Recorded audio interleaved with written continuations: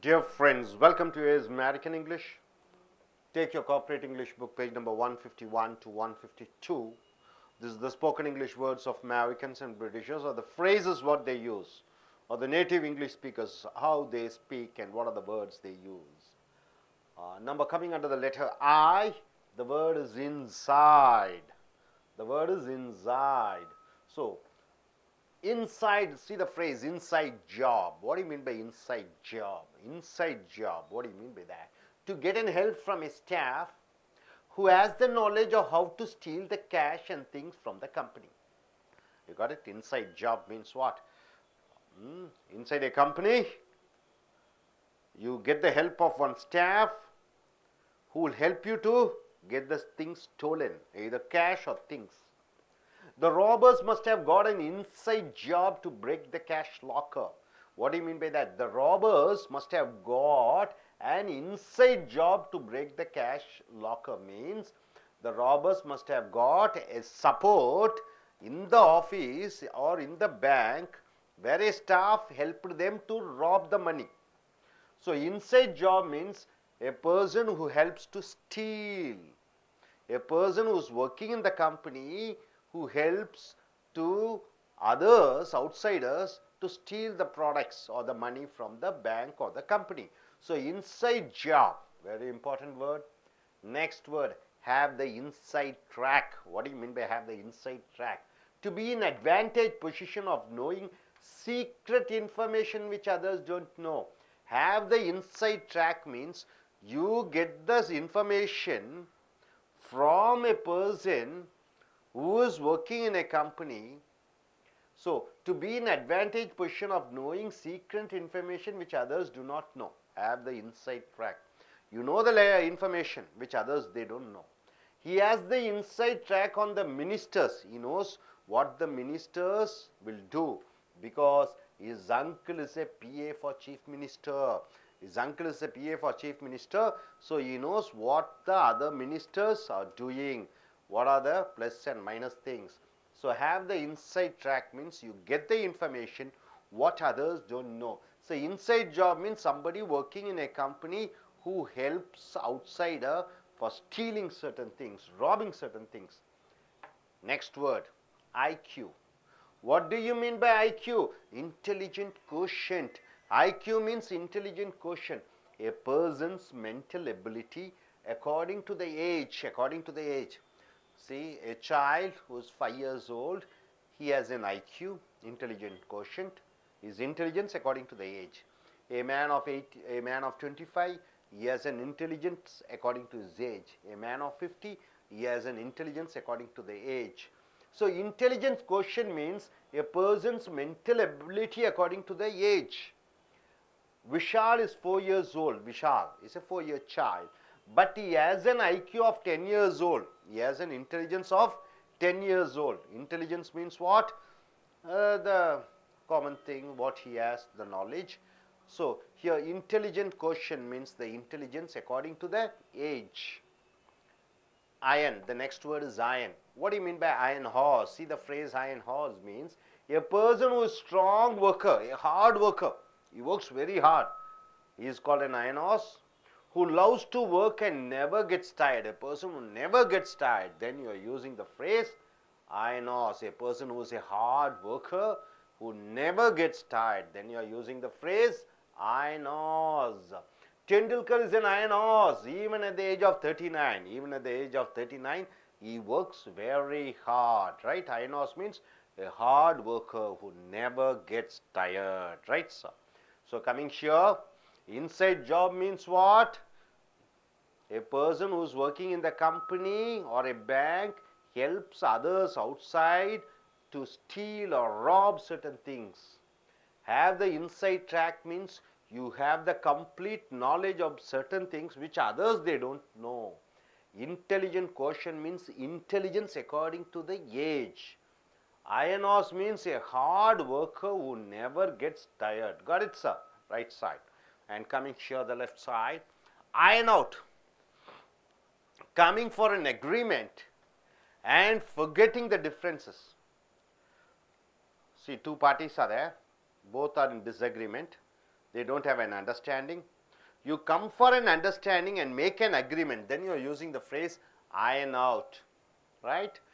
India and Pakistan should iron out their differences means India and Pakistan should forget their misunderstanding and come for an understanding.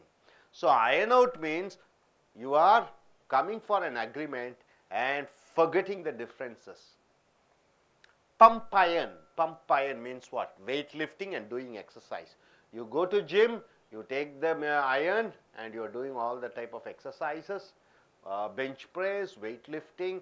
That is called pump iron. He is pumping iron daily in the gym. He is doing exercise daily in the gym using the iron rods or iron, what do you call that?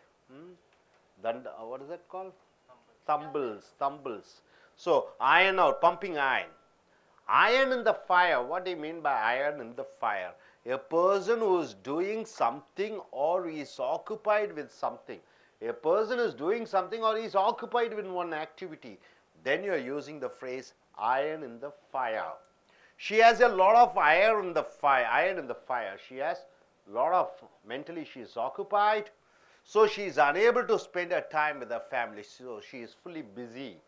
When a person is fully busy with an activity, then you are using the phrase iron in the fire, right? She has a lot of iron in the fire, so she is unable to spend her time with her family. So she is busy with her occupation, she is busy with her activities, so she cannot spend her time with her family members. It, the word is it. And the phrase is, it's high time. What do you mean by it's high time? It means time is later, do it now. Time is late. Already it is late. Do it now. Everything is over. You have to do it fast. Time is over. Do it now. It is overdue. You have to do it now. It is high time the government takes steps to provide 24-hour electricity to the people. So it's high time means time is over. Now you have to do it. Time is over. No more time is left. So it's high time the government takes steps to provide 24-hour electricity to the people. So it's high time means immediately you should do it. Already the time is due. Immediately you have to do it. It's about time. What do you mean by that? With anger and frustration you say finally we should do. With anger and frustration you say you must do it now. It is high time. It's about time. Already it's too late. You have to do it now. It's about time. So here it's about time the government take care of the temples. So already the time is over. Now they have to step in and take care of the temple. It's about time. Immediately you should do it. No other time. No other time is left out. It's about time. It is your funeral. Funeral means what? You are killing yourself and you are getting buried. It is your funeral. What do you mean by that? One who is ready for destroying opponent's challenges. Opponent party is challenging you. You are ready to fight against him. You are ready to destroy the opponent. So it is your funeral. Means the phrase, if you go against the party leader's wishes, suppose if you are in Congress or BJP, ADMK or DMK or Communist Party, if you go against the party's wishes, it is your funeral means what? It is your destruction. It is your failure. If you don't study in the examination properly, you will fail. That is your funeral. So your funeral, it is your funeral means it is your defeat. You are destroying yourself. So my dear friends, coming here, iron out means what? Forgetting the differences and coming for an agreement. Pump iron means what? You are taking the weights and doing weightlifting and all type of bodybuilding. Iron in the fire means a person who is fully occupied with something. It is high time means what? Time is late. Do it now. No other time is left. You have to do it straight away. It is about time. With anger and frustration you are saying we must do it now. It's about time. It is your funeral means you are destroying yourself. It is you are destroying yourself. So my dear friends, once again I want you to recollect what do you mean by inside job. In a bank or in a company there are some persons who help the outsiders to steal or rob. That is called inside job. What do you mean by have the inside track? Others, they don't have the information, but you know because you have somebody to tell you. That is called have the inside track. I have the inside track of what's happening in Anna University. I have the inside track of what the IAS officers do. IQ means intelligent quotient. That is, according to the age, the intelligence is there among the persons. Then you are using the phrase intelligent quotient. Iron horse means a person who loves to work, who never gets tired in their profession. Then you are using the phrase iron horse, right? So, and coming here, iron out means what? Iron out means coming for an agreement. Even though you have a lot of differences, you are coming for an agreement. Iron out. Pump iron, doing the weightlifting. Iron in the fire means a person who is doing something, who is occupied with something. It is high time means time is late, you have to do it now. It is about time means you are in anger and frustration, you are saying we must do it now. It is your funeral means you are destroying yourself. You got it, sir? Okay. நண்பர்களே, இப்பொழுது உங்களுடைய corporate புத்தகத்தை எடுத்துக்கொள்ளுங்கள். பக்கம் 151, 52, 151, 152. அமெரிக்கர்களை போன்றும் பிரிட்டிஷர்களை போன்றும் பேசக்கூடிய இந்த ஆங்கில சொற்றொடர்களை பார்க்கிறீர்கள். உதாரணத்திற்கு இன்சைடு, இன் என்ற வார்த்தை, ஐ என்ற எழுத்து, இன்சைடு என்ற வார்த்தை. இன்சைடு ஜாப் என்றால் என்ன? உள்ளுக்குள்ளே வேலையா? அது என்ன அர்த்தம் என்று பார்த்தால், to get an help from a staff. ஒரு நிறுவனத்திலேயே அல்லது வங்கியிலே அங்கே வேலை செய்யக்கூடிய ஒரு நபரிடமிருந்து ஒரு உதவி பெறுதல். who has the knowledge of how to steal the cash. எப்படி அந்த வங்கிக்குள்ளேயோ அல்லது அந்த நிறுவனத்துக்குள்ளேயோ பணத்தை திருடலாம், and things from the company, பொருட்களை திருடலாம் என்று அங்கே வேலை செய்யக்கூடிய நபரிடமிருந்து உதவி பெறுவதை இன்சைட் ஜாப். அப்போ ஒரு நிறுவனத்தில் வேலை செய்யக்கூடியவர், அவர் பணத்தையும் பொருட்களையும் திருடுவதற்கு உதவி செய்கிறார், அவரை இன்சைட் ஜாப் என்று சொல்கிறீர்கள். The robbers must have got an inside job to break the cash locker. அப்படி என்றால் என்ன? திருடர்களுக்கு கண்டிப்பாக அந்த நிறுவனத்தில் வேலை செய்து கொண்டிருக்கக்கூடிய ஒரு சில வேலையாட்கள் எப்படி திருட வேண்டும் என்று கண்டிப்பாக சொல்லியிருப்பார்கள். இன்சைட் ஜாப் என்றால் ஒரு நிறுவனத்தில் உள்ளே வேலை செய்யக்கூடிய ஆட்கள் உதவி செய்கிறார்கள் பணத்தை திருடுவதற்கு, பொருட்களை திருடுவதற்கு. have the inside track என்றால் என்ன? இங்க to be in advantage position of knowing secret information which others don't know. inside track என்றால், have the inside track என்றால், ஒரு நிறுவனத்திலேயே அல்லது கம்பெனியிலேயே யாராவது ஒருத்தர் இருக்கிறார் அல்லது நானே இருக்கிறேன், எனக்கு அங்கே நடக்கக்கூடிய விஷயங்கள் அனைத்தும் தெரிந்திருக்கிறது, மற்றவர்களுக்கு தெரியாத விஷயங்கள் எனக்கு தெரிந்திருக்கிறது, அங்கே என்ன நடக்கிறது என்று. அதுதான் have the inside track. He has the inside track of on the ministers because his uncle is a PA for chief minister. அவனுடைய மாமா முதலமைச்சருடைய செயலாளராக இருக்கிற காரணத்தினாலே மந்திரிகள், ஒவ்வொரு மந்திரிகளும் என்ன செய்து கொண்டிருக்கிறார்கள், அவர்களுடைய உள் விஷயங்கள் அனைத்தும் இவனுக்கு தெரியும். அதுதான் have the inside track. அனைத்து ரகசிய தகவல்களும் தெரிந்திருக்கிறது, மற்றவர்களுக்கு தெரியாதது. அதுதான் have the inside track என்று சொல்கிறோம். அடுத்தது ஐக்யூ என்றால் என்ன? ஐ என்றால் இன்டெலிஜென்ஸ். இன்டெலிஜென்ஸ் என்றால் என்ன? புத்தி. கோஷன்ட் என்றால் என்ன? அது அளவுகோல், புத்தியினுடைய அளவுகோல், இன்டெலிஜென்ட் கோஷன்ட். எ பர்சன்ஸ் மென்டல் எபிலிட்டி, ஒரு மனிதனுடைய அந்த மூளை இயங்கக்கூடிய தன்மை, அக்கார்டிங் டு த ஏஜ், வயதுக்கு தகுந்தபடி, வயதுக்கு தகுந்த புத்திசாலித்தனத்தை இன்டெலிஜென்ட் கோஷன்ட் என்று சொல்லிக்கிறோம். So Vishal is 4 years old. விஷாலுக்கு 4 வயது. But he has an IQ of 10 years old. ஆனால் அவனுக்கு 10 வயதுக்குள்ள புத்திசாலித்தனம் இருக்கிறது, 10 வயதுக்குடைய புத்திசாலித்தனம் இருக்கிறது. ஸோ இன்டெலிஜென்ட் கோஷன் என்றால் வயதுக்கு தகுந்த புத்திசாலித்தனம். அடுத்ததாக அயன் என்றால் இரும்பு. இந்த சொற்றொடர் பாருங்க, அயன் ஹார்ஸ் என்றால் என்ன? இரும்பு குதிரையா? இல்லை. அதனுடைய அர்த்தம் என்ன என்று பார்க்கும் பொழுது, a person who is strong worker, கடுமையான உழைப்பாளி, who loves to work and never gets tired. இவன் கடுமையாக உழைக்கிறான், எப்பொழுதும் சோர்வே அடைவதில்லை.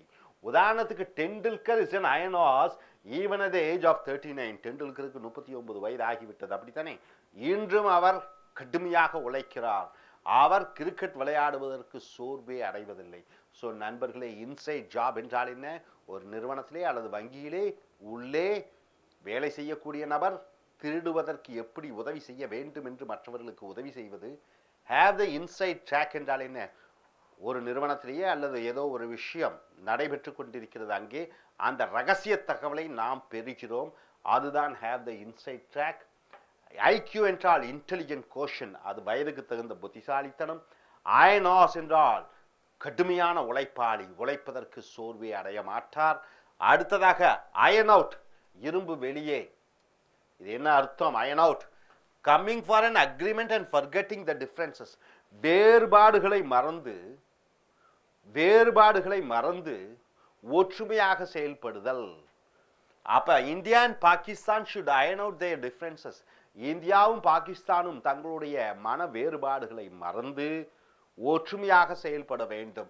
அயன் அவுட் என்றால் என்ன? வித்தியாசங்களை மறந்து, சண்டைகளை மறந்து, சச்சரவுகளை மறந்து ஒன்றாக இயங்குவது. பம்ப் அயன், பம்ப் என்றால் என்ன? Pumping iron. இப்படி என்றால் weight lifting and doing exercise. அப்ப உடற்பயிற்சி செய்தல், இரும்பு ஜாமான்களை வைத்து உடற்பயிற்சி செய்தல், தண்டால், அப்புறம் tumble, weight lifting, bench press என்று சொல்வார்கள். அப்ப அந்த இரும்பை பம்ப் பண்ணுவது. he is pumping iron daily in the gym. அவன் தினமும் ஜிம்மிலே இரும்புகளை தூக்கி கொண்டு தன்னுடைய நரம்பு மண்டல அமைப்பை அவன் கடுமையாக போராடி கொண்டிருக்கிறான். எதற்காக? உடம்பை கச்சிதமாக வைக்க வேண்டும் என்று. அயன் in the fire, நெருப்பிலே இரும்பு. அப்படி என்றால் என்ன?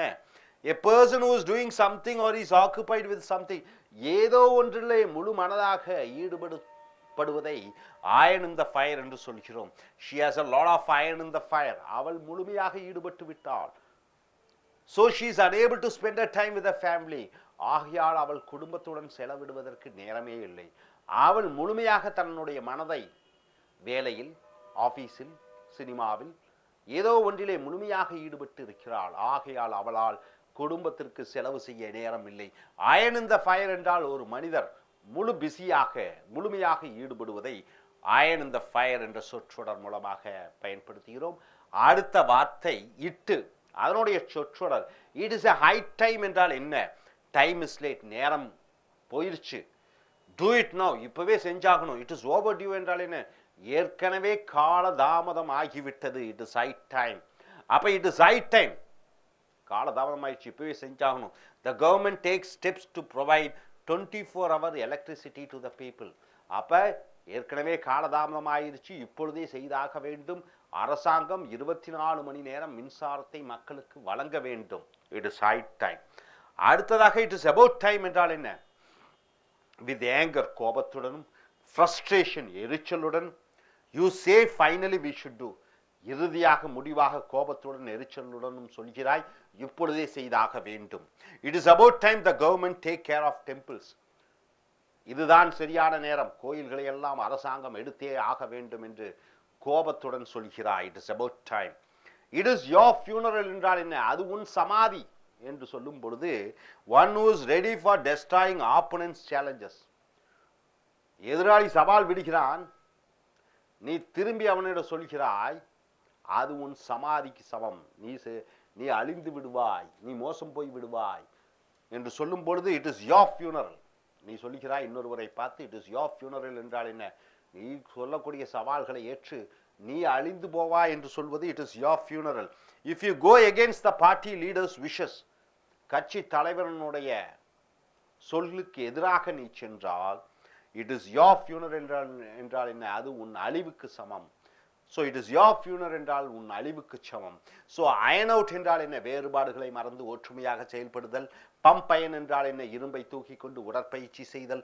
அயன் இந்த ஃபயர் என்றால் என்ன? ஒரு மனிதர் முழுமையாக ஒரு காரியத்திலே ஈடுபடுதல். இட் இஸ் ஹை டைம் என்றால் என்ன? ஏற்கனவே நேர காலம் ஆகிவிட்டது, இப்பொழுதே செய்தாக வேண்டும். It is about time. அதே போன்று கோபத்துடன், எரிச்சலுடன் சொல்கிறாய், இப்பொழுதே செய்தாக வேண்டும். இட் இஸ் யோர் ஃபியூனரல் என்றால் என்ன? நீ எதிராளிகளை பார்த்து சவால் விடுகிறாய், இப்படி செய்யவில்லை என்றால் அது உனக்கு சமாதிக்கு சமம், உனக்கு பேரழிவை உண்டாக்கும் என்று சொல்லும் பொழுது it is your funeral. So நண்பர்களை மறுபடியும் பாருங்க இந்த சொற்றொடர்கள். இன்சைட் ஜாப் என்றால் என்ன? ஒரு நிறுவனத்திலே ஒரு வேலை செய்யக்கூடிய ஆட்கள் ரகசிய தகவல்களை கொடுத்து அல்லது பொருட்களை திருடுவதற்கு உதவுவதற்கு மற்றவர்களுக்கு உதவுவது, அதை இன்சைட் ஜாப் என்று சொல்கிறாய். ஹேவ் த இன்சைட் ட்ராக் என்றால் என்ன? மற்றவர்கள் அறியாத விஷயத்தை நீ அறிந்து கொள்கிறாய். ஏனென்றால் உனக்கு அங்கே ஆட்கள் இருக்கிறார்கள். ஐக்யூ புத்திசாலித்தனம், வயதுக்கு தகுந்த புத்திசாலித்தனம். அயன் ஹார்ஸ் என்றால் என்ன? கடுமையான உழைப்பாளி, சோர்வே அடையாத ஒரு உழைப்பாளி. அயன் அவுட் என்றால் என்ன? வேறுபாடுகளை மறந்து ஒற்றுமையாக செயல்படுவது. பம்ப் அயன் என்றால் என்ன? இரும்பை தூக்கி உடற்பயிற்சி செய்வது. அயன் இந்த ஃபயர் என்றால் என்ன? ஒரு மனிதன் முழுமையாக ஒரு காரியத்திலே ஈடுபடுதல். இட் இஸ் ஹை டைம் என்றால் என்ன? ஏற்கனவே கால நேரம் ஆகிவிட்டது, இப்பொழுதே செய்தாக வேண்டும். இட் இஸ் அபவுட் டைம் என்றால் என்ன? கோபத்துடனும் எரிச்சலுடனும் சொல்கிறாய், இப்பொழுதே அந்த காரியத்தை செயல்படுத்த வேண்டும். இட் இஸ் யோர் ஃபியூனரல் என்றால் என்ன? எதிராளிக்கு சவால் விடுகிறாய், அது உன் சமாதிக்கு சமம், அது உன் பேரழிவுக்கு சமம், நீ அழிந்து விடுவாய் என்று சொல்லும் பொழுது இட் இஸ் யோர் ஃபியூனரல் என்ற சொற்றொடர் மூலமாக நீங்கள் வாக்கியத்தை பயன்படுத்துகிறீர்கள். ஸோ நண்பர்களே, இந்த சொற்றொடர்கள் எல்லாம் மிக முக்கியமான இந்த சொற்றொடர்களை நீங்கள் அன்றாடம் உங்கள் பேச்சு வாக்கிலும் எழுத்து முறையிலும் அதை பயன்படுத்தி உங்கள் ஆங்கில திறனை வளப்படுத்திக் கொள்ளுங்கள். Thank you. Dear folks, welcome to Is American English. Take your corporate book page number 152 to 153. The spoken English words of Americans and Britishers, or the native English speakers, what they speak. See, coming here, it's a deal. What do you mean by it's a deal? So the letter is I, the word is it. So the phrase is it's a deal. What do you mean by that? It is agreed by someone to do one thing. It is agreed by someone or somebody to do one thing. It's a deal. It's an agreement. America had a deal. America had an agreement with Pakistan for supplying weapons. So America had a deal for supplying weapons to Pakistan. So had a deal means it did an agreement. Coming here, it's a lynch. What do you mean by that? It's a lynch. It means it's very easy. It's a lynch. It's a lynch to get a job in this globalized world. Earlier there were unemployment, but nowadays you don't find unemployment. So it's a lynch means it's very easy. So it's a lynch to get a job in this globalized world. Nobody is unemployed. It's a lynch. It figures. What do you mean by it figures? It gives a sense, or it is right. It figures means it's right. It gives some sense. I can understand. I can understand. It gives me some sense. Then you're using the phrase it figures. He figured. He understood. He got a sense. He felt it is right. He figured the B mechanical studies as a good scope in future. So he figured means he understood. He got a sense. He got the knowledge.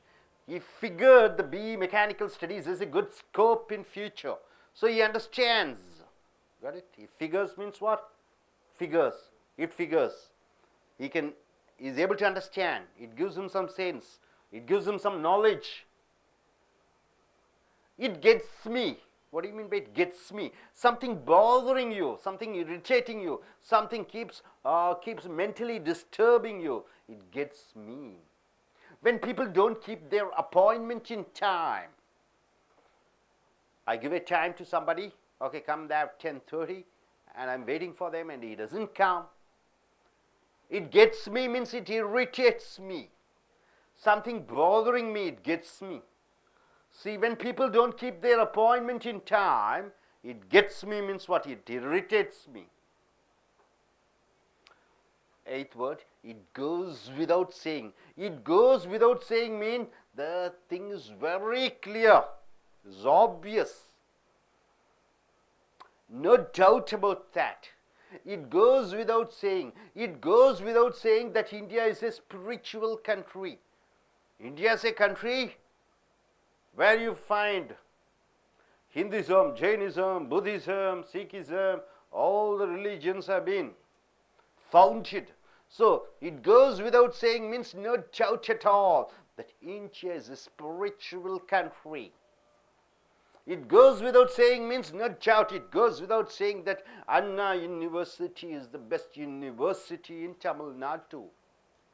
It goes without saying that Chennai is a city without water, what a problem.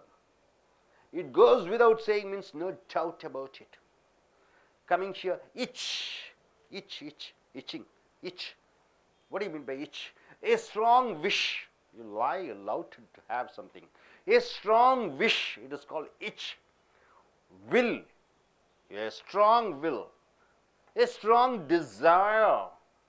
A strong craving. You want it. So itch, she is itching for buying a house. She is very much interested in buying a house. She loves to buy a house. She has a will to buy a house. Itching means something, a strong desire. So my dear friends, coming here once again, it's a deal means what's an agreement. It's lynch means it's very easy. It figures means it gives some sense. You can understand. It's easy to understand. It gets me means what? It's bothering me. It irritates me. It gets me.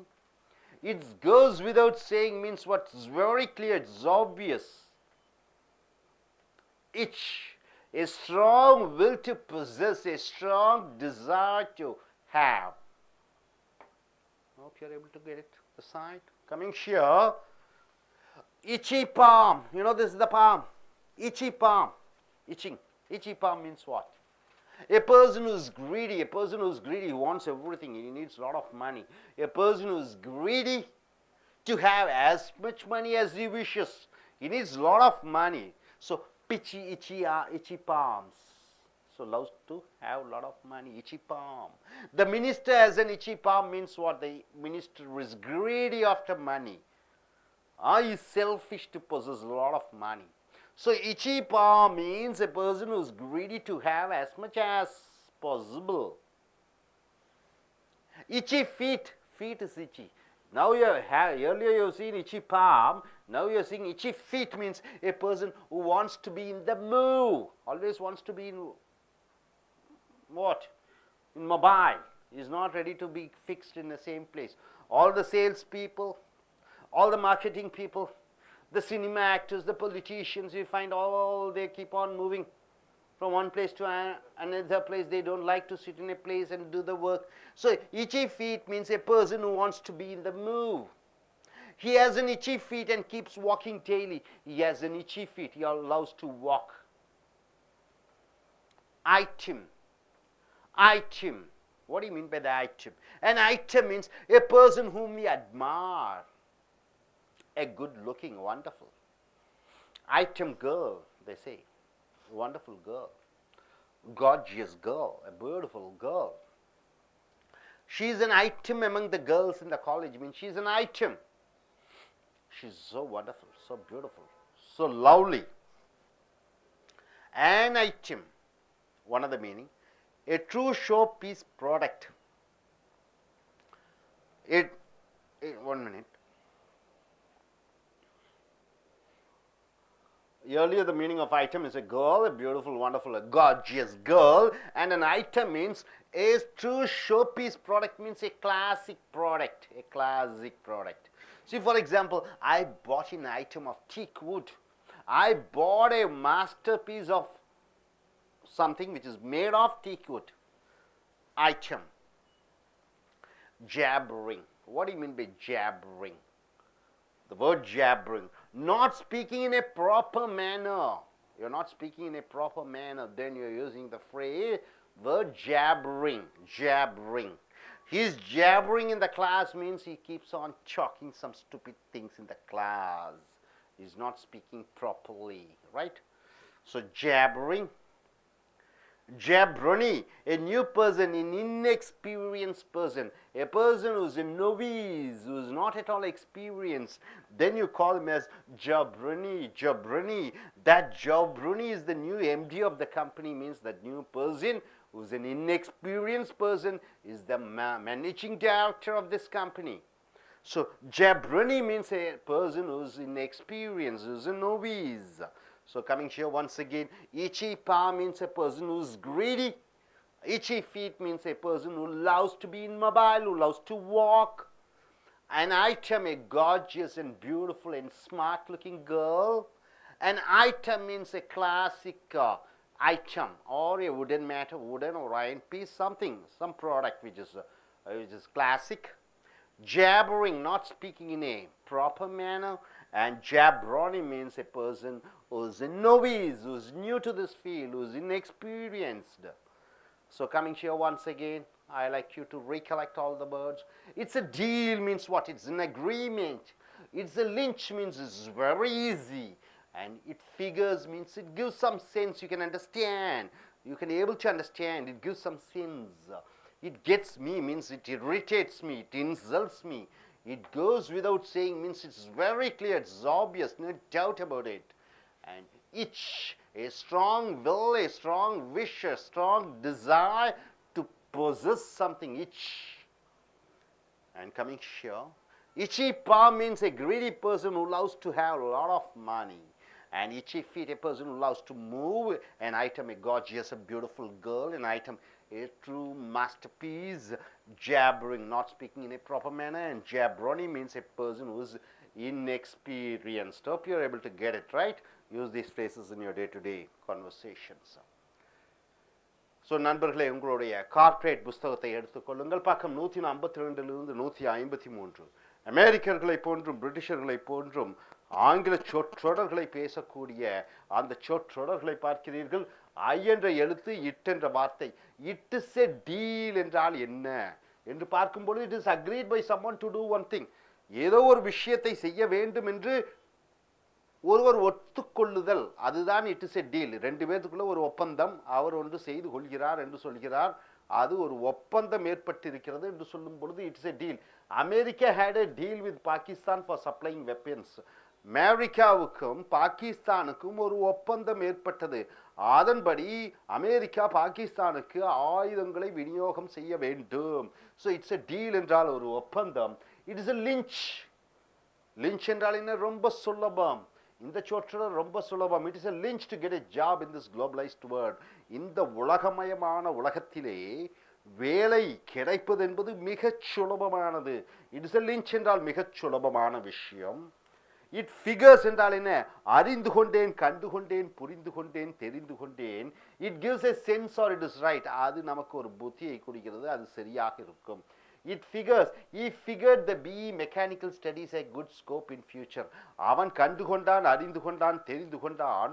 BE mechanical படிப்பு எதிர்காலத்தில் அவனுக்கு ஒரு வாழ்க்கையை கொடுக்கும் என்று அறிந்து கொள்வது, தெரிந்து கொள்வதை இட் ஃபிகர்ஸ் என்ற சொற்றொடர் மூலமாக பயன்படுத்துகிறோம்.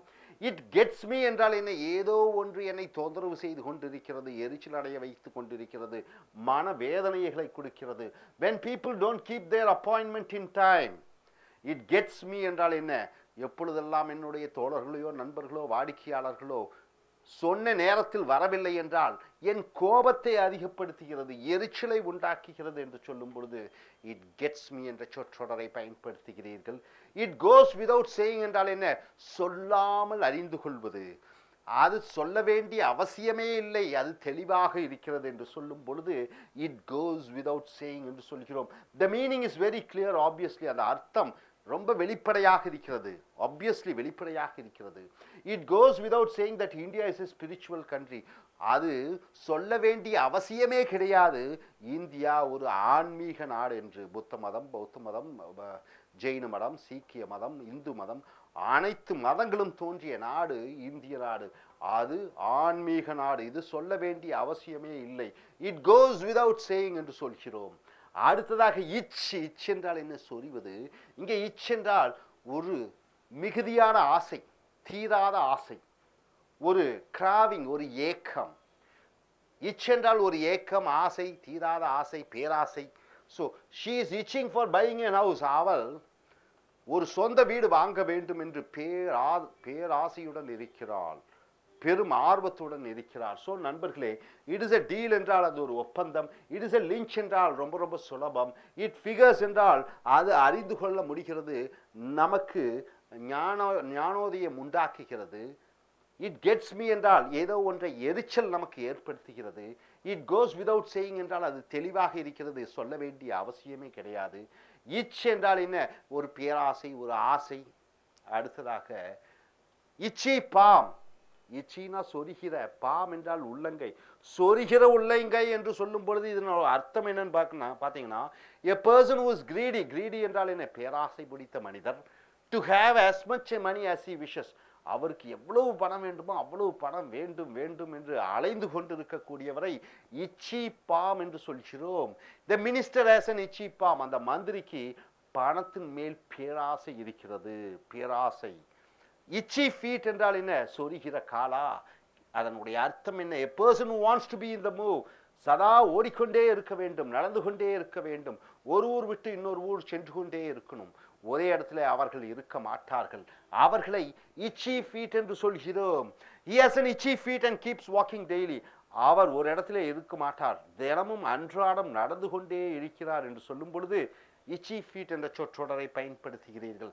ஐட்டம், ஐட்டம் என்றால் பொருள் சொல்றோம், ஆனால் இங்கே ஐட்டம் ரெண்டு அர்த்தத்திலே வருகிறது. முதலாவதாக ஐட்டம் என்றால் a person whom we admire, நாம் வியக்கக்கூடிய மனிதர், அது ஆணாகவும் இருக்கலாம் பெண்ணாகவும் இருக்கலாம். a good looking, நன்றாக உடல் அமைப்புடன் அழகானவர், அது ஆணாகவும் இருக்கலாம் பெண்ணாகவும் இருக்கலாம்.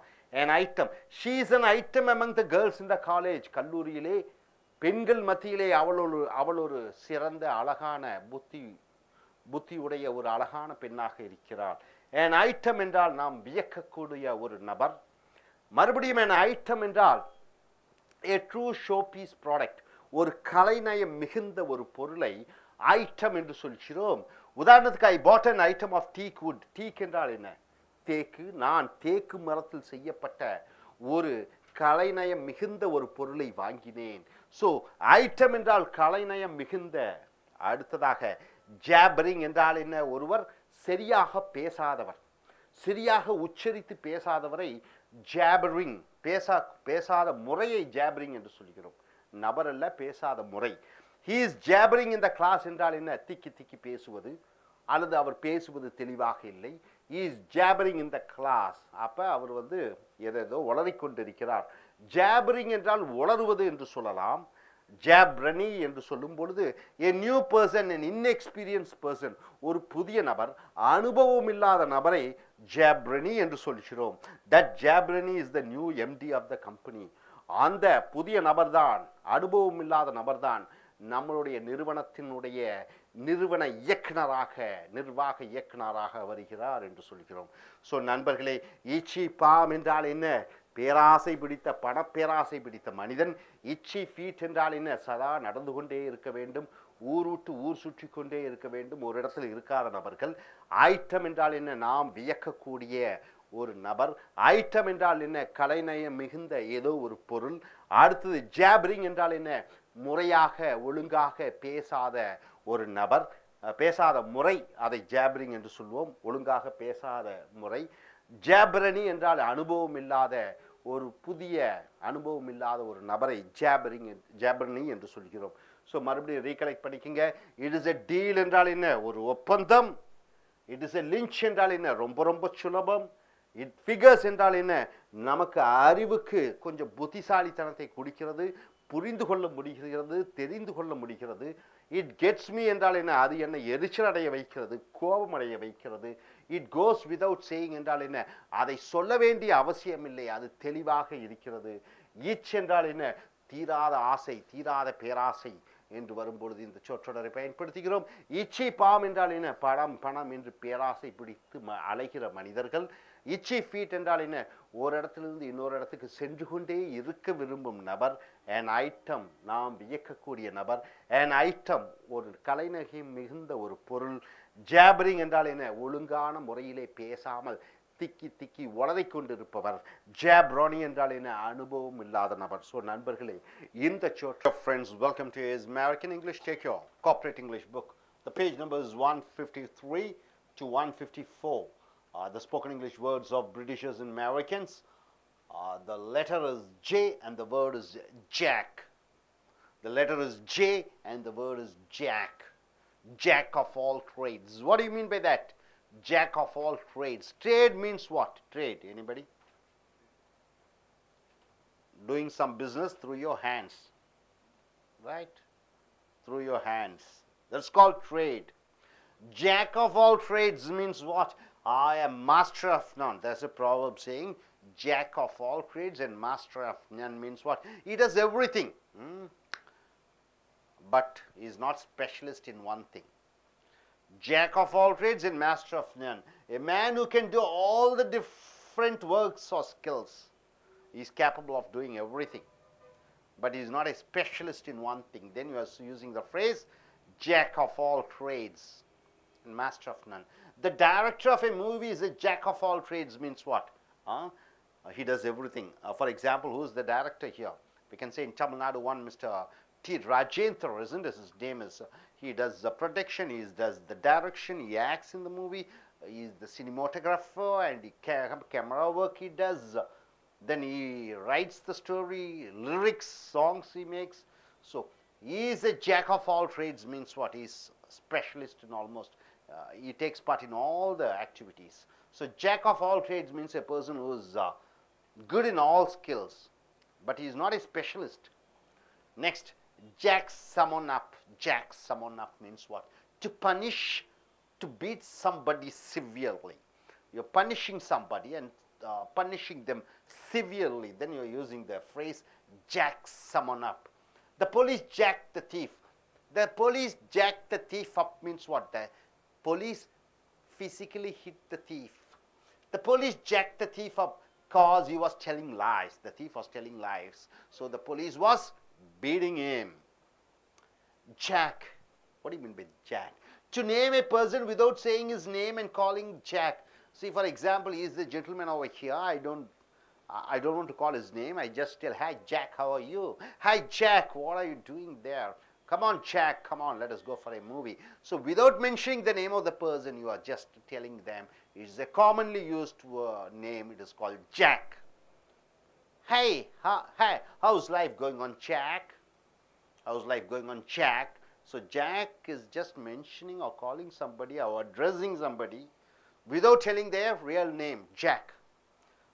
Jack means one of the meanings stealing. My car got jacked means my car got stolen. My car got stolen. Then you are using the phrase my car got jacked. One of the meaning jack means nothing. So she doesn't have jack on her in-laws. She doesn't have anything in her in-laws. She doesn't have any ill feeling. She doesn't have any hatred. She doesn't have any special love to her in-laws. So she doesn't have jack on her in-laws means doesn't have any love and affection or hatred, nothing. Jack shit means I don't know. The maths problem is a jack shit means the maths problem is something which I don't know. It's confusing.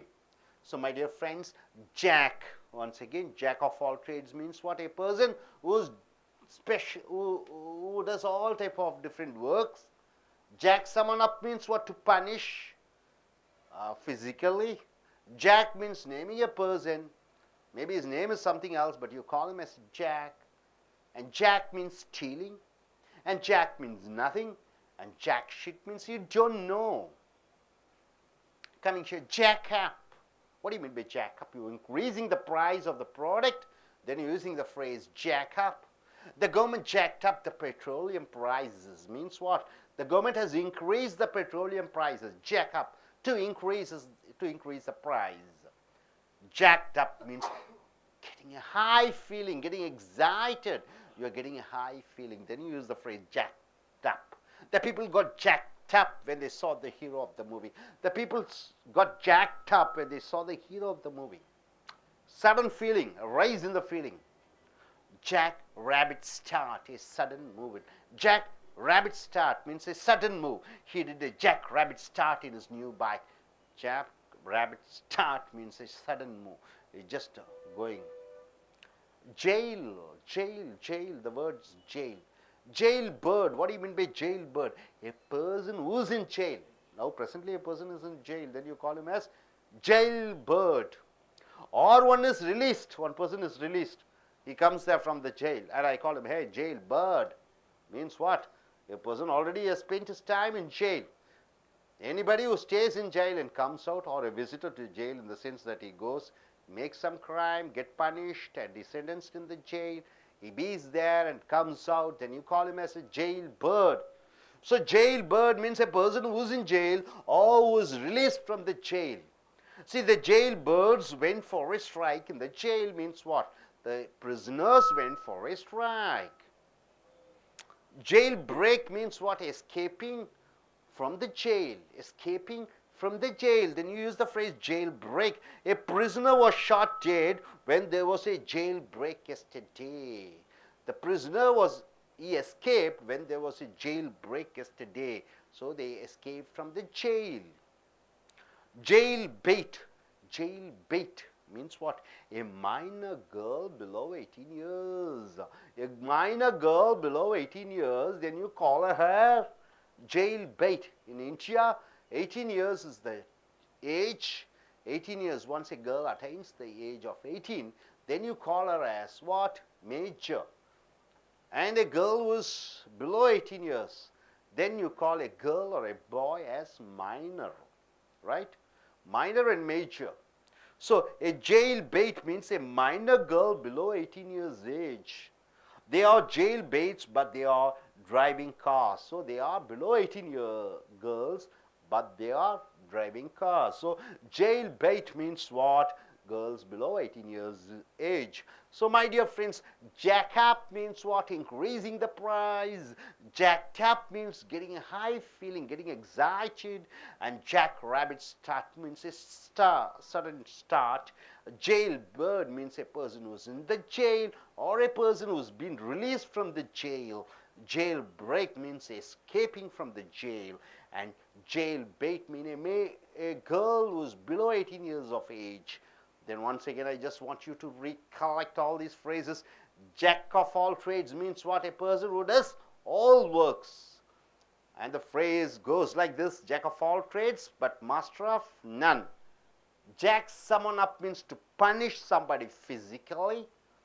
Jack means to name a person without naming his real name. You call a boy somewhere sitting there, not mentioning his name, and you just call him. His name may be Ram. You call him, hey Jack, how are you? So not mentioning his real name, but you are mentioning him by calling him Jack. Jack means stealing or robbing, and Jack means nothing, and jack shit means you don't know. Coming here, jack up means increasing the prices. Jacked up means getting a high feeling, getting excited. Jack rabbit start means a sudden move. And jailbird means a person who's in jail or a person who's been released. Jailbreak, escaping from jail. And jailbait means a girl who's below 18 years old. You got it, sir? Okay. So use these phrases in your day-to-day conversation and in your written English. So நண்பர்களே, உங்களுடைய corporate புத்தகத்தை 153 154 எடுத்துக்கொள்ளுங்கள். அமெரிக்கர்களை போன்றும் பிரிட்டிஷர்களை போன்றும் அல்லது தாய்மொழியை ஆங்கிலமாக கொண்டிருக்கக்கூடியவர்கள் பேசக்கூடிய அந்த ஆங்கில சொற்றொடர்களை பார்க்கிறீர்கள். ஜாக், ஜாக் என்றால் என்ன சொல்வீர்கள்? ஜாக் என்றால் ஒரு மனிதனுடைய பெயர். ஆனால் அமெரிக்க ஆங்கிலத்திலும் பிரிட்டிஷ் ஆங்கிலத்திலும் ஜாக் என்றால் ஒரு பொது பெயராக மாறிவிடுகிறது. பொதுவான ஒரு ஆண் நபரை குறிக்கும் பொழுது jack. Jack of all trades. Trades என்றால் என்ன? ஒரு பண்டமாற்று, கையால் செய்யக்கூடிய தொழில். Trade, it's a trades man என்று சொல்கிறோம். பொருட்களை எடுக்கிறார், குடிக்கிறார், பணம் வாங்குகிறார். ட்ரேடிங், ரைட்டா? ட்ரேட்ஸ் என்றால் கையால் செய்யக்கூடிய தொழில் அனைத்தையும் ட்ரேட் என்று சொல்கிறோம். ஜாக் ஆஃப் ஆல் ட்ரேட்ஸ் என்றால் என்ன? ஜாக் என்றால் ஒரு நபரை குறிக்கிறோம்.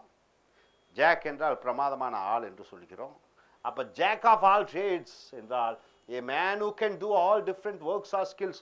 எந்த ஒரு தனிநபர் பல வேலைகளை செய்யக்கூடிய திறன் பெற்றிருக்கிறாரோ, எந்த ஒரு தனிநபர், ஒரு மனிதன் பல வேலைகளை செய்கிறாரோ அவரை ஜாக் ஆஃப் ஆல் ட்ரேட்ஸ் என்று சொல்கிறோம். அவருடைய பழமொழி பின்னாடி தொடர்ச்சியாக வருகிறது. அண்ட் மாஸ்டர் ஆஃப் நன் என்றால் என்ன? எல்லாத்தையும் செய்வார், அது எதுலேயும் பெஸ்ட் இல்லை. எல்லா விஷயத்தையும் செய்வார், எதுலேயும் பெஸ்ட் இல்லை என்று சொல்லும் பொழுது இந்த முழுமையான இந்த வாக்கியத்தை சொல்ல வேண்டும். Jack of all trades but master of none. அடுத்ததாக, the director of movie is a jack of all trades என்றால் என்ன? அந்த படத்தினுடைய இயக்குனர் பல திறன்கள் பெற்றிருக்கிறார். உதாரணத்துக்கு தமிழ்நாட்டில் பார்க்கலாம். யார்? மிஸ்டர் ராஜேந்தர் என்ற நடிகர். அவர் நடிகராகவும் இருக்கிறார், இயக்குனர், ப்ரொடியூசர், அப்புறம் என்ன பாட்டு எழுதுபவர், அப்புறம் கேமராமேன், எல்லாமே செய்கிறார். ஸோ ஜாக் ஆஃப் ஆல் ட்ரேட்ஸ்னா அனைத்து வேலைகளையும் செய்யக்கூடிய ஒரே நபர் என்று சொல்லும் பொழுது jack of all trades. Jack someone up என்றால் ஒருவரை தண்டி, to punish, to beat somebody severely, கடுமையாக ஒருவரை அடித்தலை jack someone up. The police jack the thief up because he was telling lies. திருடன் பொய் சொன்ன காரணத்தினாலே அந்த போலீஸ் என்ன செய்கிறார்கள், அந்த திருடனை அடித்து விளாசினார்கள் என்று சொல்வீர்கள் அல்லவா, கடுமையாக அடித்து விளாசினார்கள் என்று சொல்லும் பொழுது ஜாக் சமன் அப் என்று சொல்கிறோம். அடுத்ததாக ஜாக் என்றால் to name A person without saying is name. ஒரு பையனை, ஒரு மனிதனை அவனுடைய உண்மையான பெயர் இல்லாமல் பொதுவான பெயரான ஜாக்கை பயன்படுத்துகிறோம். அண்ட் காலிங் ஜாக், ரைட்டா? உதாரணத்திற்கு, hey how is life going on jack. அப்போ ஒருத்தரை கூப்பிட்டுறீங்க, அவர் பேரை சொல்லாமல் எப்படி வாழ்க்கை போய்கொண்டு இருக்கிறது, how is life going on jack என்று சொல்லுகிறீர்கள். நெக்ஸ்ட், ஜாக் என்றால் திருடுவது. மை கார் காட் ஜாக் என்றால் என் கார் திருடப்பட்டது. ஜாக் திருடப்பட்டது இறந்த காலம். ஜாக் என்றால் ஒன்றுமே இல்லை. She doesn't have jack on her in laws. அவளுக்கு தன்னுடைய இன்லாஸ் என்றால் என்ன, கொழுந்தனார், மாமனார், மாமியா, தன்னுடைய இந்த உறவு முறைகளிடம் எந்த விதமான ஒரு குறைகள் இல்லை, சந்தோஷம் இல்லை. ஜாக்னா ஒன்றுமே இல்லை என்று அர்த்தம். ஜாக் ஷிட் என்று சொல்லும் பொழுது தெரியாது, அறியாது, புரியவில்லை. The maths problem is a jack shit என்றால் என்ன, அந்த கணக்கு பிரச்சனை, அந்த கணக்கு செய்வது எனக்கு ஒரே குழப்பமாக இருக்கிறது, எனக்கு புரியவில்லை என்று சொல்லும் பொழுது சொல்கிறோம். ஸோ நண்பர்களே, ஜாக் ஆஃப் ஆல் ட்ரேட்ஸ் என்றால் என்ன, ஒரு மனிதன் அனைத்து வேலைகளும் செய்யக்கூடியவன். ஜாக் சமோன் அப் என்றால் என்ன, ஒருவனை உடல் ரீதியாக தண்டிப்பது. ஜாக் என்றால் என்ன, ஒரு மனிதனை அழைப்பது, அவன் உண்மையான பெயர் இல்லாமல் பொதுவான ஜாக் என்ற பெயரில் அழைப்பது. ஜாக் என்றால் ஒன்று திருடு போகப்பட்டது. ஜாக் என்றால் ஒன்றுமே கிடையாது. ஜாக் ஷிட் என்றால் எனக்கு அறியாது, தெரியாது. அடுத்து ஜாக்கப் என்றால் விலைகளை ஏற்றுவது, increasing the price. The government jacked up the petroleum prices என்றால் என்ன, அரசாங்கம் பெட்ரோலினுடைய பொருட்களினுடைய விலையை ஏற்றியது, ஜாக்ட் அப். அடுத்தது ஜாக்ட் அப் என்றால் என்ன, அதிக அளவிலே உணர்ச்சி வசப்படுதல், ஒரு உற்சாகத்தன்மை, ஒரு பேரானந்தம், ஒரு பெரு மகிழ்ச்சி, ஒரு சந்தோஷத்தை அடைவது. Jacked up. The people got jacked up when they saw the hero of the movie. படத்தினுடைய கதாநாயகனை பார்த்த பொழுது மக்கள் சந்தோஷத்தில் உச்சத்திற்கு சென்றார்கள், மகிழ்ச்சி அடைந்தார்கள். ஜாக்ட் அப். அடுத்தது ஜாக் ராபிட் ஸ்டார்ட் என்றால் என்ன, ஜாக் ராபிட் என்றால் முயல், ஸ்டார்ட் என்றால் என்ன, ஓட ஆரம்பிக்கிறது. சடன் மூவ், திடீரென்று ஓடுவது, அசைவது. He did a jackrabbit start in his new bike. அவன் தன்னுடைய புதிய மோட்டார் பைக்கிலே திடீரென்று புறப்பட்டான். திடீரென்று புறப்படுவது. அடுத்ததாக ஜெயில் என்றால் என்ன, சிறை. ஜெயில் பேர்ட் என்றால் என்ன, சிறை பறவை. சிறை பறவை என்று சொல்லும் பொழுது a person who is in jail, சிறையிலே இருந்த ஒரு நபர், or one who is released, சிறையிலிருந்து விடுவிக்கப்பட்ட நபரை, ரெண்டு பேர்த்தையும் சொல்லலாம். சிறையில் இருக்கக்கூடியவரையும் சொல்லலாம், சிறையிலிருந்து வெளிவந்தவரையும் சொல்லலாம். என்ன என்று சொல்லலாம், சிறை பறவை, jail bird. The jail birds went for a strike in the jail. ஜெயிலுக்குள்ளே சிறை கைதிகள் அவர்கள் ஒரு போராட்டத்தில் ஈடுபட்டார்கள். Jail bird. அடுத்தது jail break, escaping from jail, ஜெயிலிலிருந்து தப்புவது. Jail break, a prisoner was shot dead when there was a jail break yesterday. ஜெயிலிலிருந்து கைதிகள் தப்பிய பொழுது ஒரு கைதி சுட்டு கொல்லப்பட்டான். ஸோ ஜெயில் பிரேக் என்றால் சிறைச்சாலையிலிருந்து தப்புவது. ஜெயில் பெயிட் என்று சொல்லும் பொழுது ஏ மைனர் கேர்ள் பிலோ 18 years, 18 வயதுக்கு உட்பட்ட ஒரு மைனர் பெண், 18 வயதுக்கு மேலே இருக்கக்கூடிய ஆண் பெண் குழந்தைகளை மேஜர் என்றும், 18 வயதுக்கு கீழே இருக்கக்கூடிய ஆண் பெண்ணை மைனர் என்றும் சொல்கிறோம். அப்ப அந்த பெண்கள், 18 வயதுக்கு உட்பட்ட பெண்களை ஜெயில் பெயிட் என்று சொல்கிறோம். they are jail baits but they are driving cars. அவர்கள் மைனர் பெண்களாக இருக்கிறார்கள், இருந்தாலும் அவர்கள் காரை ஓட்டிக்கொண்டு செல்கிறார்கள். ஸோ நண்பர்களே, இங்க ஜாக்கப் என்றால் என்ன, விலையை ஏற்றுவது. ஜாக்ட் அப் என்றால் என்ன, அதிக அளவிலே உணர்ச்சி வசப்படுதல், சந்தோஷப்படுதல், பேரானந்தம் அடைதல். ஜாக் ராபிட் ஷாட் என்றால் என்ன, திடீரென்று அசைந்து ஓடுவது. ஜெயில் பேர்ட் என்றால் என்ன, சிறை பறவை, சிறையில் இருக்கக்கூடியவரும் சிறையில் இருந்து விடுபட்டவர்களும். ஜெயில் பிரேக் என்றால் என்ன, ஜெயிலில் இருந்து, சிறைச்சாலையில் இருந்து தப்புவது. ஜெயில் பெயிட் என்றால் என்ன, 18 வயதுக்கு உட்பட்ட ஒரு பெண். ஸோ மறுபடியும் நண்பர்களை இங்க பாருங்க, ரீகலெக்ட் பண்ணிக்கோங்க.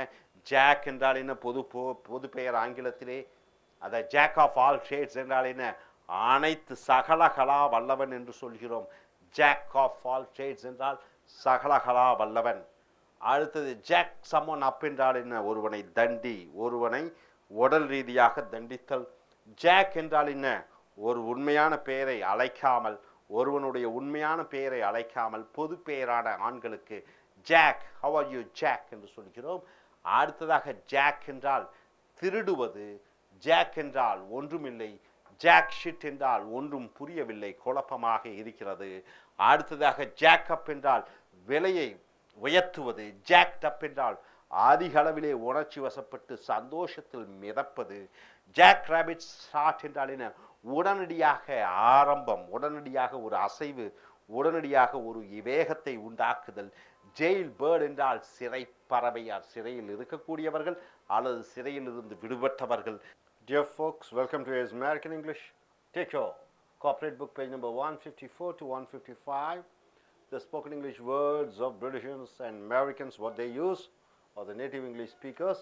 The letter is J and the word is jam and the phrase is jammed. So what do you mean by jammed? I'm very busy. A person is fully occupied. Then you're using the phrase jammed. I'm jammed with my project means what? I'm quite busy with my project. I'm fully occupied with my project means I'm fully jammed, right? Jammed means fully intoxicated. You're taking drugs, you're taking liquor and fully intoxicated. Jammed. Yesterday in my friend's marriage party, I was jammed means I was fully intoxicated. I was drugged. I took all the alcohol. So I was fully blown up. I was intoxicated. Jammed means arrested. He was jammed because he drove the car without the license.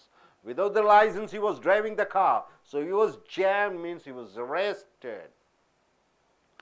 Jammed, getting mad, going mad. See, my father got jammed because I came late to home. When I came late to home, my father got wild, he got mad, he got jammed. So jam means getting angry, getting mad. Traffic jam, the congestion of vehicles on the road, the congestions of the vehicles on the road. It's called traffic jam. There was a traffic jam yesterday at Mount Road in Chennai. The Mount Road is very popular. Thousands and thousands of vehicles go and the traffic got congested and it got jammed. Traffic jam has happened. Jamming, going fast. He is jamming when he saw his teacher. So he was going fast. Jamming means going fast. So my dear friends, coming here once again, jam means very busy. Jam means fully intoxicated. Jam means getting arrested. Jam means getting mad or going wild. Traffic jam, the traffic gets congested and gets jammed up. Jamming means going fast. And coming here, jam, to leave. I have to jam now, I have to leave now. Jane Doe. Jane Doe means unable to recognize. You're unable to recognize somebody. Jane Doe. I don't know who the Jane Doe in the movie.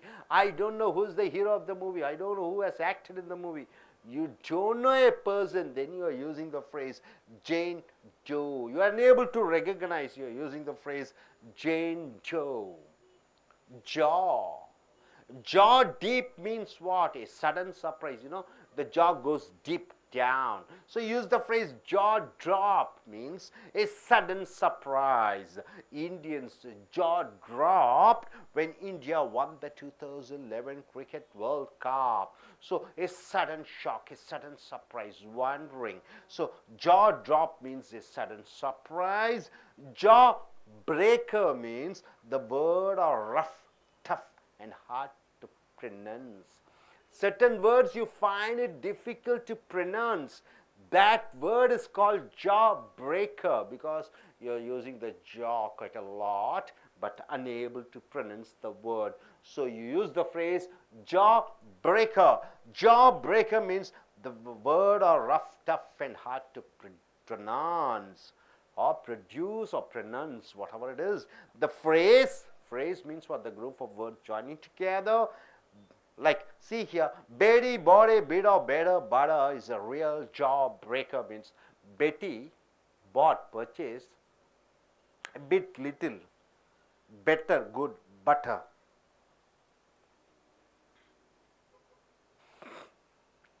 Betty bought a bit of better butter is a real job breaker. Means see, Betty bought, purchased, a bit, little, better, good, butter.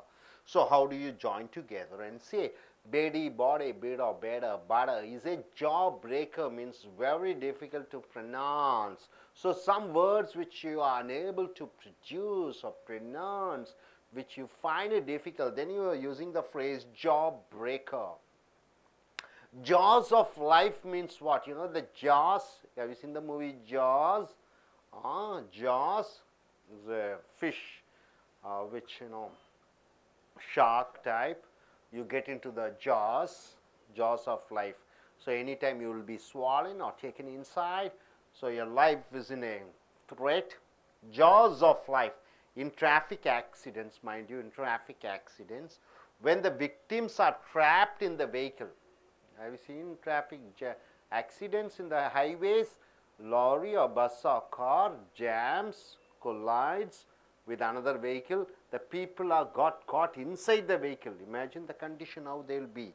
In traffic accidents, when the victims are trapped in the vehicle, the instrument which used to separate the metal is called jaw of life. So jaw of life is when people meet in an accident, they got inside the car which is jammed. This metal jaw of life is an instrument, is used to separate the person from the vehicle, right? It is called jaws of life. The traffic police used jaws of life to save the passengers inside the vehicle. Inside the vehicle, the passengers have got caught in traffic, in the jam, the accident.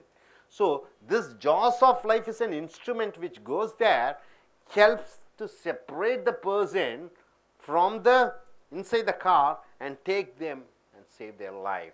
So jawbone means what? Making others to agree to your point. You are making others to agree your point. You are convincing others to agree to your point. Then you are using the phrase jawbone. The telecommunication minister was jawboned by the businessmen to get the contracts. Tata's, Hatchells and various company men, they somehow convinced the telecommunication minister to give them the contract. Jawbone means making others to agree to your point. You're making others to agree to your point. So coming here, my dear friends, jam means to leave. Jando means you are unable to recognize. Jaw drop means a sudden surprise. Jaw breaker means the word is very rough and tough. You cannot produce or pronounce. Jaws of life, an instrument used to take the victims of the road accidents from the vehicle. And jawbone means making others to agree to your point of view. So coming here, my dear friends, once again, jam means very busy, and jam means fully intoxicated by taking alcohol. Jam means getting arrested. Jam means getting mad. You become wild. Traffic jam, the congestion in the road because of the vehicle movements and getting traffic jam. And jam means going fast, and jam means to leave. Jane Doe means you are unable to recognize. Jaw drop means a sudden surprise. Jaw breaker means the word is unable to be produced or pronounced properly. Jaws of life, an instrument used to separate the victims of the accidents from the vehicle. And jawbone means making others to agree to your point of view. Hope you are able to understand all these phrases. And now let us go in for Tamil. So நண்பர்களே, உங்கள் corporate புத்தகம் 154 155 எடுத்துக்கொள்ளுங்கள். பக்கம் இந்த spoken English words of Britishers and Americans, அமெரிக்கர்களை போன்றும் பிரிட்டிஷர்களை போன்றும் தாய்மொழியை ஆங்கிலமாக கொண்டவர்கள் பேசக்கூடிய அந்த ஆங்கில சொற்றொடர்களை பார்க்கிறீர்கள். ஜே என்ற எழுத்து, வார்த்தை ஜாம் என்ற வார்த்தை. பொதுவாகவே ஜாம் என்றால் சாப்பிட்ற ஜாம் நினைத்துக் கொள்கிறார்கள். இந்த ஜாம் என்றால் என்ன? ஜாம்டு, இது வினைச்சொல். அந்த ஜாம் பெயர் சொல். இந்த ஜாம் வந்து வினைச்சொல். ஜாம்டு என்றால் ரொம்ப பிஸியாக இருத்தல், முழுமையாக ஈடுபாட்டுடன் இருத்தல், நேரமே இல்லை. I am jam with my project என்றால் என்ன? நான் என்னுடைய ஆய்விலே முழு மூச்சாக இறங்கிவிட்டேன், நேரமே இல்லை. ஜாம்ட் என்றால் ரொம்ப ஈடுபாட்டுடன் வேலையை செய்து கொண்டிருக்கிறேன்.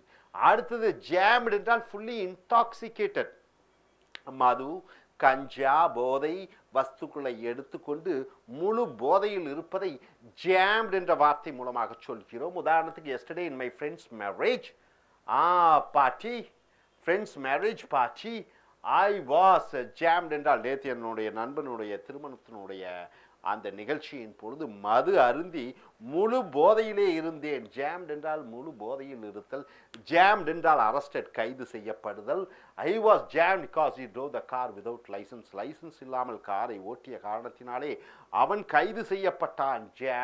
ஜாம்ட் என்றால் கெட்டிங் மேட், அதிக கோபம் அடைந்து பைத்தியக்கார நிலைமைக்கு செல்லுதல். My father got jammed because I came late to home, நான் வீட்டுக்கு காலம் தாழ்த்தி வந்த காரணத்தினாலே என் தந்தை ஆதி கோபத்துடன் பைத்தியக்காரத்தனமான கோபத்திற்கு ஆளானார். டிராஃபிக் ஜாம் என்றால் என்ன? போக்குவரத்து நெரிசல். The congestion of vehicles on the road, ரோட்டிலே அந்த வாகனங்கள் அடைந்து நெரிசலாக செல்வதை traffic jam என்று சொல்கிறோம். There was a traffic jam yesterday at Mount Road. Mount Roadலே அந்த போக்குவரத்து ஸ்தமித்தது, நின்றது. அந்த டிராஃபிக் எல்லாம் அப்படியே நின்றது வாகனங்கள். அடுத்து ஜாமின் என்றால் வேகமாக செல்லுதல். He is jamming when he saw his teacher. அவனுடைய ஆசிரியரை கண்டவுடன் வேகமாக ஓட்டம் எடுத்தான். ஸோ ஜாம்ட் என்றால் என்ன? ரொம்ப பிஸியாக இருத்தல், முழு ஈடுபாட்டுடன் இருத்தல், நேரமே இல்லாமல். ஜாம்ட் என்றால் போதையில் இருத்தல். ஜாம்ட் என்றால் கைது செய்யப்படுதல். அண்ட் ஜாம்ட் என்றால் கோபத்துக்கு ஆளாவதல். டிராஃபிக் ஜாம் என்றால் என்ன? போக்குவரத்து அப்படியே ஸ்தமித்தது. அடுத்தது ஜாமின் என்றால் என்ன? வேகமாக செல்லுதல். அடுத்ததாக இங்கே பாருங்க, ஜாம்னா விட்டு செல்வது. I have to jam now, நான் இப்பொழுதே சென்றாக வேண்டும். ஜேன் டோ என்றால் அடையாளம் கண்டுகொள்ள முடியவில்லை, unable to recognize. I don't know who the Jane Doe in the movie. அந்த சினிமாவில் வரக்கூடிய அந்த நடிகன் யார் என்று என்னால் அடையாளம் கண்டுகொள்ள முடியவில்லை. ஜேன் டோ என்றால் அடையாளம் கண்டுகொள்ள முடியவில்லை. ஜா என்றால் தாடை. ஜா டிராப் என்றால் தாடை கீழே இறங்கியது என்றால் a sudden surprise, ஆச்சரியம். ஒருவரை ஆச்சரியமாக பார்க்கும் பொழுது திடீரென்று தாடை கீழே வருகிறது. அதை ஆங்கிலத்திலே சொற்றொடரிலே ஜா டிராப் என்று சொல்கிறோம். Indian jaw drop when India won the 2011 cricket world cup. India 2011 உலக கோப்பை கிரிக்கெட்டை ஜெயித்தவுடன் இந்தியர்கள் ஆச்சரியப்பட்டார்கள். மிக ஆச்சரியப்படுதலை ஆங்கிலத்திலே ஜா டிராப் என்ற, இது ஜா டிராப் என்பது வினைச்சொல்லாக வருகிறது. அடுத்ததாக ஜா பிரேக்கர் என்றால் என்ன? தாடையெல்லாம் உடைந்து விட்டது என்று சொல்லும் பொழுது the word are rough, tough and hard to pronounce. அப்ப words என்றால் என்ன? வார்த்தைகள் கடினமாக இருக்கிறது, வார்த்தைகள் கஷ்டமாக இருக்கிறது. ப்ரொடியூஸ், வாயிலிருந்து உற்பத்தி பண்ண அல்லது உச்சரிக்க. உதாரணத்துக்கு இந்த phrase, இந்த சொற்றொடர், phrase என்றால் சொற்றொடர். பெட்டி பாட்டே பிட்டா பெட்டர் பட்டர். பெட்டி என்ற பெண்மணி பாட் வாங்கினால், எ பிட் என்றால் கொஞ்சம், பெட்டர் என்றால் நல்ல, வெண்ணையை. Is a real job breaker என்றால் இந்த சொற்றொடரை சொல்வது தாடையை உடைத்து விடுகிறது, கஷ்டமாக இருக்கிறது, உச்சரிக்க முடியவில்லை. ஸோ அடுத்தது ஜாஸ் ஆஃப் லைஃப். ஜாஸ் என்றால் என்ன? தாடை, ரெண்டு. இந்த தாடை ஆஃப் லைஃப் என்றால் இது ஒரு இன் டிராஃபிக் ஆக்சிடென்ட்ஸ், போக்குவரத்து விபத்துகளின் பொழுது when the victims are trapped. victims என்றால் என்ன? அந்த ஆக்சிடென்ட்ல மாட்டிக்கொண்டவர்கள், சிக்கிக்கொண்டவர்கள். ஆர் ட்ராப்ட் இந்த வெஹிக்கிள், வண்டியிலே இருக்கிறார்கள், ஆக்சிடென்ட் ஆயிடுச்சு, உள்ள கை கால் எல்லாம் பிசைந்து உள்ளுக்குள்ளே வாகனத்திலே சிக்கிக்கொண்டார்கள். The instrument which use to separate, ஒரு இயந்திரம் இருக்கிறது, அது என்ன பண்ணுகிறது? அந்த விபத்தில் காயமடைந்தவர்களை பிரிக்கிறது. அந்த வாகனத்தையும் அந்த மனிதர்களையும் பிரித்து அவர்களை காப்பாற்றுகிறது. அந்த பொருளினுடைய பெயர் ஜாஸ் ஆஃப் லைஃப் என்று சொல்கிறோம். The traffic police use jaws of life to save the passengers inside the vehicle. அப்போ வாகனத்தில் இருக்கக்கூடிய அந்த அந்த பேசஞ்சர்ஸ், அந்த வாகன ஓட்டிகள், அவர்கள் சிக்கிக் கொண்டார்கள். அவர்களை காப்பாற்றுவதற்காக இந்த ஜாஸ் ஆஃப் லைஃப் இந்த மிஷின் உபயோகப்படுத்துது. ஜாப் போன் என்றால் making others to agree your point. மற்றவர்களை உன்னுடைய கருத்துக்கு ஒத்து வரும்படி அவர்களை இணங்க வைப்பது. The telecommunication minister was job bound. அப்ப அந்த தொலைத்தொடர்பு துறை மந்திரி அவர் ஒற்றுக்கொள்ளப்பட வைத்தார் by the businessman to get the contract. வியாபாரிகள் பல பேர் என்ன செய்தாங்க, அந்த தொலைத்தொடர்பு மந்திரியை கொஞ்சம் நைஸாக பேசி இணக்கமாக பேசி அவர்கள் வழிக்கு அவர்களை கொண்டு வந்தார்கள். ஸோ நண்பர்களே, ஜானா சென்று விடுவது, புறப்படுவது. ஜான் டோ என்றால் அடையாளம் கண்டுகொள்ள முடியவில்லை. ஜா டிராப் என்றால் திடீர் ஆச்சரியம். ஜா பிரேக்கர் என்றால் என்ன, வார்த்தை அந்த உச்சரிப்பதற்கு கஷ்டமாக இருக்கிறது. ஜால்ஸ் ஆஃப் லைஃப் என்றால் என்ன, விபத்தின் பொழுது வாகனத்திலிருந்து அந்த பிரயாணிகளை மீட்பது ஒரு இயந்திரம். ஜாஸ் of life.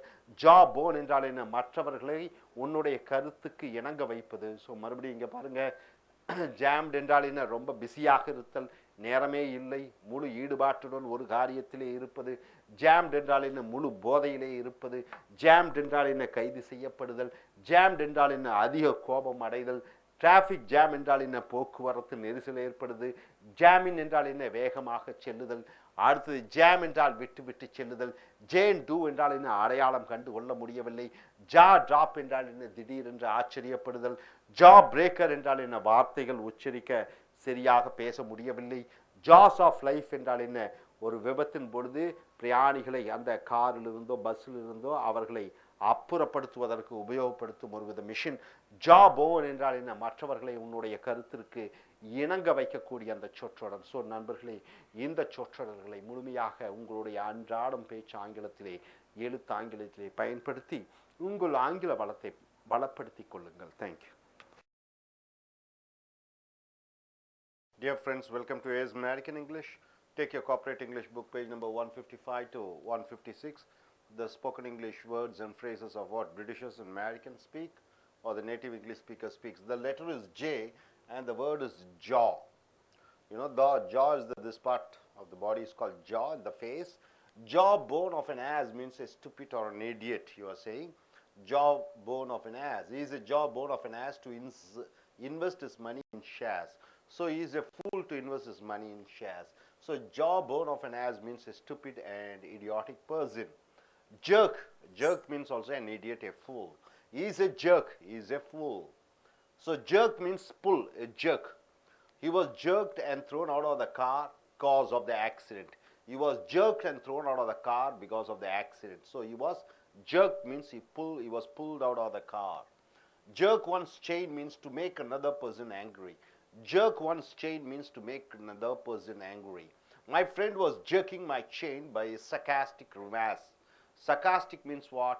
You are trying to insult others through the words.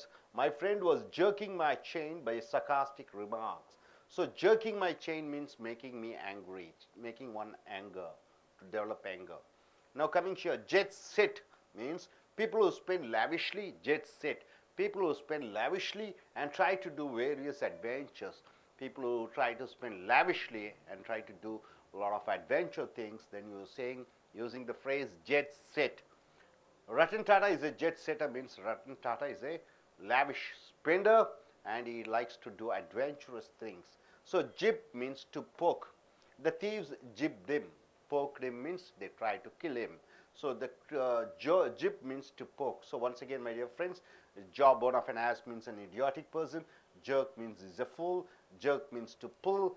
Jerk one's chain means to make another person angry. And jib means to poke. And coming here on the side, jitter means being nervous, being jitter. Jitter means being nervous. So she has a case of jitters. She always feels nervous and she cannot wait till her marriage. She can't wait till her marriage means she is always feeling nervous. A nervous person is called jitter. And jive, not telling the truth, lying. Jive means you are not telling the truth and you are trying to lie. Don't jive at me. Don't try to lie at me. I can find the truth. I can easily find out the truth. So jive means telling lies. Jive turkey means a fool. Hi, jive turkey. You have forgot the purse. So here, jive turkey means you are a fool. Job, odd jobs, ODD, odd jobs, odd numbers, you know. Even numbers, other than even numbers, all the numbers are odd numbers. So odd jobs means various small works or some certain talks. So various small jobs. It's not a permanent job or little small works what you do, then you call it as odd jobs. For your daily living, you're just doing some job, then you call it as odd job. I was doing odd jobs before I started my own business. So before I started my own business, I was doing all small things for my livelihood. So odd jobs means it's not a permanent job. On the job means working, doing the work. The workers aren't supposed to speak while on the job. On the job means while on your work. When you are working. Snow job means to cheat, to show something which looks better. You're trying to cheat somebody and which you want to show that this is better than that. That is called snow job. He told he's busy in job to attend my marriage. I know it was a snow job. Snow job means just telling lies that they are busy. So once again coming here, jitter means being nervous. Jive means not telling the truth. Jive turkey means a fool. Odd jobs means various small works or certain talks. And on the job means working. On the job you are doing some work. Snow job means you are pretending that you are working. And once again I want you to recollect, jawbone of an ass means a stupid person. Jerk means an idiot, a fool. Jerk means to pull. Jerk one's chain means to make another person angry. Jet set means people who spend lavishly and who try to do adventurous things. And jib means to poke. And jitter means being nervous. Jive means not telling the truth, lying. Jive turkey means a fool. Odd job means various small works or small jobs what you do. On the job means working and doing the work. And snow job means you are pretending that you are working. So I'll use all these phrases and try to be a better speaker. So நண்பர்களே, இந்த உங்களுடைய corporate புத்தகம் 155 156 எடுத்துக்கொள்ளுங்கள். Spoken English words of Britishers and Americans என்று சொல்லும் பொழுது அமெரிக்கர்களும் பிரிட்டிஷர்ஸ்களும் பேசக்கூடிய அந்த ஆங்கில சொற்றொடர்களை பார்க்கிறீர்கள். Jawbone of an ass, ஜானா தாடை. Jawbone of an ass என்று சொல்லும் பொழுது கிறுக்கன் என்று அர்த்தம். Is a jawbone of an ass to invest is money in shares என்றால் பங்குகளில் அவன் பணத்தை கொள்முதல் செய்வது என்பது கிறுக்குத்தனமானது. ஜர்க், ஜர்க் என்றால் என்ன? ஒரு இடியட், ஒரு ஃபூல், ஒரு கிறுக்கன் என்று சொல்கிறோம். இஸ் எ ஜர்க், அவன் ஒரு கிறுக்கன். ஜர்க் என்றால் புல், இழு என்ற அர்த்தம். He was jerked and thrown out of the car because of the accident. அவன் விபத்தில் சந்தித்து அந்த காரினுடைய விபத்தின் மூலமாக அவன் காரிலிருந்து தூக்கி எறியப்பட்டான். jerk என்றால் தூக்கி எறியப்படுதல். அடுத்தது jerk one's chain என்றால் to make another person angry. ஒரு மனிதனை கோபத்தை உண்டாக்குவதை jerk one's chain என்று சொல்கிறோம். My friend was jerking my chain by his sarcastic remarks. sarcastic என்றால் என்ன? கிண்டலும் கேலியும் என்று சொல்வார்கள். ஸோ என் நண்பன் என்னை கோபப்படுத்தினான் அவனுடைய கிண்டல் பேச்சுக்களினால். ஸோ jerk one's chain என்றால் கிண்டல் பேச்சுக்கள். jet set என்றால் people who spend lavishly, ஆடம்பரமாக பணத்தை செலவு செய்யக்கூடியவர்களும், and try to do various adventures, பிற அதிசய சாகசங்களை செய்ய விரும்புவோரை ஜெட் செட் என்று சொல்வோம். Ratan Tata is a jet set. Tata company குழுமத்தினுடைய தலைவர், டாடா கம்பெனியினுடைய தலைவர் ரட்டன் டாடா ஒரு சாகசங்கள் செய்ய விரும்பக்கூடிய ஒரு நபர். ஜிப் என்றால் டு போக், போக் என்றால் குத்துவது. So the thieves jabbed him, திருடர்கள் அவனை குத்தினார்கள். ஸோ ஒன்ஸ் அகெயின் பாருங்க, jawbone of an ass என்றால் ஒரு கிறுக்கன், ஜர்க் என்றால் ஒரு கிறுக்கன், ஜர்க் என்றால் இழு, ஜர்க் ஒன்ஸ் செயின் என்றால் இன்னொரு மனிதரை கோபத்தை உண்டாக்குதல், ஜெட் செட் என்றால் ஒரு சாகசங்களை செய்ய விரும்பக்கூடியவர், ஜிப் என்றால் குத்துவது. அடுத்ததாக ஜிட்டர் என்றால் நரம்பு தளர்ச்சி, jitter being nervous. She has a case of jitters. அவள் எப்பவுமே நரம்பு தளர்ச்சியுடன் இருக்கக்கூடியவள். She can't wait till a marriage. அவள் தன்னுடைய திருமணம் நாள் வரைக்கும் பொறுத்து கொண்டிருக்க முடியாது, ஏனென்றால் அவர் நரம்பு தளர்ச்சியுடைய பெண்ணாக இருக்கிறாள். ஜைவ் என்றால் உண்மையை சொல்லுவதில்லை, பொய்யை சொல்லுவது. Don't jive at me, I can find the truth. என்னிடம் பொய் சொல்லாதே, நான் உண்மையை கண்டுபிடித்து விடுவேன். ஜைவ் டர்க்கி என்று சொல்லும் பொழுது எ ஃபூல், கிறுக்கன் என்று சொல்கிறோம். Hi jive turkey, you have forgot the purse. So முட்டாளே, நீ உன் பர்ஸை மறந்து விட்டாய். ஜாப் என்றால் வேலை. ஆட் ஜாப்ஸ், ஆட் ஜாப்ஸ் என்றால் என்ன? சிறு சிறு வேலைகள். ஆட் ஜாப்ஸ் என்றால் நிரந்தர வேலை இல்லாமல் சிறு சிறு வேலைகள். Various small works are certain tasks. சிறு சிறு வேலைகளை செய்வதை ஆட் ஜாப்ஸ் என்று சொல்கிறோம். I was doing odd jobs because I started my own business. நான் என்னுடைய சொந்த வியாபாரத்தை ஆரம்பிப்பதற்கு முன்னாடி சிறு சிறு வேலைகளை செய்து கொண்டிருந்தேன். ஸோ சிறு சிறு வேலைகள், கொஞ்சம் சம்பளம் கிடைக்குது, ஒரு சில வேலைகளை செய்யும் பொழுது ஆட் ஜாப்ஸ் என்ற சொற்றொடரை பயன்படுத்துகிறோம். ஆன் த ஜாப் என்றால் வேலையில், ஒர்க்கிங், டூயிங் த ஒர்க், வேலை செய்து கொண்டு இருக்கக்கூடிய அந்த தன்மை, அந்த நேரம் on the job என்று சொல்கிறோம். The workers aren't supposed to speak while on the job. அப்போ அங்கே வேலை செய்யக்கூடிய வேலையாட்கள் அவர்கள் வேலை செய்து கொண்டிருக்கும் பொழுது பேசக்கூடாது. ஆன் த ஜாப் என்றால் வேலை செய்து கொண்டிருக்கும் பொழுது. ஸ்னோ ஜாப் என்று சொல்லும் பொழுது டு சீட், மற்றவர்களை ஏமாற்ற. To show something which looks better, இது அதைவிட சிறப்பாக இருக்கிறது என்பதை சொல்லுவது snow job. he told he is busy in job, அவன் என்ன சொன்னான், அவன் வேலையில் மும்முரமாக இருக்கிறேன் என்று சொல்றான். டு அட்டெண்ட் மை மேரேஜ், என் திருமணத்துக்கு வர முடியாது, தான் அலுவல் வேலையாக இருக்கிறேன் என்று சொல்கிறான். I know it was a snow job என்றால் எனக்கு அது தெரியும், அது என்னை ஏமாற்ற. ஸ்னோ ஜாப் என்றால் ஏமாற்றுவதற்காக வேறு வேலை இருக்கிறது என்று சொல்வதை ஸ்னோ ஜாப் என்று சொல்கிறோம். ஸோ ஜிட்டர் என்றால் நரம்பு தளர்ச்சியுடன் இருப்பது. ஜைவ் என்றால் உண்மையை சொல்லுவதில்லை, பொய்யை சொல்வது. ஜைவ் டர்க்கி என்றால் ஒரு கிறுக்கன். ஆட் ஜாப்ஸ் என்றால் சிறு சிறு வேலைகளை செய்தல். ஆன் த ஜாப் என்றால் வேலையில் இருக்கும்போது செய்யக்கூடிய அந்த கடமைகள். ஸ்னோ ஜாப் என்றால் ஏமாற்றுவது. ஸோ நண்பர்களை மறுபடியும் பாருங்க. Jawbone of an ass என்றால் ஒரு கிறுக்கன். ஸோ ஜர்க் என்றால் ஒரு கிறுக்கன். ஜர்க் என்றால் வீசி எறியப்படுதல், தூக்கி எறியப்படுதல் ஒரு விபத்தின் மூலமாக. ஜர்க் ஒன்ஸ் செயின் என்றால் மற்றவர்களை கோபத்தை உண்டாக்குவது. ஜெட் செட் என்றால் சாகசங்கள் செய்ய விரும்புவோர். அடுத்தது ஜிப் என்றால் டு போ, குத்த. அடுத்ததாக ஜிட்டர் என்றால் என்ன, நரம்பு தளர்ச்சியுடன் இருத்தல். ஜைவ் என்றால் உண்மையை சொல்லாமல் பொய்யை சொல்லுவது. ஜைவ் டர்க்கி என்றால் கிறுக்கன் என்ற அர்த்தம். ஆட் ஜாப் என்றால் வேலை. ஆட் ஜாப்ஸ் என்றால் சிறு சிறு வேலைகள், நிரந்தர வேலைகள் இல்லாதது. ஆன் த ஜாப் என்றால் வேலை செய்து கொண்டிருக்கும் பொழுது. ஸ்னோ ஜாப் என்றால் என்ன, பொய்யாக வேலையில் பிஸியாக இருக்கிறேன் என்று சொல்வதை ஸ்னோ ஜாப் என்று சொல்கிறோம். ஸோ நண்பர்களே, இந்த சொற்றொடர்களை நீங்கள் பயன்படுத்தி அன்றாடம் உங்களுடைய பேச்சு ஆங்கிலத்தை வளப்படுத்திக் கொள்ளுங்கள். Thank you. Dear folks, take your Corporate English book page number 157 and 158. The spoken English words of what Britishers and Americans speak. Under the letter J, the word is job. What do you mean by job hopping? Hopping. Job hopping. Always jumping from one job to another. You're not sticking on to the same job.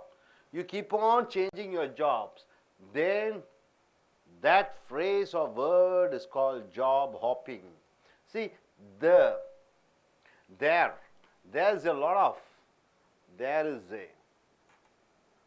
a lot of job hopping among the software engineers because of their demand. The software engineers are very much demanded, so they keep changing their job from one company to other company.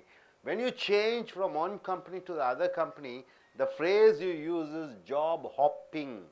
Next, do a job on. What do you mean by that? Do a job on means doing harm to make one thing useless and ugly. You are doing something harm and you are making one thing ugly. Then you are using the phrase do a job on. The violent strikers did a job on the roads means what? The violent strikers did a harm. They blocked the road. They damaged the road and made the road useless. So do a job on means doing something ugly. You are spoiling something. Put up job. What do you mean by put up job? A cheating arrangement. A cheating arrangement. Put up job. The police with the guns is a put up job means what? It is just a show to frighten the people. The police with the guns is a put up job to frighten the student strikers. It is just a showing off. Put up job means just showing to scare the people. Put up job or cheating. Bang up job means great, the best, outstanding job, an excellent job. Then you are using bang up job. She did a bang up job on her acting in the movie means she has done a best performance. So bang up job means the best performance. So my dear friends, Joe, under the letter J, the word Joe. Cup of Joe. What do you mean by cup of Joe? It means instead of drinking alcohol, you are drinking something else, say Coca-Cola or Pepsi. Rather than you go for a party, they ask you to drink alcohol, you would say no, it's Coca-Cola is enough, and you take Coca-Cola or Pepsi. So cup of Joe means instead of alcohol, you are taking some other drinks. We are going to the cafe shop to have a cup of Joe means instead of alcohol, we are going to have a cup of tea or cup of coffee. So cup of Joe means instead of alcohol, you are going for some other drinks. Regular Joe. What do you mean by regular Joe? A normal medium person, you call him as regular Joe. Joe and Jack are both common words you generally use for men. So regular Joe means the ministers here are regular Joes means they are common men. They don't show off. They don't show that they are VIPs. They are ordinary. So regular Joe means ordinary behavior. So you don't show off. So job hopping means what? Changing the job from one job to the other job. Then you are using the phrase job hopping. Do a job on means you are doing something harm. You are making something useless. Put up job means a cheating arrangement. And bang up job means a wonderful performance. Cup of Joe means instead of taking alcohol, you are taking some other drinks. And regular Joe means ordinary person. They are not showing off. And coming here, good Joe means a nice boy. He's a good Joe. He's a good Jack. Good Joe means he's a nice boy. He's a good Joe. Joint, under the letter J, the word is joint. Joint means what? A bar, a restaurant, a pub, a nightclub. It is called as joint. So he always drink in the joint means what? He always goes for pub to drink alcohol. He goes for a joint means he goes for a nightclub. He goes for a restaurant. A joint means a place where you eat or drink or dance, whatever you do. A place where all the these facilities are provided is called joint. Joint means drug cigarette, the kancha. The kancha is called as joint. The boys were smoking joints, marijuana, ganja, which you take and take inside, that is called joint. The boys were smoking joints. They're taking drugs. Joint means a jail. She was in the joint because of murder. She was in the jail because of murder. So joint is not only used for restaurants, pub and nightclub. It is also used for drugs and prison. Joint means our office or flat also is called a joint. Why do you go to that joint? Why did you go to that office? Why do you go to the flat?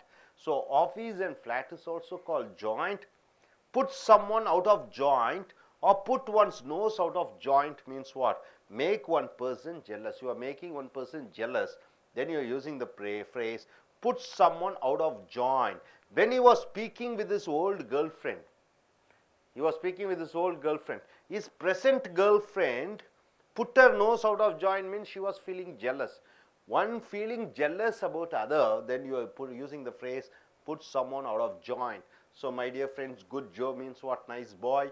Joint means a bar, restaurant, pub or nightclub. Joint means drug, cigarette or marijuana. Drug. Joint means jail. Joint means office or flat. Put someone out of joint means you are making somebody to feel jealous. So once again, I want you to see the phrases. Job hopping means changing job from one job to other job. Do a job means you are harming something, you are making something useless. Put up job means you are cheating others. And bang up job means you are doing a wonderful performance in the job. Cup of Joe means instead of taking alcohol, you are taking some other drinks. And regular Joe means a normal person without any show off. And good Joe means a nice boy. Joint means a bar, restaurant or pub or nightclub. Joint means drug or cigarette. And joint means it's a jail. And joint means office or a flat. Put someone out of a joint means making somebody feel jealous. So நண்பர்களே, உங்களுடைய corporate புத்தகத்தை எடுத்துக்கொள்ளுங்கள். பக்கம் 157, 58. இதில் அமெரிக்கர்களை போன்றும் பிரிட்டிஷர்களை போன்றும் பேசக்கூடிய அந்த ஆங்கில சொற்றொடர்களை பார்க்கிறீர்கள். எழுத்து ஜே, வார்த்தை ஜாப். ஜாப் என்றால் வேலை. ஜாப் ஹாப்பிங் என்றால் என்ன?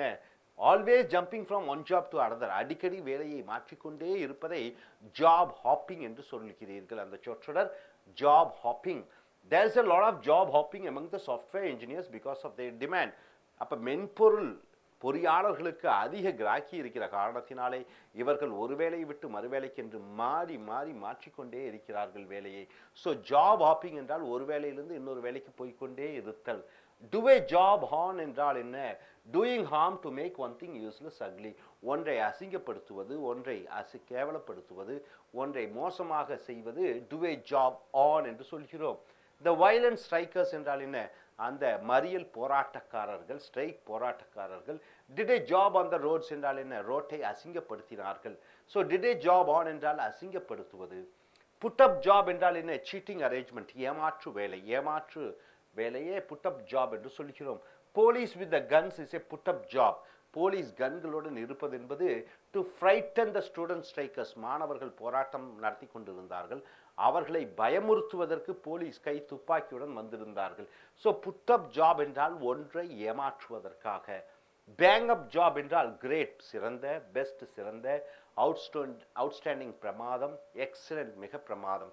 ஸோ பேங் அப் ஜாப் என்றால் ஒரு வேலையிலே பிரமாதமாக செய்தல். She did a bang up job on her acting in the movie. அவள் சினிமாவில் நடித்து அவளுடைய முழு திறமைகளை காண்பித்தாள். ஸோ முழு திறமைகளை தன்னுடைய ஆற்றலை வெளிப்படுத்துவது பேங் அப் ஜாப் என்ற சொற்றொடர் மூலமாக பயன்படுத்துகிறோம். அடுத்ததாக ஜோ. ஜோ என்ற இந்த சொற்றொடர், இந்த ஜோ என்று பார்த்தீங்கன்னா ஆங்கிலத்தில் ஜாக்கு ஜோவும் சொல்லுவார்கள். ஜாக் என்றால் பொது பெயர்.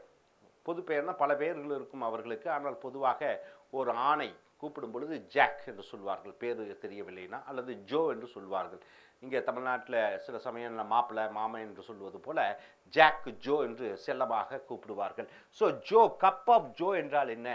Instead of drinking alcohol drinking something, மது குடிப்பதற்கு பதிலாக வேறு ஏதாவது குடிப்பதை இந்த கப் ஆஃப் ஜோ என்று சொல்கிறோம்.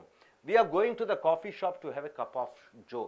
நாங்கள் காஃபி கடைக்கு செல்கிறோம் மது அருந்துவதற்கு பதிலாக காஃபியை குடிக்கலாம் என்பதற்காக.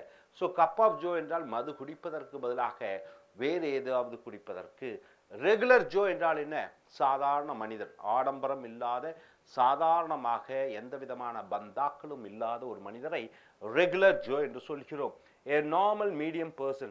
The ministers here are regular Joes. இங்கே தமிழ்நாட்டிலே சென்னையில் இருக்கக்கூடிய மந்திரிகள் சாதாரண மனிதர்களை போன்று இருக்கிறார்கள்.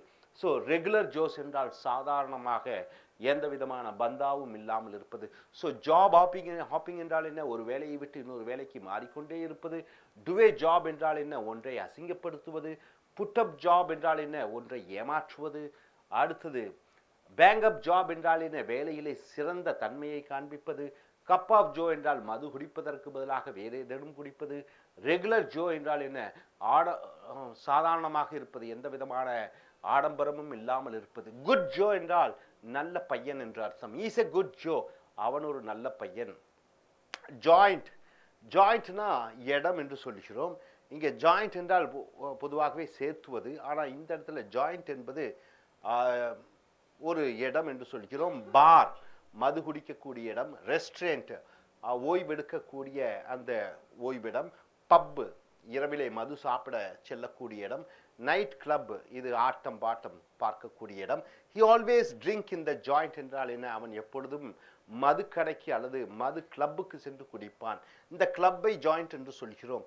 இன்னொரு ஜாயிண்ட் என்று பார்த்தீங்கன்னா கஞ்சா, மரிஜுனா என்று சொல்லக்கூடிய அந்த போதை சிகரெட்டுகளை ஜாயிண்ட் என்று சொல்கிறோம். The boys were smoking joints என்றால் பையன்கள் கஞ்சா புகைத்து கொண்டிருந்தார்கள். ஜாயிண்ட் என்றால் சிறைச்சாலையையும் சொல்லலாம். She was in the joint because of murder, ஒரு கொலை குற்றத்தின் காரணமாக அவள் சிறைச்சாலையிலே இருந்தால். ஜாயிண்ட் என்றால் ஆஃபீஸ் அல்லது ஃப்ளாட்டை ஜாயிண்ட் என்று சொல்கிறோம். Why do you go to that joint? எதற்காக நீ ஆஃபீஸ் சென்றாய், எதற்காக நீ அந்த ஃப்ளாட்டுக்கு சென்றாய் என்று சொல்லும் பொழுது ஜாயிண்ட் சொல்கிறோம். Put someone out of joint அப்படி என்றால் என்ன? Put one's nose out of joint என்றால் மேக் ஒன் பர்சன் ஜெல்லஸ், ஒருவரை பொறாமைப்பட வைப்பது இந்த put someone out of joint என்ற சொற்றொடர் மூலமாக பயன்படுத்துகிறோம். உதாரணத்திற்கு, when he was speaking with his old girlfriend, அவன் தன்னுடைய பழைய காதலியுடன் பேசி கொண்டிருக்கும் பொழுது his present girlfriend, அவனுடைய இந்நாள் காதலி, put her nose out of joint என்றால் பொறாமைப்பட்டாள். ஸோ நண்பர்களே, குட் ஜோ என்றால் நல்ல பையன். ஜாயிண்ட் என்றால் என்ன? ஒரு இடம், மது அருந்துவதற்கு, உணவு அருந்துவதற்கு, அப்புறம் டான்ஸ் ஆடுவதற்கு. ஜாயிண்ட் என்றால் என்ன? போதை சிகரெட், கஞ்சா, மரிஜுனா. ஜாயிண்ட் என்றால் சிறைச்சாலை. ஜாயிண்ட் என்றால் என்ன? ஒரு அலுவலகம் அல்லது ஒரு flat. Put someone out of joint என்றால் ஒருவரை பொறாமைப்பட வைப்பது. ஸோ இந்த பக்கம் பார்த்தீங்கன்னா மறுபடியும் பாருங்க, ஒரு ரீகலெக்ட் பண்ணிக்கங்க. ஜாப் ஹாப்பிங் என்றால் ஒரு வேலையிலிருந்து இன்னொரு வேலைக்கு விடாமல் மாறிக்கொண்டே இருப்பது. டு ஏ ஜாப் என்றால் ஒன்றை அசிங்கப்படுத்துவது. புட் அப் ஜாப் என்றால் ஒரு ஏமாற்று வேலை. பேங் அப் ஜாப் என்றால் என்ன? பேங் அப் ஜாப் என்றால் ஒரு வேலையிலே தன்னுடைய சிறந்த தன்மையை வெளிக்கொண்டு வருவது. ஜோ, ஜாக் என்று சொல்லுவோம். அதையெல்லாம் பொதுவாகவே பொதுவான பெயர் சொல்லாக உபயோகப்படுத்துகிறோம். கப் ஆஃப் ஜோ என்றால் மது அருந்துவதற்கு பதிலாக வேறு எதையாவது கப்பிலே குடிப்பது. ரெகுலர் ஜோ என்றால் என்ன? ஆடம்பரம் இல்லாமல் சாதாரணமாக பழகக்கூடிய மனிதர்கள். குட் ஜோ நல்ல பையன். ஜாயிண்ட் ஒரு இரவு உணவு விடுதி அல்லது மது அருந்தக்கூடிய கிளப். ஜாயிண்ட் என்றால் கஞ்சா சிகரெட். ஜாயிண்ட் என்றால் சிறைச்சாலை. Joint என்றால் அலுவலகம் அல்லது flat. Put someone out of joint என்றால் மற்றவர்களை பொறாமைப்பட வைப்பது. ஸோ நண்பர்களே, இந்த சொற்றொடர்களை நீங்கள் அன்றாடம் உங்களுடைய பேச்சு ஆங்கிலத்தில் பயன்படுத்தி உங்களுடைய ஆங்கில வளத்தை வளப்படுத்திக் கொள்ளுங்கள். Thank you. Dear folks, welcome to AS American English. Take your corporate English book, page number 158 to 159. The spoken English words of Britishers and Americans, how the native English speakers speak. Under the letter J, the word is Jones. What do you mean by Jones here? See, keep up with the Jones. Keep up with the Joneses. Means you are equaling your neighbor by purchasing the latest gadgets or things. My neighbor is there. He has purchased a car, so I want to buy a car. My neighbor has purchased a washing machine. I want to buy a washing machine. So, keep up with the Joneses means like your neighbor you want to be. We should try to keep up with Joneses means we should maintain our standard with the neighbors. So, keep up with the Joneses means maintaining the same standard as your neighbor. And coming here, Jones or Jonesing or Jonesin. Jones or Jonesing or Jonesin means getting addicted for one thing. You are getting addicted for one thing. Then you are using the phrase Jones or Jonesing or Jonesin. She has a Jones of wearing sarees means she is addicted for wearing sarees. Jones means here getting addicted. So keep up with the Jones means, Joneses means you want to maintain the standard of your neighbor. And here Jones means you are getting addicted. Jones or Jonesing or Jonesin once again means you are getting infatuated with somebody. Infatuation means because of the attraction, because of the outward appearance and style, you are getting attracted. I have a Jones for you because you always come in my thinking. You always come in my thoughts, so I like you, so I love you. So I have a Jones means I have a infatuation, I have a liking towards you, I love you. Next coming here, juice. Under the word juice, what do you mean by the phrase juiced up means energized. Juiced up means energized. See, the cricket players are juiced up. The cricket players are energized for tomorrow's cricket means they are ready for tomorrow's cricket. So juiced up means getting energized. The cricket players are juiced up for tomorrow's cricket match means they are ready to fight. They are ready to play the cricket match the next day. Juiced up means getting energized. The juice isn't worth the squeeze. The juice isn't worth the squeeze. I mean, to get the juice, you have to squeeze. So, the juice, the taste is not worth the squeezing means the reward is not equal to the effort. You work very hard, the salary is very low. Then you are using the phrase, the juice isn't worth the squeeze. See, we worked hard and we got a poor salary. We worked very hard, but we get a very poor salary. The juice isn't worth the squeeze means it is not worth at all. The juice isn't worth the squeeze means the salary is not worth the work. So my dear friends, Jones, keep up with the Joneses means what? Maintain the same standard as your neighbor. Jones or Jonesing or Jonesing means getting addicted to something. Jones or Jonesing or Jonesin means to getting infatuated with somebody. Juiced up means you are energized. The juice isn't worth the squeeze means the salary is not worth the work because you are getting very low salary compared to the work what you do. Jump. Jump in the lake means what? A strong insult word. You are insulting somebody. You want to insult somebody, then you are using the phrase jump in the lake. The people of village said the politicians who come for votes to jump in the lake. The villagers said the politicians have come there to the village asking votes. The villagers told them, go jump in lake means they insulted the politicians. The villagers insulted the politicians. Jump on the bandwagon. What do you mean by that? To join for some cause, to join for some good cause. Then you are using the phrase jump on the bandwagon. We jumped on the Facebook bandwagon. We all join in the Facebook and socialize with people all around the world. So we also, everybody are joining in Facebook. We also have joined in the Facebook to socialize with the people all around the world means to become friendly with the people all around the world. Jump on the bandwagon means you are also joining in a team. You are also joining in one community.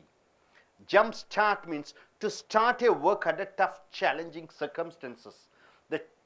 The circumstances is very tough, very difficult, and you are starting the work under a very difficult situation. Then you are using the phrase jump start. A job I got in the MNC company is a jump start in my career. A job I got in the MNC company is a jump start in my career means, so in an MNC company I got a job. It's very difficult to work in an MNC company, but I did. So I showed my performance. So jump start means a work which is very difficult and challenging. Jump start. So jump in with both feet. You are jumping in with both the feet means a start doing a work with full involvement and interest. Jump in with both feet means you are doing a work, you are doing a project, you are doing an assignment with full 100% involvement and interest. Then you are using the phrase jump in with both feet.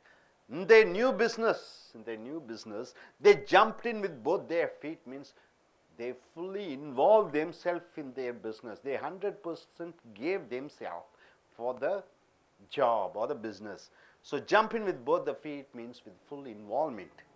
Jump from the frying pan. Jump from the frying pan and into the fire means going from bad to worse.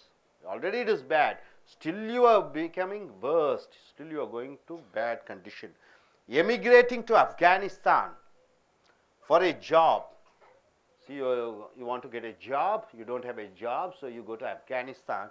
Getting a job in Afghanistan is like jumping from the frying pan and into the fire. Already you don't have a job here, but the job over there is very, very risky. So it is like jump from the frying pan and into the fire means you are going in for a very worst situation. So coming here, my dear friends, jump in the lake means you are insulting somebody by using the word jump in the lake. Go jump in the lake. Jump on the bandwagon means you are joining in a group for socializing or for any activity. Jump start means under tough, challenging condition, you are starting your work. Jump in with both feet means fully you are involved and taking part in one activity. Jump from the frying pan and into the fire means you are bad, you are still going worse. So now coming here once again, keep up with the Jonases means what? Maintaining your neighbor's standard. Your neighbor has bought a car, you also want to buy a car. Maintaining the standards. Then keep up with the Jonases. See, for example, Pakistan is a country. India tested nuclear bomb. Immediately Pakistan also tested the nuclear bomb. So they kept up with the Jonases means they did according to what the neighbor India has done. So keep up with the Jonases means maintain the standard, same standard of your neighbor. Jonas or Jonasing or Jonasing means getting addicted for something. Jones or Jonasing or Jonasin once again means getting infatuated, means you have started liking somebody. Juiced up means you are getting energized. And juice isn't worth the squeeze means the salary is not the worth the work which you have put in. And coming here, jump in the lake means you are insulting somebody by using this phrase, jump in the lake. Jump on the bandwagon means you are joining in some organization. Jump start means to do a work in a tough and challenging situation. Jump in with both feet means 100% you are involved in doing an activity. Jump from the frying pan and into the fire means what? From the worst condition you are going for bad condition, you are going for the worst condition. Hope you are able to understand, my dear friends. Use these phrases in your day-to-day activities. And நண்பர்களே, உங்களுடைய corporate புத்தகத்தை எடுத்துக்கொள்ளுங்கள். பக்கம் 158 லிருந்து 159 வரைக்கும். Spoken English words of Americans and Britishers என்றால் அமெரிக்கர்களை போன்றும் பிரிட்டிஷர்களை போன்றும் ஆங்கிலத்தில் பேச்சு அந்த சொற்றொடர்களை பயன்படுத்த வேண்டும். இந்த ஜே என்ற எழுத்து கீழே வருவது ஜோன்ஸ் என்ற வார்த்தை. இந்த ஜோன்ஸ் என்ற வார்த்தையிலே இருக்கக்கூடிய சொற்றொடர்களை பார்க்கிறோம். கீப் அப் வித் த ஜொனசஸ் என்றால் என்ன?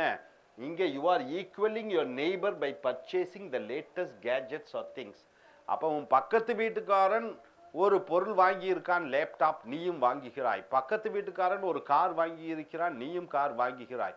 அப்ப பக்கத்து வீட்டுக்காரர்களுடைய அந்த அந்தஸ்து கௌரவத்தை நீயும் சரியாக maintain பண்ணுவதை keep up with the Jonases என்ற சொற்றொடர் மூலமாக பயன்படுத்துகிறோம். we should try to keep up with the Jonases என்றால் என்ன? நாம் பக்கத்து வீட்டுக்காரர்களை போன்று அதற்கு தகுந்த தராதரத்துடன் கௌரவத்துடன் வாழ வேண்டும். ஜோனஸ் ஆர் ஜொனசிங் ஆர் ஜொனசின் என்றால் getting addicted for one thing, ஒரு பொருளுக்கு அல்லது ஒரு மனிதருக்கு நாம் அடிமையாகுதலை ஜொனசஸ் ஆர் ஜொனசிங் ஆர் ஜொனசின் என்று சொல்கிறோம்.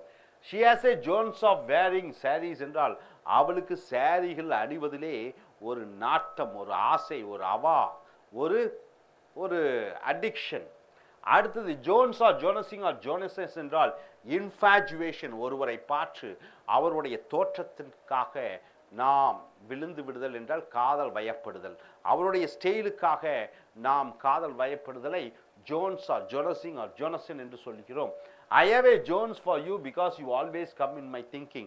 நீ எப்பொழுதும் என் சிந்தனையில் வந்து கொண்டிருக்கிற காரணத்தினாலே நான் உன்னை நேசிக்க ஆரம்பித்து விட்டேன். அடுத்தது ஜூஸ் என்றால் சாறு அல்லது ஜூஸ். ஜூஸ்ட் அப் என்றால் என்ன? எனர்ஜைஸ்ட். ஜூஸ்ட் அப் என்றால் புத்துணர்ச்சியை அடைதல். ஜூஸ்ட் அப் என்றால் புத்துணர்ச்சியை பெறுதல். The cricket players are juiced up for tomorrow's cricket. நாளைய கிரிக்கெட் போட்டிக்கு கிரிக்கெட் வீரர்கள் புத்துணர்ச்சியுடன் இருக்கிறார்கள், புத்துணர்ச்சியை பெற்று இருக்கிறார்கள், சக்தியை பெற்று இருக்கிறார்கள். The juice isn't worth the squeeze. ஸ்குவீஸ்னா பிழிவது, ஜூஸ்னா சாறு. அந்த சாறு அந்த கஷ்டப்பட்டு பிழிந்ததுக்கு தகுந்த சுவை இல்லை என்று சொல்லும் பொழுது இதனுடைய அர்த்தம் the reward is not equal to the effort. அதனுடைய பரிசு, அதனுடைய பலன் முயற்சிக்கு தகுந்த பலன் கிடையாது. கடுமையாக முயற்சி செய்கிறீர்கள், பலன் ரொம்ப கம்மி. கடுமையாக வேலை செய்கிறீர்கள், உங்கள் சம்பளம் குறைவாக இருக்கும் பொழுது இந்த சொற்றொடரான the juice isn't worth the squeeze என்ற சொற்றொடரை பயன்படுத்துகிறீர்கள். we worked hard, நாங்கள் கடுமையாக உழைத்தோம்.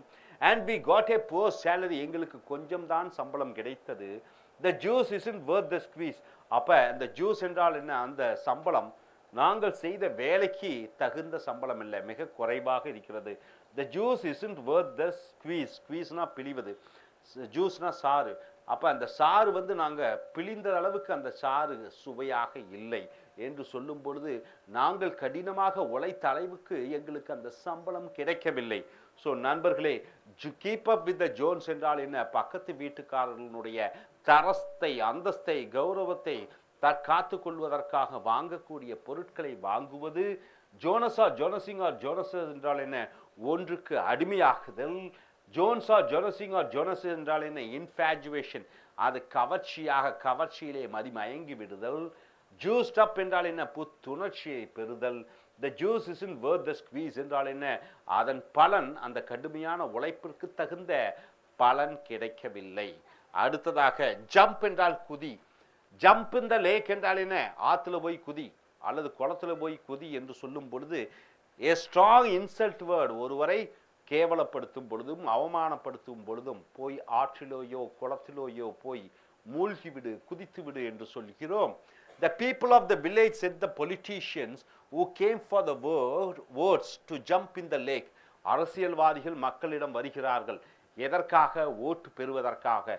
அங்கே அந்த வில்லேஜஸ், அந்த கிராமத்தினர் அந்த அரசியல்வாதிகளை பார்த்து சொல்கிறார்கள், போய் ஆற்றிலோயோ குளத்திலோயோ போய் குதி என்று. ஸோ ஆற்றிலேயோ குளத்திலேயோ போய் குதி என்று சொல்வது அவர்களை அவமானப்படுத்தும் ஒரு வார்த்தை. ஜம்ப் ஆன் த பேண்ட் வேகன் என்றால் என்ன? அப்போ ஓடும் வண்டியிலே தொத்திக்கொள் என்று சொல்லும் இந்த சொற்றொடர் என்ன அர்த்தம் என்றால் to join for some cause, ஏதோ ஒரு காரியத்திற்காக ஒன்றுடன் இணைந்து கொள்வது. உதாரணத்துக்கு we jumped on the Facebook bandwagon, அனைவரும் ஃபேஸ்புக்கில் சேர்கிறார்கள், நாங்களும் சேர்ந்து கொண்டோம் இந்த ஃபேஸ்புக்கில். And socialise with people all around the world, உலகம் முழுக்க இருக்கக்கூடிய மக்களுடன் நாங்களும் சகஜமாக பேசி பழகி கொள்ள ஆரம்பித்தோம். ஸோ அனைவரும் ஃபேஸ்புக்கிலே சேர்கிறார்கள், நாங்களும் ஃபேஸ்புக்கிலே சேர்கிறோம் என்று சொல்லும் பொழுது ஜம்ப் ஆன் த பேண்ட் வேகன் என்ற சொற்றொடரை பயன்படுத்துகிறீர்கள். அடுத்ததாக ஜம்ப் ஸ்டார்ட் என்றால் என்ன? To start a work under tough challenging circumstances. Challenging, சவால்கள் நிறைந்த சர்க்கம்ஸ்டன்சஸ் என்றால் சூழ்நிலைகளிலே ஒரு வேலையை ஆரம்பித்தல், கடினமான கஷ்டமான சூழ்நிலைகளிலே ஒரு வேலையை ஆரம்பித்தலை to start a work under tough challenging circumstances என்று சொல்கிறோம். ஜம்ப் ஸ்டார்ட் என்ற சொற்றொடர். A job I got in the MNC company. அப்போ எம்என்சி கம்பெனி சர்வதேச நிறுவனத்திலே நான் வேலையிலே ஒரு வேலை கிடைத்தது. அது எப்படி இருந்தது என்றால் jump start in my career என்றால் என்ன, சவால்கள் நிறைந்த வேலையாக இருந்தது. என்னுடைய கெரியர் என்றால் என்னுடைய தொழிலிலே நீண்ட காலம் நான் செய்யக்கூடிய வேலையிலே இந்த எம்என்சி கம்பெனியிலே சேர்ந்தது தான் எனக்கு கடுமையான சவால்கள் நிறைந்ததாக இருந்தது. Jump in with both feet, இரண்டு கால்களுடன் ஒரே அடியாக குதி என்று சொல்லும் பொழுது start doing a work with full involvement and interest, முழு ஆர்வத்துடன் முழு ஈடுபாட்டுடன் ஒரு வேலையை செய்வதை இந்த சொற்றொடர் jump in with both the feet என்ற சொற்றொடர் மூலமாக பயன்படுத்துகிறோம். இந்த நியூ பிஸ்னஸ், அவர்கள் தங்களுடைய புதிய வியாபாரத்தில் they jumped in with both their feet என்றால் என்ன, அவர்கள் தங்கள் முழு ஈடுபாட்டுடன் அந்த வியாபாரத்திலே தங்களை தாங்களே ஐக்கியமாக்கி கொண்டார்கள், செய்ய ஆரம்பித்தார்கள். So jump from the frying pan, அப்போ எரிந்து கொண்டிருக்கக்கூடிய, அதாவது அடுப்பிலே எரிந்து கொண்டிருக்கக்கூடிய சுடும் சட்டியிலிருந்து and into the fire, நெருப்பிலே குதித்தல். அப்போ சட்டியில் சுட்டு கொண்டிருக்கக்கூடிய சட்டியிலிருந்து நாம் எங்கே செல்கிறோம், நெருப்பிலே போய் விழுகிறோம் என்றால் going from bad to worse, மோசமான நிலையிலிருந்து மிக மோசமான நிலைக்கு செல்லுதல். Emigrating to Afghanistan for a job, அப்போ ஆப்கானிஸ்தானுக்கு வேலைக்கு செல்வது என்பது, இப்போ இந்தியாவில் வேலையில் இல்லை என்று ஆப்கானிஸ்தான் போய் வேலைக்கு சேருவது என்பது is like jumping from the frying pan, அப்போ எரிந்து கொண்டிருக்கக்கூடிய ஒரு, அதாவது சுட்டு கொண்டிருக்கக்கூடிய ஒரு சட்டியிலிருந்து இன்டு த ஃபயர், நெருப்பிலே போய் விழுவது போல. அப்போ இங்கேயே பரவாயில்லை என்று சொல்லும் பொழுது இந்த சொற்றொடர் jump from the frying pan and into the fire என்ற சொற்றொடர் மூலமாக பயன்படுத்துகிறோம். ஸோ நண்பர்களை இங்கே பாருங்க, ஜம்ப் இன் த லேக் என்றால் என்ன, ஆற்றுலையோ குளத்திலேயோ போய் குதி என்று அவமானப்படுத்தும் விதமாக மற்றவர்களை பேசும் பொழுது ஜம்ப் இன் த லேக் என்று சொல்கிறோம். லேக் என்றால் குளம், போய் குளத்தில் போய் குளித்து விடு, குளத்தில் போய் குதித்து விடு என்று சொல்கிறோம். ஜம்ப் ஆன் த பேண்ட் வேகன் என்றால் என்ன, ஓடும் வாகனத்தில் நீயும் தொத்திக்கொள் என்றால் ஒரு சமுதாய சேவைக்காக ஏதோ ஒரு காரியத்திற்காக ஒரு குழுவிலே சென்று சேர்ந்து விடு. ஜம்ப் ஸ்டார்ட் என்றால் என்ன, சவால்கள் நிறைந்த வேலையாக இருக்கிறது, அந்த வேலையில் நீ செய்து ஆரம்பி. Jump in with both feet என்றால் என்ன, முழு ஈடுபாட்டுடன் ஒரு வேலையை செய். Jump from the frying pan and into the fire என்றால் கொதித்து கொண்டிருக்கிற ஒன்றிலிருந்து நெருப்பிலே போய் குதிப்பது போல. அப்போ மோசமாக இருக்கிற நிலைமை இன்னும் மோசமாக செல்லுதல்.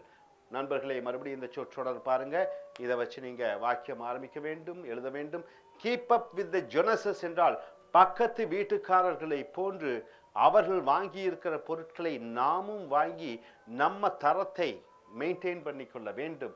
ஜோனஸா ஜோனசிங் ஆர் ஜோனஸ் என்றால் என்ன, ஒன்றுக்கு அடிமையாகுதல். மறுபடியும் ஜோன்ஸா ஜோனசிங் ஆர் ஜோனசன் என்றால் என்ன, ஒரு இனக்கவர்ச்சியில் காதல் வயப்படுதல். ஜூஸ்ட் அப் என்றால் என்ன, புத்துணர்ச்சியை பெறுதல். The juice isn't worth the squeeze என்றால் என்ன, அந்த சம்பளம் உழைப்பிற்கு தகுந்த சம்பளம் கிடையாது. மறுபடியும் ஜம்ப் இன் த லேக் என்றால் ஆற்றிலேயோ குளத்திலேயோ போய் குதித்து விடு என்று சொல்லும் பொழுது மற்றவர்களை அவமானப்படுத்துகிறீர்கள். ஜம்ப் ஆன் த பேண்ட் வேகன் என்றால் ஒரு காரியத்திற்காக ஏதோ ஒன்றிலே சேருவது, ஒரு கட்சியிலேயோ ஒரு குழுவிலேயோ அல்லது ஒரு கம்யூனிட்டியிலேயோ சேருவது. ஜம்ப் ஸ்டார்ட் என்றால் என்ன, சவால்கள் நிறைந்த வேலையை செய்ய ஆரம்பித்தல். Jump in with both feet என்றால் என்ன, இரண்டு கால்களுடன் குதி என்று சொல்லும் பொழுது முழு ஆர்வத்துடன் ஈடுபாட்டுடன் ஒரு காரியத்தை செய்தல்.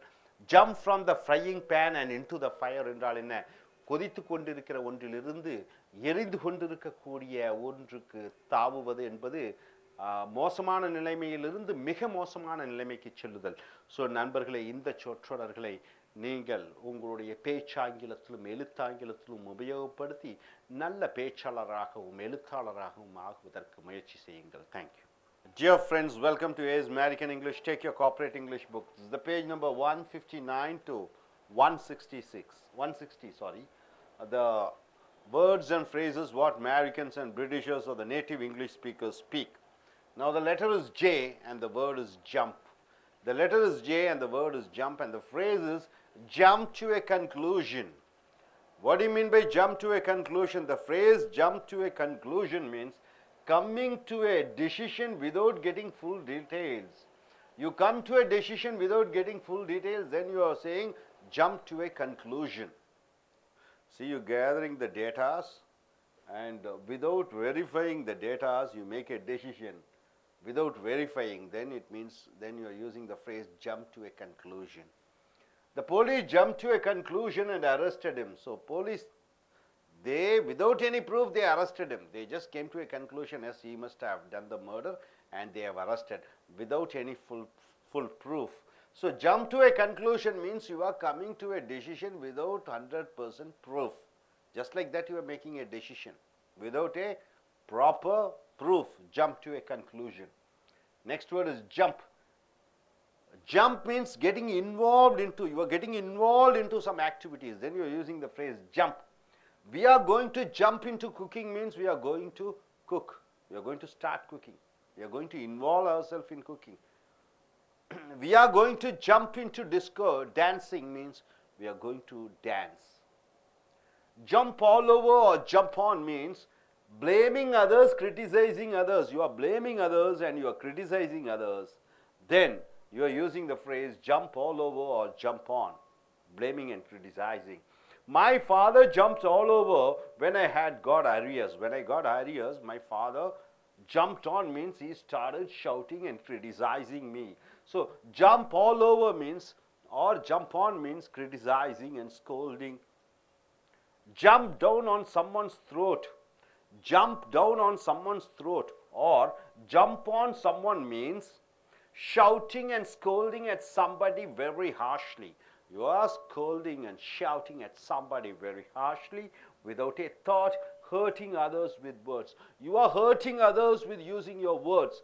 Then you use the phrase jump down on someone's throat. Jump down on someone's throat or jump on someone means you are using abusive words and hurting others. The manager is always jumping on his staff. The manager always uses harsh words, hurts others, hurts the staff for every small matters. For every small matters, the manager keeps hurting others. Jump bail, the 10th word is jump bail. What do you mean by that? A person who goes in bail doesn't appear back in the court. Bail means what? A person in the prison, he applies for a leave and the court grants a leave so that he can go and come back to the jail. In a maximum of 1 week or 10 days, he can go out and come back to the jail. Jump bail means a person applying for a bail, he gets the bail, he goes, but he doesn't return back. Then you are using the phrase jump bail. He jumped bail and now police is in search of him. So he is misusing the bail. Once he got permission to go out, he just went away, escaping from the jail. So he has not come back. So jump bail means a person goes away, misusing the bail. So my dear friends, jump to a conclusion means what? You are making a decision without any proof. Jump means getting involved into certain activities. Jump all over or jump on means blaming others or criticizing others. Jump down on someone's throat means, or jump on someone means shouting and hurting others. And jump bail means a person misusing the bail. He goes on bail and never returns back to the prison. So coming here, jump through a lot of hoops. Jump through a lot of hoops. What do you mean by that? Trying to please others by going differently. Trying to please others by doing something differently. She jumped through a lot of hoops and got the government contract. So she has done all type of things. She's doing all type of things and she got the government contract by doing. So somebody does something for some purpose which is wrong, then you're using the word jump through a lot of hoops. This is the phrase you use. She jumped through a lot of hoops and got the government contract. She jumped through a lot of hoops and got the government contract. So she has done all type of things to get the government contracts, which is legal and illegal. Junk. What do you mean by junkie? A drug addict. A drug addict. A person who takes marijuana, a person who takes ganja, a person who takes alcohol and he becomes addicted, and you call that person as junkie. In cities we find a lot of junkies, in cities we find a lot of drug addicts, and junk means cheap or useless. Junk means cheap or useless. I threw away all the junks, I threw away all the waste materials. Junk food means food which is not nutritional, food which is not nutritious. Then you are using the phrase junk food or bad for health. The food which is not nutritious, then you are using the phrase junk food or not good for health. Junk mail means unnecessary and unwanted mails which we receive in internet. Through internet we will be receiving a lot of mails which are unnecessary. Those mails are called junk mail. So my dear friends, I get a lot of junk mails in my computer. In my computer I get a lot of junk mails, a lot of unnecessary mails. So coming here, jump through a lot of hoops means doing legal and illegal things to get something done. Junkie means a drug addict. Junk means cheap or useless. Junk food means food which is not nutritional. Junk mail means unnecessary and unwanted mails which we receive in internet. So coming here, once again, just recollect, jump to a conclusion means you are taking a decision without seeing all the pros and cons, without seeing any proofs. You are making a decision urgently. That is jump to a conclusion. Jump means getting involved into some activities. Jump all over or jump on means blaming others, criticizing others. Jump down on someone's throat or jump on someone means you are hurting somebody through your words. And jump bail means misusing the bail. You come on bail and you escape and you don't come back to the jail. And jump through a lot of hoops means doing legal and illegal things to get some things done. Junkie, a drug addict. Junk, cheap or useless things. Junk food, food which is not nutritional. And junk mail, unnecessary and unwanted mails in your internet, which you get in your mail through internet. So hope you are able to understand, use all these phrases in your day-to-day conversation and develop your English communication skills. So நண்பர்களே, இப்பொழுது உங்களது corporate புத்தகம் 159 160 எடுத்துக்கொள்ளுங்கள். எழுத்து J, வார்த்தை jump, jump என்றால் குதி. அதனுடைய சொற்றொடர் ஜம்ப் டு ஏ கன்க்ளூஷன், ஒரு முடிவுக்கு குதித்து விடுதல். கன்க்ளூஷன்னா முடிவு, ஒரு முடிவுக்கு குதித்து விடுதல் என்று சொல்லும் பொழுது coming to a decision without getting full details, முழு விவரங்கள் கிடைக்காமல் ஒரு முடிவு எடுத்தல். முழு விவரங்களை அலசி பார்க்காமல் ஒரு முடிவு எடுத்தலை ஜம்ப் டு எ கன்க்ளூஷன் என்று சொல்கிறோம். ஒரு முடிவுக்கு வருதல், எந்த விதமான விசாரணையும் இல்லாமல் ஒரு முடிவுக்கு வருதலை ஜம்ப் டு எ கன்க்ளூஷன் என்று சொல்கிறோம். உதாரணத்துக்கு the police jumped to a conclusion and arrested him. போலீஸ்காரர்கள் அவர்களே ஒரு முடிவுக்கு வந்து அவனை கைது செய்தார்கள். எந்த விதமான தீர விசாரணையும் இல்லாமல் அவர்களே ஒரு முடிவுக்கு வந்து விட்டார்கள் என்று சொல்லும் பொழுது ஜம்ப் டு a conclusion என்ற சொற்றொடரை பயன்படுத்துகிறோம். அடுத்தது என்றால் ஜம்ப் என்றால் குதித்து விடு, கெட்டிங் இன்வால்வ் இன்டு, ஒன்றில் ஈடுபாட்டுடன் இறங்குவதை ஜம்ப், குதித்து விடு. we are going to jump into cooking, நாங்கள் சமையல் செய்வதில் குதிக்க போகிறோம் என்றால் சமைக்க போகிறோம். we are going to jump into cinema industry என்றால் என்ன, சினிமா துறையிலே நாங்கள் ஈடுபட போகிறோம். அப்போ ஒன்றிலே ஈடுபட போகிறோம் என்று சொல்லும் பொழுது இந்த ஜம்ப் என்ற சொற்றொடரை பயன்படுத்துவோம். ஜம்ப் ஆல் ஓவர், எல்லா இடத்திலும் குதி, அல்லது ஜம்ப் ஆன் என்றால் குதித்து கொண்டே இரு என்று சொல்லும் பொழுது இந்த சொற்றொடர் பிளேமிங் அதர்ஸ், கிரிட்டிசைசிங் அதர்ஸ், மற்றவர்களை குறை கூறுவது, மற்றவர்களை குறை பார்ப்பது, அதற்கு jump all over or jump on என்ற சொற்றொடரை பயன்படுத்துகிறோம். My father jumped all over when I had got arrears, எனக்கு பரீட்சையிலே தோல்வி அடைந்த போதன் என் தந்தையார் என் மேல் கோபமாக இருந்தால் குற்றம் குறைகளை சொன்னார் என்று சொல்லும் பொழுது ஜம்ப் ஆல் ஓவர் என்றால் ஜம்ப் ஆன் என்று சொற்றொடர். அடுத்ததாக ஜம்ப் டவுன் ஆன் சம்ஒன், யார் மேலாவது குதித்து விடு.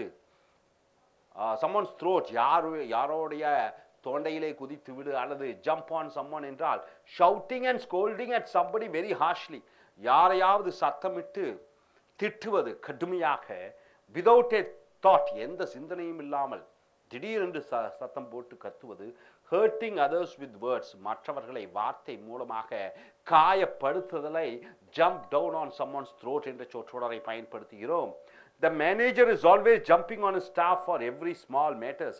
மேலாளர் தன்னுடன் கீழே வேலை செய்யக்கூடிய ஸ்டாஃப் வேலையாட்களிடம் அடிக்கடி வார்த்தை மூலமாக சிறு சிறு தவறுகளுக்கு திட்டிக் கொண்டே இருக்கிறார்கள், மனக்காயத்தை உண்டு பண்ணி கொண்டே இருக்கிறார் மேலாளர் என்று சொல்லும் பொழுது ஜம்பிங் ஆன் someone என்று சொல்ல வேண்டும். அடுத்தது ஜம்ப் பெயில் என்றால் a person who goes in bail doesn't appear back in the court. Bail என்றால் என்ன? சிறைவாசம் அனுபவித்துக் கொண்டிருக்கிறார் ஒரு கைதி, வீட்டுக்கு சென்று அன்னையை பார்க்க வேண்டும், தங்கையை பார்க்க வேண்டும் என்று சொல்லி கோர்ட்டிலே லீவ் விண்ணப்ப விடுமுறை எடுத்துக்கொண்டு போய் பார்த்து விட்டு வருகிறார், அதுதான் பெயில். ஸோ ஜம்ப் பெயில் என்றால் இந்த பெயில் எடுத்துக்கொண்டு விடுமுறைக்காக சென்றவர் திரும்பி சிறைச்சாலைக்கு வராதவரை ஜம்ப் பெயில் என்ற சொற்றொடர் மூலமாக நாம் உபயோகப்படுத்துகிறோம். He jumped bail and now police is in search of him. அவன் பெயிலிலே சென்றவன் திரும்பி சிறைச்சாலைக்கே வரவில்லை, இப்பொழுது போலீஸ் அவனை தேடிக்கொண்டிருக்கிறது. ஸோ நண்பர்களே, ஜம்ப் டு ஏ கன்க்ளூஷன் என்றால் என்ன? தீர விசாரிக்காமல் ஒரு முடிவெடுத்தல். ஜம்ப் என்றால் என்ன? ஒன்றில் ஈடுபடுத்திக் கொள்வது. Jump all over jump on என்றால் என்ன? மற்றவர்களை குறை கூறுவது. Jump down on someone's throat or jump on someone என்றால் என்ன? மற்றவர்களுடைய மனதை வார்த்தைகள் மூலமாக காயப்படுத்துவது. ஜம்ப் பெயில் என்றால் என்ன? பெயில் என்ற விடுமுறைக்காக சிறை கைதிகள் வெளியே போய் திரும்பி சிறைச்சாலைக்கு வர வேண்டும், போனவர் தான் திரும்பி வராத பொழுது இந்த ஜம்ப் பெயில் என்ற சொற்றொடரை பயன்படுத்துகிறோம். அடுத்ததாக jump through a lot of hoops என்றால் என்ன? மற்றவர்களை பல காரியங்கள் செய்து அவர்களை திருப்திப்படுத்துதல். மற்றவர்களை திருப்திப்படுத்துதல் நல்ல விஷயங்கள் மூலமாகவும் கெட்ட விஷயங்கள் மூலமாகவும் சட்ட ரீதியாகவும் சட்டத்துக்கு புறம்பாகவும் ஒரு காரியங்களை செய்து மற்றவர்களை திருப்திப்படுத்துவதை jump through a lot of hoops என்று சொல்கிறோம். She jumped through a lot of hoops and got the government contract. அவள் சில நியாய அநியாயங்களை செய்து அரசாங்கத்தினுடைய அந்த கான்ட்ராக்ட் ஒப்பந்தங்களை பெற்றாள். அடுத்தது ஜங்க் என்றால் ஜங்கி என்றால் ட்ரக் அடிக்ட், போதைக்கு அடிமையானவனை ஜங்கி என்று சொல்கிறோம். In cities we find a lot of junkies. நகரங்களிலே நாம் பல கஞ்சாவுக்கும் போதைக்கும் அடிமையானவர்களை நாம் பார்க்க முடிகிறது. ஜங்க் என்றால் சீப், விலை மதிப்பில்லாத, யூஸ்லெஸ், உபயோகமற்ற, அதை ஜங்க் என்று சொல்கிறோம். I threw away all the junks என்றால் என்ன? வீணான பொருட்கள் அனைத்தையும் நான் தூக்கி எறிந்து விட்டேன். அடுத்தது ஜங்க் ஃபுட் என்றால் என்ன? வீணான உணவு. The food which is not nutritional. அப்போ உடல் நலத்திற்கு கேடு விளைவிக்கக்கூடிய ஆரோக்கியமற்ற உணவுகளை ஜங்க் ஃபுட் என்ற சொற்றொடர் மூலமாக நாம் பயன்படுத்துகிறோம். Junk food are bad for our health. அப்போ ஆரோக்கியமற்ற உணவுகள் நம் உடலுக்கு பாதிப்பை உண்டாக்கும். ஜங்க் மெயில் என்றால் என்ன? வீணான தகவல், தகவல்களை ஜங்க் மெயில் என்று சொல்கிறோம். அன்னெசரி அண்ட் அன்வான்ட் மெயில்ஸ், தேவையில்லாத மெயில் என்றால் என்ன? கடிதங்கள் அல்லது தகவல்கள் இன்டர்நெட்டிலே நம்ம மெயிலுக்கு வருகிறது. Which we receive in internet மூலமாக, இணையதளம் மூலமாக பெறக்கூடிய தகவல்கள் நம் மெயிலிலே. I get a lot of junk mails in my computer. என்னுடைய கம்ப்யூட்டரிலே, என்னுடைய அக்கௌண்ட்டிலே எனக்கு நிறைய தகவல்கள், வீணான தகவல்கள் வந்து கொண்டிருக்கின்றன, ஜங்க் மெயில். ஸோ நண்பர்களே, jump through a lot of hoops என்றால் ஒரு சட்ட ரீதியாக சட்டத்துக்கு புறம்பாக ஒரு சில காரியத்தை செய்து ஒருவரை திருப்திப்படுத்துதல். ஜங்கி என்றால் போதைக்கு அடிமையாகுதல். ஜங்க் என்றால் என்ன? தேவையற்ற, உபயோகமற்ற பொருட்கள். ஜங்க் ஃபுட் என்றால் என்ன? உடல் ஆரோக்கியமற்ற உணவுகள். ஜங்க் மெயில் என்றால் என்ன? தேவையில்லாத இன்டர்நெட்டிலே நமக்கு கிடைக்கக்கூடிய, நம்மளுடைய மெயிலிலே வரக்கூடிய தகவல்கள். ஸோ நண்பர்களே, ஜம்ப் டு ஏ கன்க்ளூஷன் மறுபடியும் பாருங்க. தீர விசாரிக்காமல் ஒரு முடிவுக்கு வருதல். ஜம்ப் என்றால் ஒன்றிலே ஈடுபடுத்தி கொள்வது. Jump all over jump on என்றால் என்ன? மற்றவர்களை குறை கூறுவது. Jump down on someone's throat என்றால் என்ன? ஜம்ப் ஆன் சம்மன் என்றால் என்ன? இது மற்றவர்களை மனக்காயத்தை உண்டாக்குவது, திட்டுவது, அசிங்கப்படுத்துவது. ஜம்ப் பெயில் என்றால் என்ன? பெயிலுக்கு சென்றவர் திரும்பி சிறைச்சாலைக்கு வராமல் இருத்தல். Junk through a lot of hoops என்றால் என்ன? மற்றவர்களை திருப்திப்படுத்துவதற்காக சட்ட ரீதியாகவும் சட்டத்துக்கு புறம்பானவும் செயல்களை செய்தல். ஜங்கி என்றால் போதைக்கு அடிமையாக கூடியவன். ஜங்க் என்றால் உபயோகமற்ற. ஜங்க் ஃபுட் என்றால் என்ன? ஆரோக்கியமற்ற உணவு. ஜங்க் மெயில் தேவையில்லாத தகவல்களை நம்மளுடைய மெயிலிலே, இன்டர்நெட்டிலே, இணையதளத்திலே கிடைக்கக்கூடியதை ஜங்க் மெயில் என்று சொல்கிறோம். ஸோ நண்பர்களே, இந்த அனைத்து சொற்றொடர்களையும் நீங்கள் அன்றாடம் உங்களுடைய பேச்சு ஆங்கிலத்திலே பயன்படுத்தி உங்களுடைய ஆங்கில வளத்தை வளப்படுத்திக் கொள்ளுங்கள். Thank you. Happy morning, my dear friends. Welcome to A's American English, and take your corporate English book now. The page number is 160 to 161. The spoken English words of Britishers and Americans, or the native English speakers, what they speak. And the first word is under the letter J. The word is jury. What do you mean by jury?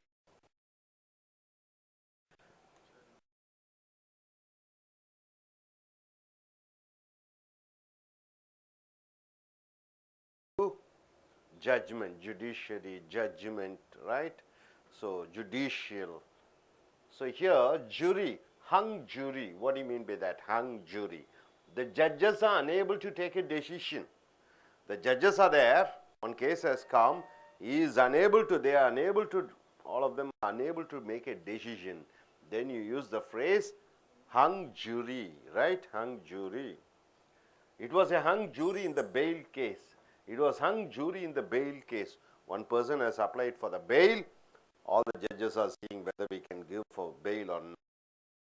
Make a decision. Then you use the phrase hung jury. It was hung jury in the bail case.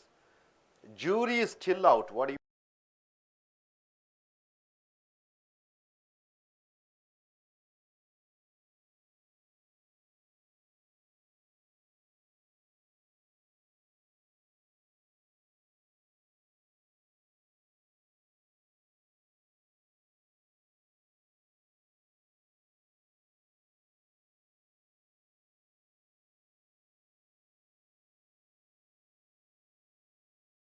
They should have a uniform school system, that curriculum.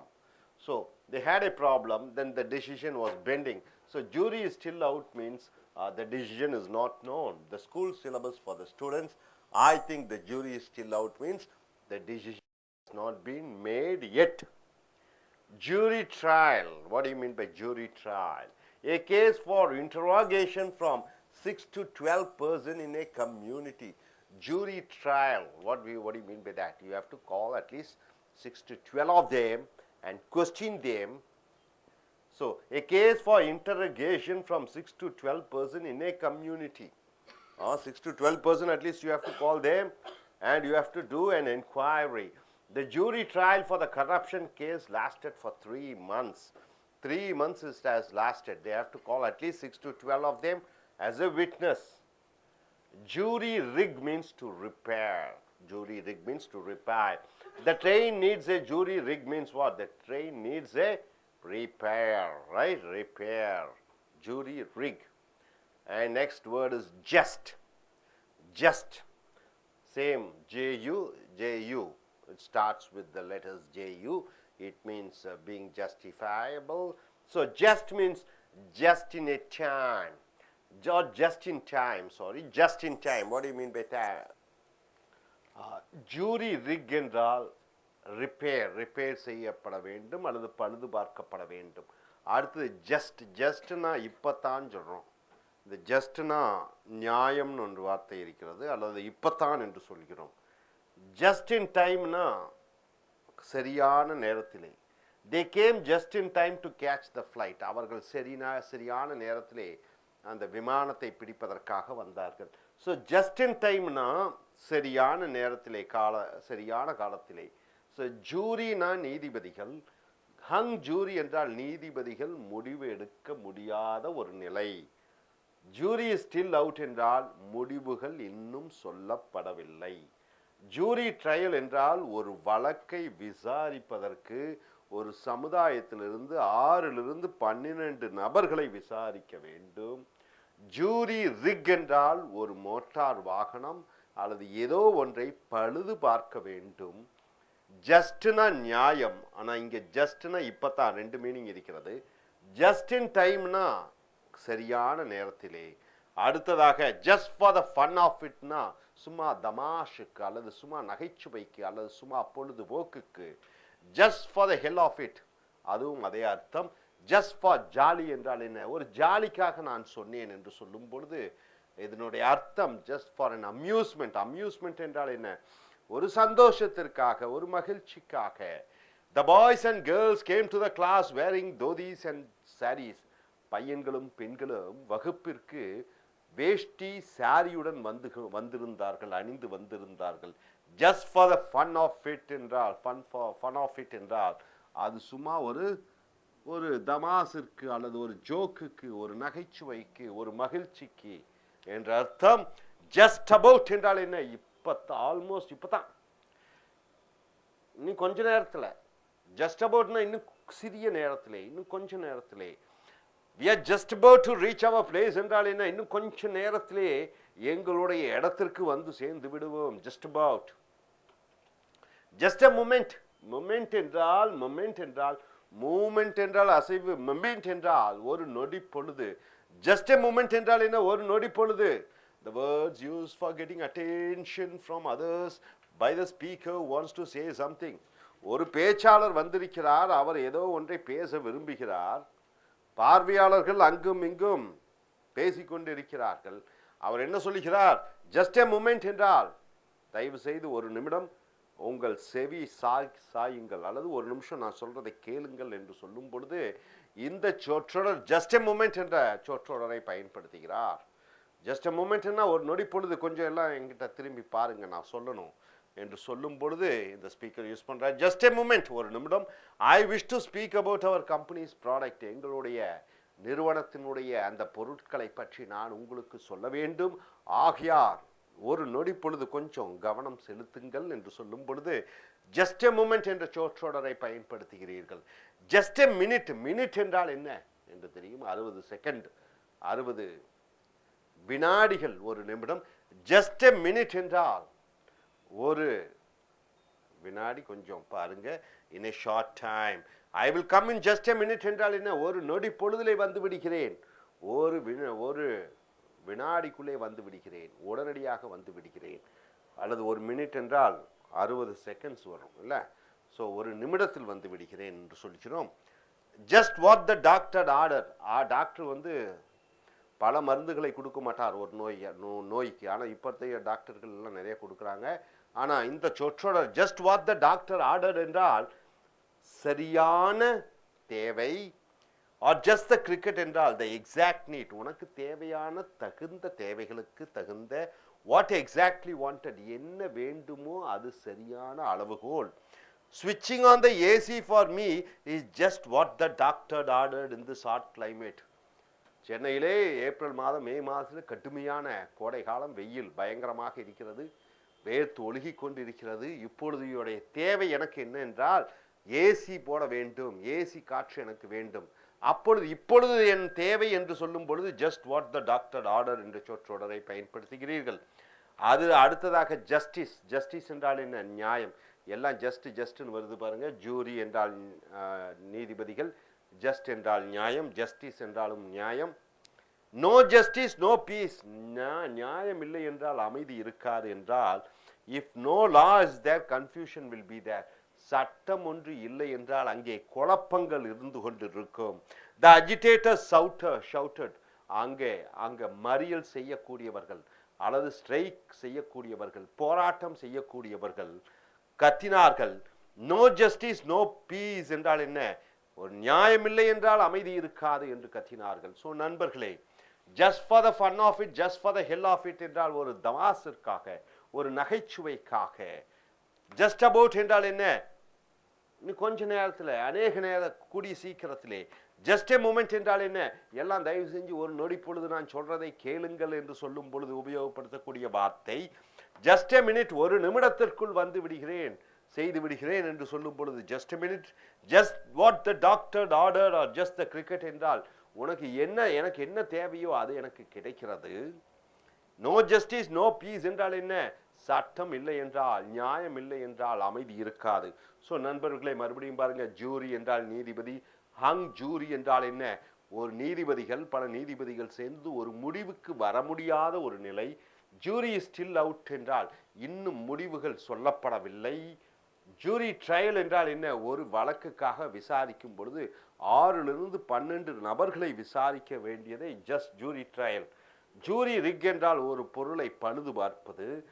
Just in time என்றால் என்ன? சரியான நேரத்திலே. Just for the fun of it, just for the hell of it, just for ஜாலினா சும்மா தமாஷிற்காக. Just about என்றால் என்ன? கூடிய விரைவிலே, குறுகிய காலத்திலே. ஜஸ்ட் அ மூமெண்ட் என்றால் என்ன? ஒரு நொடி பொழுது எல்லாம் தயவு செய்து என்னை பாருங்கள். ஜஸ்ட் அ மினிட், ஒரு நிமிடத்திற்குள் வந்து விடுகிறேன் அல்லது செய்து விடுகிறேன். Just what the doctor ordered are just the cricket என்றால் இப்பொழுதைய அத்தியாவசிய தேவை என்னவென்றால் ஜஸ்டிஸ், நியாயம். நோ ஜஸ்டிஸ், நோ பீஸ் என்றால் அங்கே நியாயம் கிடைக்கவில்லை என்றால் அமைதி கிடைக்காது. ஸோ நண்பர்களே, இந்த ஆங்கில சொற்றொடர்களை உங்களுடைய அன்றாடும் பேச்சு ஆங்கிலத்திலும் எழுத்தாங்கிலத்திலும் உபயோகப்படுத்தி நல்ல ஒரு பேச்சாளராக நீங்கள் உருவாக்க முயற்சி செய்யுங்கள். Thank you. Friends, welcome to Is American English, and take your corporate English book. The page number is 161 to 162. The spoken English words of Americans and Britishers and what the phrases they use. And coming here under the letter J, the word is justice. Miscarriage of justice. What do you mean by that? See, miscarriage of justice means misusing the law. You're misusing the law, misusing the authority. So, miscarriage of justice. To avoid the miscarriage of justice means to avoid the misusing of law. In 2G spectrum case, what do you mean by 2G spectrum case? It is the license given to various companies to have the cell phone connections, right? Cell phone, telephone, what is that? The rights to run the cell phone by the private companies. So the minister has involved nearly 1,76,000 crores has been the corruption, and the case was filed. To avoid the miscarriage of justice means what? To avoid the misusing of the law in 2G spectrum case, the minister should or must resign. Miscarriage of justice means what? Misusing the law. If I am a minister, I should not misuse the law. So misusing the law means you are wrongly using. Miscarriage of justice means you are wrongly using the law, right sir? Next come, bring to justice. Very important. Catch the culprits and criminals and bring them to the court and punish. So bring to justice means what? Catch the culprits and criminals, punish them in the court. Then that meaning comes, bring to justice. Here you see the killer was brought to justice after the investigation. So after every investigation was over, the killer was killed or punished, right? So bring to justice means catch the culprits and bring him to the court and get him punished. Do justice to means what? Do it properly. Do justice to means to do it properly. See, I am a teacher. I should do justice to my profession, right? So the police should do justice to their job means the police should do their duty.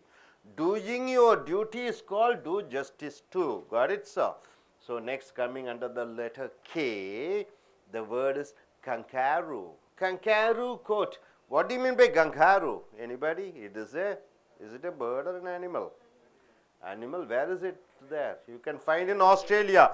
So kangaroo court means, the meaning of kangaroo court means a self-appointed group. Self-appointed group means what? I become a judge who has the power to give punishment for the wrongdoers. I say, I am the judge. You have done wrong. So there's a punishment. You should kneel down. You should go outside.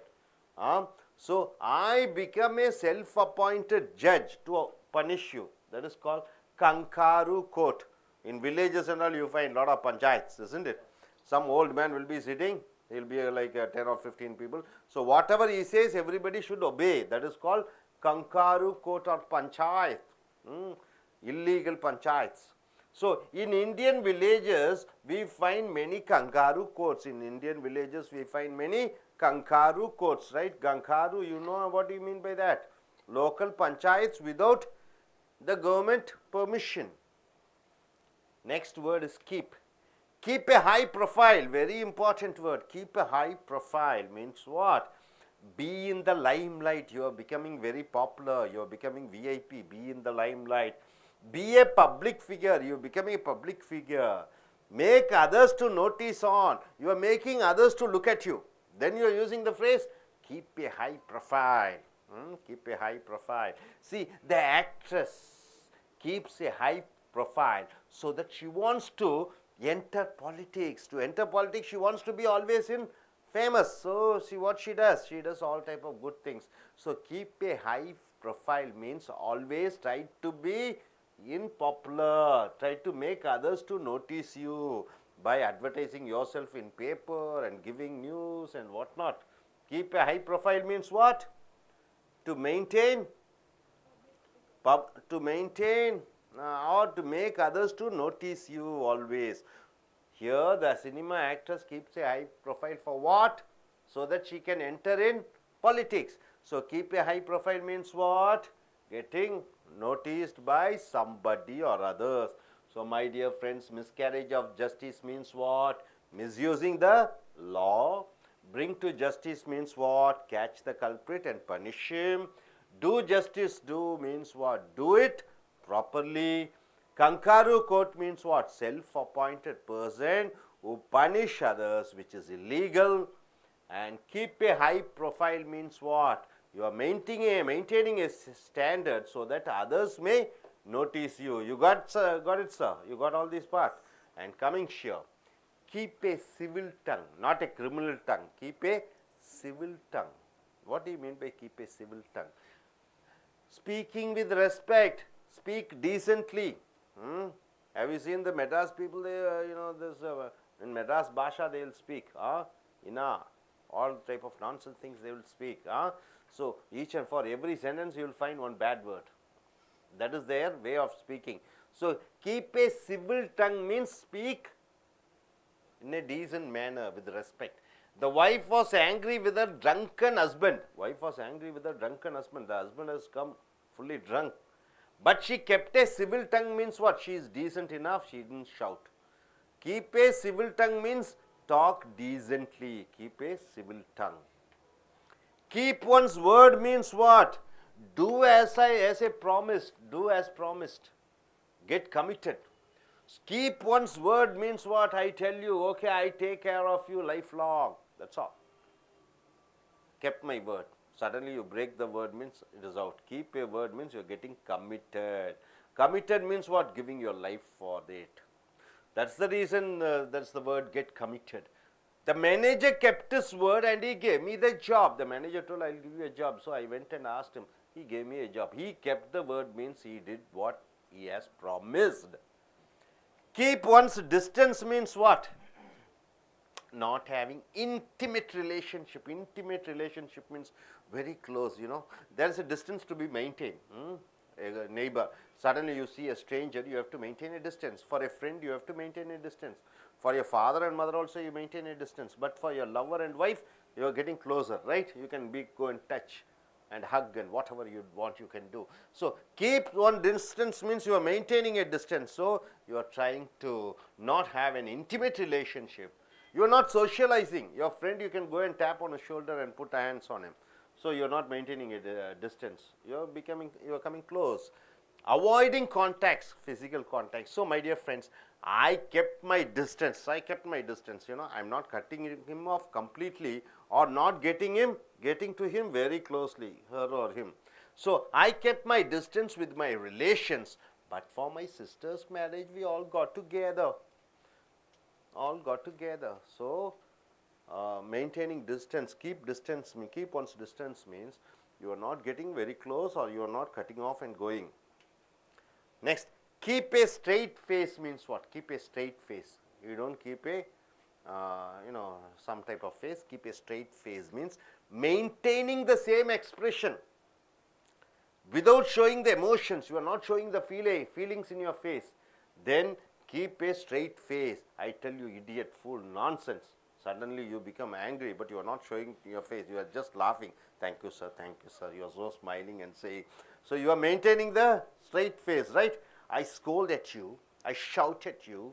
I criticize you, insult you, but still you are having the smiley face. You are not showing. Everything is inside, but you are not showing all the anger through your face. So keep a straight face means maintaining the same expression, and you are hiding your emotions. Once again, keep a straight face means trying not to laugh. It's a big joke. You want to laugh at somebody, but you are not laughing because others may feel insulted. So you are maintaining and not maintaining your your emotions and not laughing at. I could not keep a straight face when the comedian in the movie was joking. When the comedian in the movie was joking, I started laughing. Your face has changed, right? Keep in touch. What do you mean by keep in touch? See here, keep one's distance. You are asking keep on touch. Keep in touch. Asking somebody to continue to communicate. You are asking somebody to continuously communicate with you. I kept in touch with my classmates. What do you mean by that? I kept in touch with my classmates. So even now I am continuing with my relationship with my classmates, right? So my dear friends, keep a civil tongue means what? Speaking with respect. Keep one's word means do as you have promised. You are getting committed. Keep one's distance means you are maintaining a distance between persons. You are not getting too close, or you are not going completely away from them. Keep a straight face means what? Even you shout, even somebody has insulted you, shouted at you, you get the anger, the feeling of anger, but you are not expressing through your face. Once again, keep a straight face means trying not to laugh. Keep in touch means asking somebody to, you are still in communication with somebody. You are continuously in communication with somebody. You got it, sir? So once again, we just recollect. Miscarriage of justice means what? Misusing the law. Bring to justice means what? Catch the culprit, bring him to the court, get him punished. Do justice to means what? Do anything in a proper order. You do your duty according to what the expectations are. You are doing your duty. Kankaru court means self-appointed persons acting like a judge and giving judgments. Keep a high profile means what? Always try to be in limelight, famous, popular, right? Keep a high profile. Keep a civil tongue means what? Speaking with respect. Keep one's word means do as you have said or get committed. Keep one's distance means maintaining a distance. You are not getting closer, you are not getting away. Keep a straight face means not showing your emotions through your face. Keep a straight face means trying not to laugh. Keep in touch means asking somebody to continue to communicate with you. Hope you are able to get it, sir. So, நண்பர்களே, உங்களுடைய corporate புஸ்தகம் 160, 61, 62 எடுத்துக்கொள்ளுங்கள்.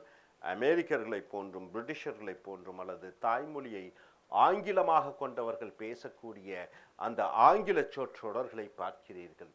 Miscarriage of justice, justice என்றால் நியாயம்.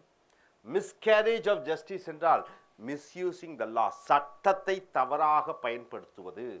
To avoid the miscarriage of justice in 2G spectrum case, அந்த 2G அலைவரிசை வழக்கிலே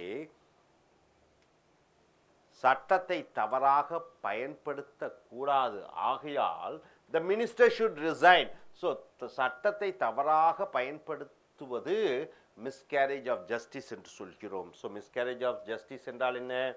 சட்டத்தை, அதிகாரத்தை தவறாக பயன்படுத்துவது. Miscarriage of justice. Carriage of ஜஸ்டிஸ்னா எல்லாம் சரியா இருக்குது. மிஸ்கேரேஜ்னா தவறாக பயன்படுத்துவது.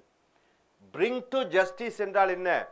நியாயத்திற்கு கொண்டு வா என்று சொல்லும் பொழுது catch the culprits and punish. Culprits என்றால் என்ன? குற்றவாளிகள். குற்றவாளிகளை பிடித்து கோர்ட்டுக்கு கொண்டு வந்து அவர்களை தண்டிப்பது பிரிங் டு ஜஸ்டிஸ் என்று சொல்கிறோம்.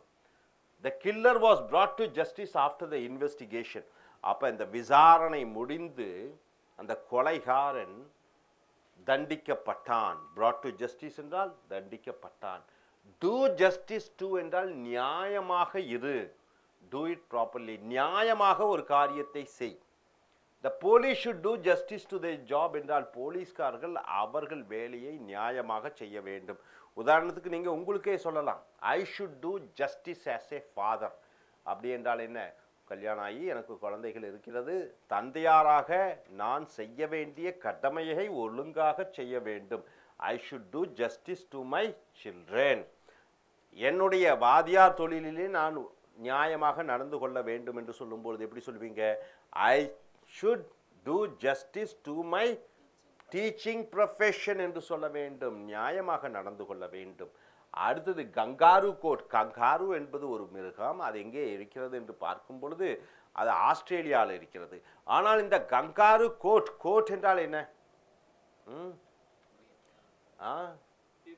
நீதிமன்றம். நீதிமன்றம். கங்காரு நீதிமன்றம் என்று சொல்லும் பொழுது a self appointed group who has the power to give punishment for the wrong doers. அப்போ ஒரு கிராமத்துல எல்லாம் பார்த்தீங்கன்னா ஒரு பஞ்சாயத்து அவங்களே கூடிக்குவாங்க. அதில் ஒரு பெரிய ஒரு 10 பேர் சேர்ந்துக்குவாங்க. அவங்களா பார்த்து தவறு செய்தவர்களுக்கு தண்டனை வழங்குவார்கள். அந்த சுயமாக அமைத்த அந்த நீதிமன்றம், சட்டத்திற்கு புறம்பான நீதிமன்றங்களை கங்காரு கோர்ட் என்று சொல்லுவாங்க. பஞ்சாயத்தில் பேசிட்டோம் அப்படின்னு சொல்லுவாங்க. So in Indian villages we find many kangaroo courts. இந்திய கிராமங்களிலே நாம் அநேக இந்த சிறு சிறு மக்களால் அவர்களே அமைத்து கொண்ட நீதிமன்றங்களை பார்க்கலாம். அடுத்ததாக கீப் என்றால் வைத்துக்கொள். கீப் ஏ ஹை ப்ரொஃபைல். ரொம்ப முக்கியம். ப்ரொஃபைல்னா என்னங்க? உங்களை பற்றியான குறிப்புகள், அதுதான் ப்ரொஃபைல். பயோடேட்டான்னு சொல்லலாம், அப்புறம் கரிக்குலம் விட்டே என்று சொல்கிறோம். அதெல்லாம் ப்ரொஃபைல் என்றால் உங்களை பற்றிய குறிப்புகள். கீப் ஏ ஹை ப்ரொஃபைல்னா உங்களை பற்றி ஹையாக வச்சுக்கணும். எங்க? வெளியே. கீப் ஏ ஹை ப்ரொஃபைல் என்றால் பி இன் த லைம்லைட், எப்பொழுதுமே பிரபலமாக இருக்க வேண்டும் என்பதற்காக. பி எ பப்ளிக் ஃபிகர், பொது மனிதராக, மேன்மையான பெரிய மனிதராக இருக்க வேண்டும் என்பதற்காக. Make others to notice on, மற்றவர்கள் உன்மேல் எப்பொழுதும் கவனமாக இருப்பதற்காக. உன்னை நீயே அதிகமாக விளம்பரப்படுத்தி கொள்வது கீப் ஏ ஹை ப்ரொஃபைல் என்ற சொற்றொடர் மூலமாக நாம் உபயோகிக்கிறோம். த ஆக்ட்ரஸ், அந்த நடிகை, keeps a high profile, தன்னை பற்றிய மிகையாக பேப்பர்ல எல்லாம் விளம்பரப்படுத்திக் கொள்கிறார்கள். so that she wants to enter politics, அதன் மூலமாக அவள் அரசியலுக்கு நுழையலாம் என்று திட்டமிட்டிருக்கிறாள். so keep a high profile என்றால் என்னங்க? தன்னை பற்றி அதிகமாக மிகையாக பேப்பர்லையும் டிவியிலும் மிகைப்படுத்தி சொல்லிக் கொள்வது. ரைட்டுங்களா? ஸோ நண்பர்களே, மிஸ்கேரேஜ் ஆஃப் ஜஸ்டிஸ் என்றால் என்ன? சட்டத்தை தவறாக பயன்படுத்துவது. பிரிங் டு ஜஸ்டிஸ் என்றால் என்ன? நியாயத்திற்கு கொண்டு வருவது, சட்டத்திற்கு முன் அவர்களை கொண்டு வந்து தண்டிப்பது. டூ ஜஸ்டிஸ் டு என்றால் என்ன? உன்னுடைய வேலையில் நீ நியாயமாக நடந்து கொள். கங்காரு கோர்ட் என்றால் என்ன? சுயமாக பஞ்சாயத்துக்கள் அவர்களே நீதிபதியாக இருந்து தவறு செய்தவர்களுக்கு தண்டனை அளிப்பது. கீப் ஏ ஹை ப்ரொஃபைல் என்றால் என்ன? தன்னை பற்றி மிகைப்படுத்தி பேப்பர்லையும் டெலிவிஷன்லையும் விளம்பரப்படுத்திக் கொள்வது கீப் ஏ ஹை ப்ரொஃபைல். அடுத்ததாக பாருங்க, கீப் ஏ சிவில் டங் என்றால் என்ன? நாகரீகமான நாக்கை வைத்துக்கொள். சிவில் என்றால் என்ன? நாகரீகம். நாகரீகமான நாக்கை வைத்துக்கொள் என்று சொல்லும் பொழுது ஸ்பீக்கிங் வித் ரெஸ்பெக்ட், மற்றவர்களுடன் பேசும் பொழுது மரியாதையுடன் பேசுவது. The wife was angry with a drunken husband. கணவன் குடிகாரன், குடித்து விட்டு வந்திருக்கிறான், கோபமாக இருக்கிறாள் மனைவி. பட் ஆனால் she kept A civil tongue என்றால் என்ன? கணவனுடன் கொஞ்சம் நாகரீகமாகவே பேசினாள், திட்டி பேசவில்லை, அசிங்கப்படுத்தி பேசவில்லை. ஸோ நாகரீகத்தை கடைபிடித்தால் தன்னுடைய வார்த்தைகளிலே, நாகரீகத்தை கடைபிடிப்பது வார்த்தைகளிலே, அதை கீப் ஏ சிவில் டங் என்ற சொற்றொடர் மூலமாக பயன்படுத்துகிறோம். அடுத்ததாக பாருங்க, கீப் ஒன்ஸ் வேர்ட். வார்த்தையை நீ காப்பாற்றிக் கொள்ள வேண்டும், அதுதான் அர்த்தம். Do as promised, get committed. Do as promised என்றால் என்ன? நீ சத்தியம் பண்ணியபடி செய்து காட்டு. கெட் கமிட்டட் என்றால் என்ன? உன்னை நீயே சொன்னதற்காக அர்ப்பணித்து கொள்ள வேண்டும். ஸோ கீப் ஒன்ஸ் வேர்ட் என்றால் என்ன? சொன்னபடி செய்து விட்டான் என்று சொல்லும் பொழுது keep once word. The manager kept is word and he gave me the job. நான் ஒரு வேலைக்காக மேலாளரிடம் போய் கேட்டேன். அந்த மேலாளர் என்ன சொன்னார்? கண்டிப்பாக உனக்கு வேலை கொடுக்கிறேன் என்று சொன்னார். அதன்படியே அவர் சொன்னபடி தன்னுடைய தன் வேலை கொடுத்தார் என்று சொல்லும் பொழுது he kept his word, the manager kept his word என்று சொல்கிறோம். அடுத்ததாக keep one's distance என்றால் என்ன? கொஞ்சம் இடைவெளி விட்டு பழக வேண்டும் என்று ஆசைப்படுகிறோம் என்று சொல்லும் பொழுது keep one's distance. not having intimate relationship. intimateனா என்ன சார்? நெருங்கிய தொடர்பு இல்லாமல், அதற்காக ஒரேடியாக விட்டும் போகாமல், not socializing, நல்லா ஜாலியா பழகாத, அவாய்டிங் கான்டாக்ட்ஸ், நெருங்கிய உறவுகளை வைத்து கொள்ளாமல் இருப்பது அந்த கீப் ஒன்ஸ் டிஸ்டன்ஸ் என்ற சொற்றொடர் மூலமாக பயன்படுத்துகிறோம். I kept my distance with my relations. என் சொந்தக்காரர்கள் எல்லாம் இருக்காங்க, அவங்க கூட எல்லாம் நான் நெருங்கி பழகுவதில்லை. நெருங்கி பழகாததை கீப் ஒன்ஸ் டிஸ்டன்ஸ் என்ற சொற்றொடர் மூலமாக பயன்படுத்துகிறோம்.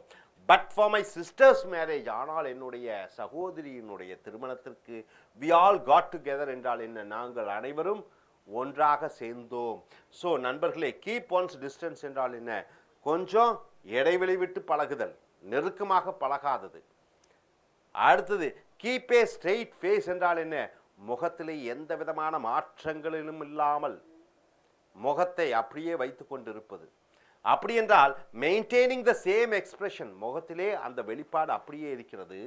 விதவுட் ஷோயிங் த எமோஷன்ஸ், உணர்ச்சிகளை எல்லாம் முகத்தில் காண்பிக்காததை கீப் ஏ ஸ்ட்ரெயிட் ஃபேஸ் என்ற சொற்றொடர் மூலமாக பார்க்கிறோம். I kept a straight face when my father scold me. எங்கள் அப்பா திட்டிகிட்டே இருக்கார், நான் முகத்தை அப்படியே வச்சுருக்கேன், எந்த விதமான முக பாவனைகளையும், என் கோபத்தையும் காமிக்கல, சோகத்தையும் காண்பிக்கவில்லை. So keep a straight face என்றால் முகத்தில் எந்த விதமான உணர்ச்சிகளையும் காண்பிக்காதது கீப் ஏ ஸ்ட்ரெயிட் ஃபேஸ்.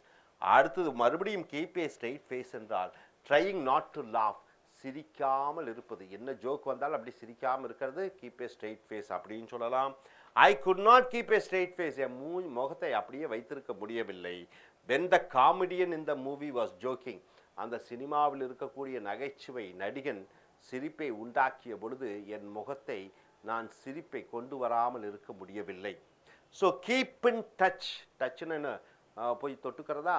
இல்லை. கீப் இன் டச்னா asking somebody to continue to communicate, மற்றவர்களிடம் கோருவது, கேட்பது. தொடர்பில் இருந்து கொண்டே இரு, எனக்கு கடிதம் எழுது, எனக்கு ஃபோன் பண்ணி, என்னை அன்றாடம் பார். அப்போ ஒருவரை தொடர்ந்து தொடர்பில் இருக்கும்படி சொல்லக்கூடிய அந்த வாசகம் keep in touch. I kept in touch with my classmates என்றால் என்ன? என்னுடைய வகுப்பு தோழர்களுடன் இப்பொழுதும் நான் பேசி கொண்டிருக்கிறேன், பழகி கொண்டிருக்கிறேன். ஸோ நண்பர்களே, கீப் ஏ சிவில் டங் என்றால் என்ன? நாகரீகமாக பேசும் முறை. கீப் ஒன்ஸ் வேர்ட் என்றால் என்ன? சொன்னபடி செய்தல். கீப் ஒன்ஸ் டிஸ்டன்ஸ் என்றால் என்ன? ரொம்ப நெருங்கி பழகாமல் கொஞ்சம் இடைவெளி விட்டு பழகுதல். கீப் ஏ ஸ்ட்ரெயிட் ஃபேஸ் என்றால் என்ன? முகத்தில் எந்த பாவனைகளையும் காண்பிக்காமல், உணர்ச்சிகளையும் காண்பிக்காமல். கீப் ஏ ஸ்ட்ரெயிட் ஃபேஸ் என்றால் என்ன? ரொம்ப முகத்தில் எந்த ஜோக்கும் சிரிப்பும் இல்லாமல் முகத்தை கரூராக வைத்துக் கொள்வது. கீப் இன் டச் என்றால் என்ன? ஒருவரை கேட்பது, மறுபடியும் என்னுடன் தொடர்பு கொண்டிரு எப்பொழுதுமே என்று சொல்லும் பொழுது கீப் இன் டச் என்று சொல்கிறோம். ஸோ நான் மறுபடியும் பாருங்க, மிஸ்கேரேஜ் ஆஃப் ஜஸ்டிஸ் என்றால் என்ன? நீதியை தவறாக பயன்படுத்துதல். பிரிங் டு ஜஸ்டிஸ் என்றால் என்ன? குற்றவாளிகளை கோர்ட்டிற்கு கொண்டு வந்து தண்டிப்பது. டூ ஜஸ்டிஸ் டு என்றால் என்ன? உன்னுடைய கடமையை செய். கங்காரு கோர்ட் என்றால் என்ன? நம்ம கிராமத்தில் பஞ்சாயத்தில் அவர்களே நீதிபதியாக இருந்து தவறு செய்தவர்களுக்கு தண்டனையை வழங்குவார்கள். கீப் ஏ ஹை ப்ரொஃபைல் என்றால் என்ன? தன்னை பற்றி மிகப்பெரிய அளவிலே விளம்பரப்படுத்திக் கொள்வது. கீப் ஏ சிவில் டங் என்றால் என்ன? நாகரிகமாக பேசுவது. கீப் ஒன்ஸ் வேர்ட் என்றால் என்ன? சொன்னபடி செய்வது. கீப் ஒன்ஸ் டிஸ்டன்ஸ் என்றால் என்ன? ரொம்ப நெருக்கமாக பழகாமல் கொஞ்சம் இடைவெளி விட்டு பழகுவது. கீப் ஏ ஸ்ட்ரெயிட் ஃபேஸ் என்றால் என்ன? முகத்தில் எந்த விதமான உணர்ச்சிகளையும் காண்பிக்காதது. கீப் ஏ ஸ்ட்ரெயிட் ஃபேஸ் மறுபடியும் என்றால் சிரிப்பை முகத்திலே காண்பிக்காதது. கீப் இன் டச் என்றால் மற்றவர்களை கேட்பது, தொடர்பில் இருக்கும்படி சொல்ல அவர்களிடம் கேட்பது. ஸோ நண்பர்களே, இந்த ஆங்கில சொற்றொடர்களை உங்களுடைய அன்றாடும் பேச்சாங்கிலத்திலும் எழுத்தாங்கிலத்திலும் பயன்படுத்தி நல்ல ஒரு ஆங்கில வளத்தை வளப்படுத்திக் கொள்ளுங்கள். Thank you sir. செக் பண்ணிக்கோங்க ஒரு நிமிஷம். பண்ணியாச்சுங்க. Dear friends, welcome to Is American English. Take your page number, corporate book, page number 161 to 162. The spoken English words of Americans and Britishers, what they speak. That is the native English speakers, what they speak. And under the letter K, the word is keep. And the phrase is keep cool. Keep cool. What do you mean by that? And when do you use the phrase keep cool? Be always quiet. Be always calm. Don't get angry. Whenever you want to ask somebody, please be quiet. Don't get angry. Don't get irritated. Be in normal state. Then you are using the phrase keep cool. Even in bad situations, the Indian captain kept his cool, means he maintained his temper, batted well and brought victory to Indian team. So he kept cool means not showing his emotions outside, or not having his emotions, expressing his emotions. He never gets angry. So keep cool. Keep one posted. Keep one posted. What do you mean by that? Being updated, getting information, getting latest information. So keep one posted means you are getting all the information from somebody, or you are giving all the latest information to somebody. He is keeping me posted about his foreign trips. He has gone abroad. Daily from morning to evening, what's he doing, where's he going, how is he spending time, all the information he is sending to me. So keep one posted means all the information one is receiving. Exactly. So keep one posted. Keep the ball rolling. The ball is there. Keep the ball rolling means what? Don't make it to stand idle. You keep pushing. Keep the ball rolling means do the work without any break. Do it continuously without any break. So keep the ball rolling means keep continuously doing it. Don't stop. We should keep the ball rolling. We should keep on working on this interview. We should keep on updating ourselves and developing our interview skills. We should keep the ball rolling on this interview and group discussion class, or else we will not make in the interview. So we should keep trying in this interview and group discussion which the company is conducting, or else if you don't do that, if you don't do the interview and group discussion, then we may not get a job in this company. Keep a sharp eye, or keep an eye out means be careful, watch out. Keep a sharp eye. Keep a sharp eye. Just don't let it loose. Keep a sharp eye means focus, or keep an eye out. I should keep a sharp eye. I should focus on my son's eating habits. That fellow is becoming obese, fatter and fatter. So I should be very careful. I should see, and I should keep a sharp eye on his eating habits. He eats a lot. I should be very careful. Keep house. What do you mean by keep house? Doing household works like cooking. You are doing cooking, you are washing, what is that? You are sweeping the floor, and you are taking care of household goods, household works. Then you are using the phrase keep house. I have a servant to keep house means what? I have a servant to take care of my household activities. Keep house means take care of do the domestic works. Keep one's head. Keep one's head means being calm. Don't leave your head. Keep one's head. You have your head means being calm. Come on. Keep cool. Come on. Come on. Keep cool. And keep your head even if you lose your job. Don't bother. Even if you lose your job, don't get upset. Keep your head means don't lose your emotions. Be in control. Keep pace. Pace means speed. Keep pace. Maintain and go for a high speed. You are maintaining the same speed. Keep pace. We should keep pace with the latest software products to get a job.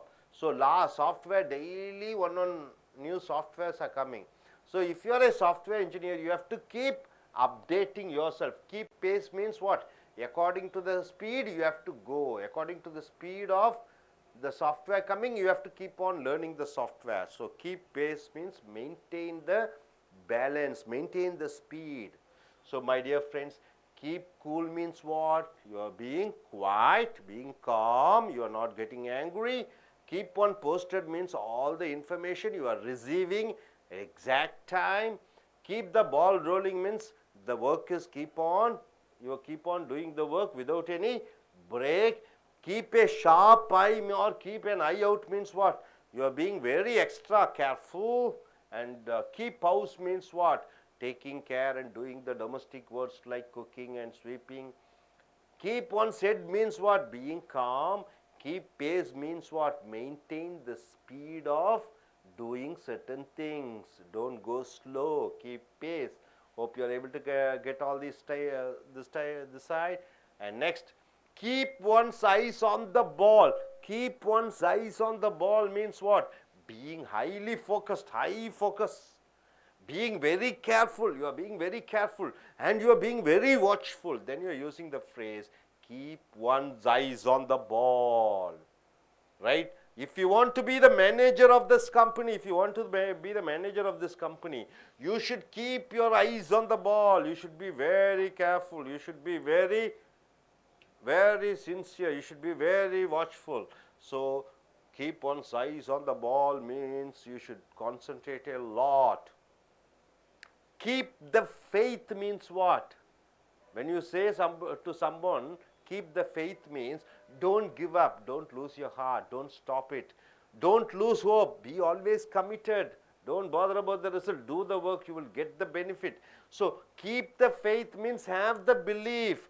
The people kept their faith on democracy in India. Whatever has happened, people kept their faith. They believed in their democracy and changed the corrupt government. The corrupt government has been changed. So, keep the faith means believe. Don't lose hope. When you are saying to somebody keep the faith means you are telling them not to lose the hope. Keep the pot boiling. Keep the pot boiling. What do you mean by that?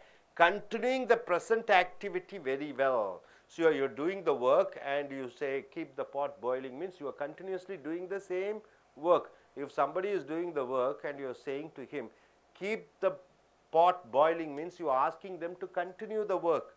The present government kept the pot boiling by giving free rice. The present government is giving what all? Free rice, free laptops, free mixie, free grinder, free house and cattle to the poor people. So, kept the ball rolling means what? Daily it is giving lot of free things. It is not stopping. Next, keep up with the times. What do you mean by that? Keep up with the times. Very important word.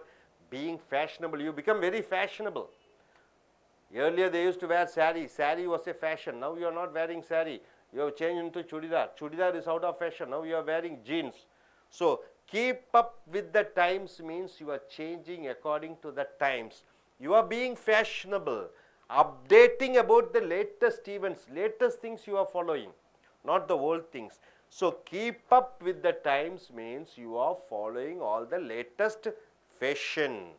We should use the internet more to keep up with the times. To maintain the recent fashion, what you have to do? You have to go into internet and find out what is the latest.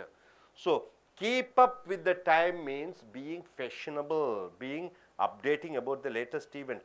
Keep it to yourself means what? Keep it to yourself means what? Keep the secrets within you. Don't tell it to anybody. So, keep it to yourself means maintain the secrets. He kept it to himself about going abroad. Going abroad, he has a plan. He didn't reveal it to anybody. He kept it to himself means what? He didn't say to anybody. The secret is within himself. So, keep it to yourself means maintaining the secrets. Keep under one's hat. Hat means you know the cap. Keep under one's hat means what? Being very secretive, being very confidential. You are being very secretive and you are being very high confidential. The government kept under its hat about the increase of the petroleum prices. The government wants to increase the petroleum prices. It didn't tell to anybody. Secretly it kept and they ordered the petroleum prices, increase of petroleum prices. So keep under one's hat means being very secretive.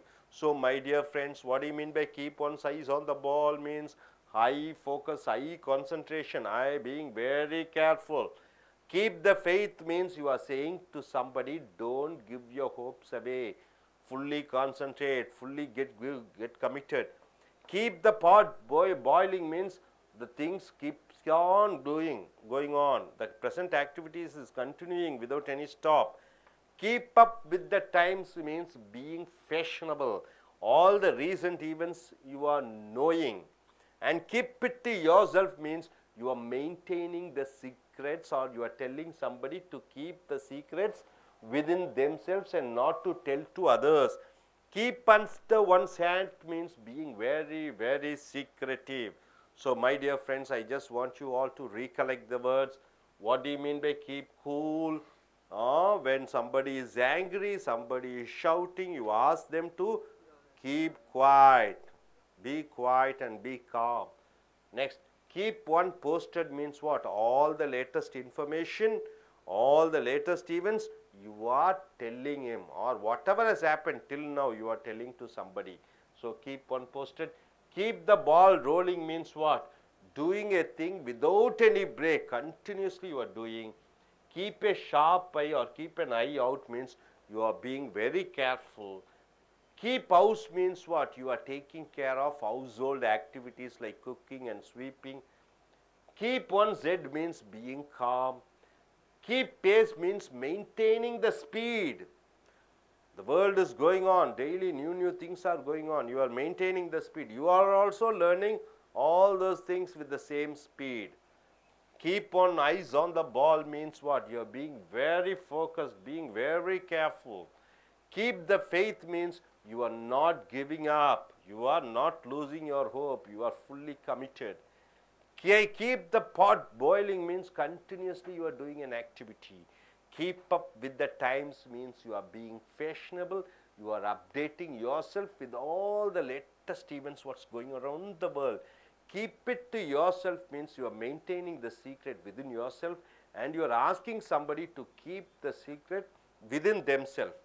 Keep under one's hat means you are keeping matter information very secretive, and also you are very confident. So hope you are able to understand all these phrases. My dear friends, all these phrases are important, and just try to learn and use it in your day-to-day life. So நண்பர்களே, உங்களுடைய corporate புஸ்தகத்தை எடுத்துக்கொள்ளுங்கள். பக்கம் 161, 162. அமெரிக்கர்களை போன்றும் பிரிட்டிஷர்களை போன்றும் பேசக்கூடிய அந்த ஆங்கில சொற்றொடர்களை பார்க்கிறீர்கள். இந்த எழுத்து கே, இந்த வார்த்தை கீப், அந்த வார்த்தையினுடைய சொற்றொடர் கீப் கூல். கூல் என்றால் என்ன? குளிர்ச்சியாக. கீப் என்றால் வைத்திரு. குளிர்ச்சியாக வைத்திரு என்றால் பி ஆல்வேஸ் குவைட், எப்பொழுதும் அமைதியாக இரு. காம், எப்பொழுதும் அமைதியாக சாந்தமாக இரு. டு நாட் கெட் ஆங்கிரி, கோபப்படாதே. ஒருவருக்கு கோபம் வந்துவிட்டது, நீங்கள் என்ன சொற்றொடரை பயன்படுத்துகிறீர்கள்? அவர்கள் கோபப்படக்கூடாது என்பதற்கு கீப் கூல் என்ற சொற்றொடரை பயன்படுத்துகிறீர்கள். ஈவன் இன் பேட் சிச்சுவேஷன், மோசமான சூழ்நிலைகளிலும் கூட இந்தியன் கேப்டன், இந்திய கிரிக்கெட் அணியின் கேப்டன் டோனி கெப்ட் ஸ்கூல் என்றால் அமைதியாக இருந்தார். பேட்டட் வெல், நன்றாக அந்த பேட்டிங் பண்ணினார். And brought victory to Indian team, இந்திய அணிக்கு வெற்றியை கொண்டு வந்தார். கீப் ஒன் போஸ்டட், போஸ்ட்னு என்ன? தபால்ல தகவல்களை அனுப்புவது. கீப் ஒன் போஸ்டட் என்றால் ஒருவருக்கு அன்றாடம் செய்திகளை, நடக்கக்கூடிய செய்திகளை அனுப்பி அவர்களுக்கு தகவலை அனுப்புவது. Being updated. அப்போ அப்டேட்டட்னா இதுவரைக்கும் என்ன நடந்தது என்பதை அறிந்து கொள்வது. கெட்டிங் இன்ஃபார்ம்ட், தகவல்களை பெற்றிருப்பது. Is keeping me posted about his foreign trips, அவன் வெளிநாடுக்கு சென்று விட்டான், ஆனால் அன்றாடம் காலை முதல் இரவு வரை என்ன செய்து கொண்டிருக்கிறான் என்கிற தகவலை எனக்கு அனுப்பி கொண்டே இருக்கிறான். அடுத்தது கீப் த பால் ரோலிங், பந்து உருண்டு கொண்டே இருக்கட்டும் என்று சொல்லும் பொழுது do the work without any break, எந்த விதமான தடைகளும் இல்லாமல் அந்த வேலையை தொடர்ந்து செய்வதை கீப் த பால் ரோலிங் என்ற சொற்றொடர் மூலமாக பயன்படுத்துகிறோம். We should keep the ball rolling on this interview and group discussion. நாம் இந்த நேர்முக காணலிலும் குரூப் டிஸ்கஷன் கூட்டு விவாதத்திலும் கண்டிப்பாக கலந்து கொண்டு இதிலே நாம் கலந்து கொள்ள வேண்டும். ஆர்எல்ஸ் இல்லாவிட்டால் we will not make in the interview, இந்த நேர்முக தேர்விலே நாம் வெற்றி பெற முடியாது. So keep the ball rolling என்றால் நாம் இதில் ஈடுபட்டே ஆக வேண்டும், தொடர்ந்து செய்து கொண்டே இருக்க வேண்டும். Keep a sharp eye or keep an eye out என்றால் எச்சரிக்கையாக இருப்பது, ஜாக்கிரதையாக இருப்பது. So I should keep a sharp eye, நான் ஜாக்கிரதையாக இருக்க வேண்டும்.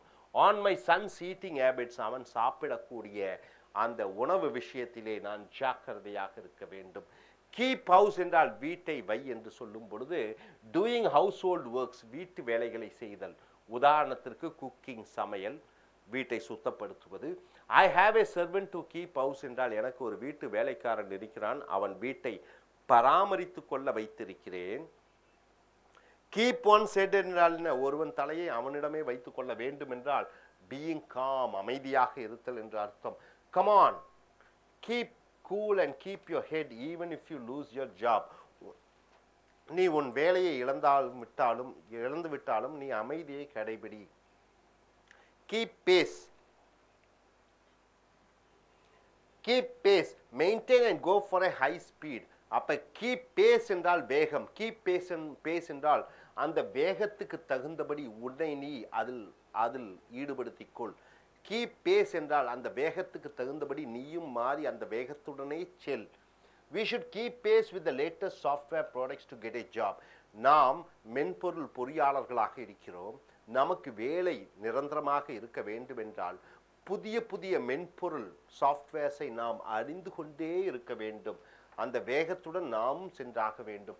ஸோ கீப் கூல் என்றால் அமைதியாக இருத்தல். கீப் ஆன் போஸ்டட் என்றால் அனைத்து தகவலையும் ஒருவருக்கு அனுப்புதல் அல்லது நாம் பெறுதல். கீப் த பால் ரோலிங் என்றால் ஒரு வேலையை தொடர்ந்து செய்து கொண்டிருப்பது.